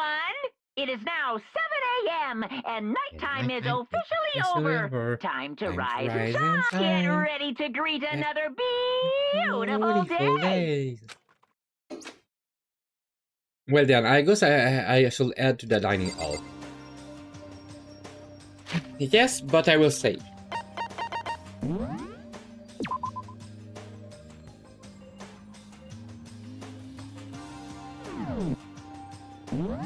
Yeah. So I finished stream here for today, and tomorrow I will stream back. I think probably at the same time, but I see and talk about it. So yeah.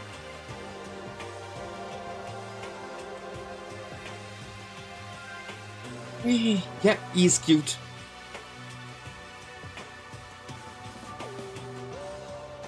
So that will be it, and I hope everybody had fun today, and I say good night and talk to you later. Bye bye everybody.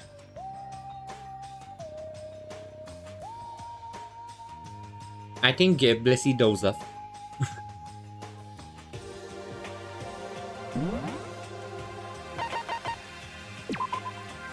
Yes. Danganronpa. Danganronpa.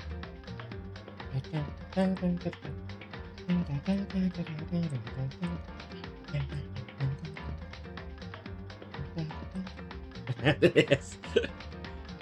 Anyway, good night and talk to you later. Bye bye.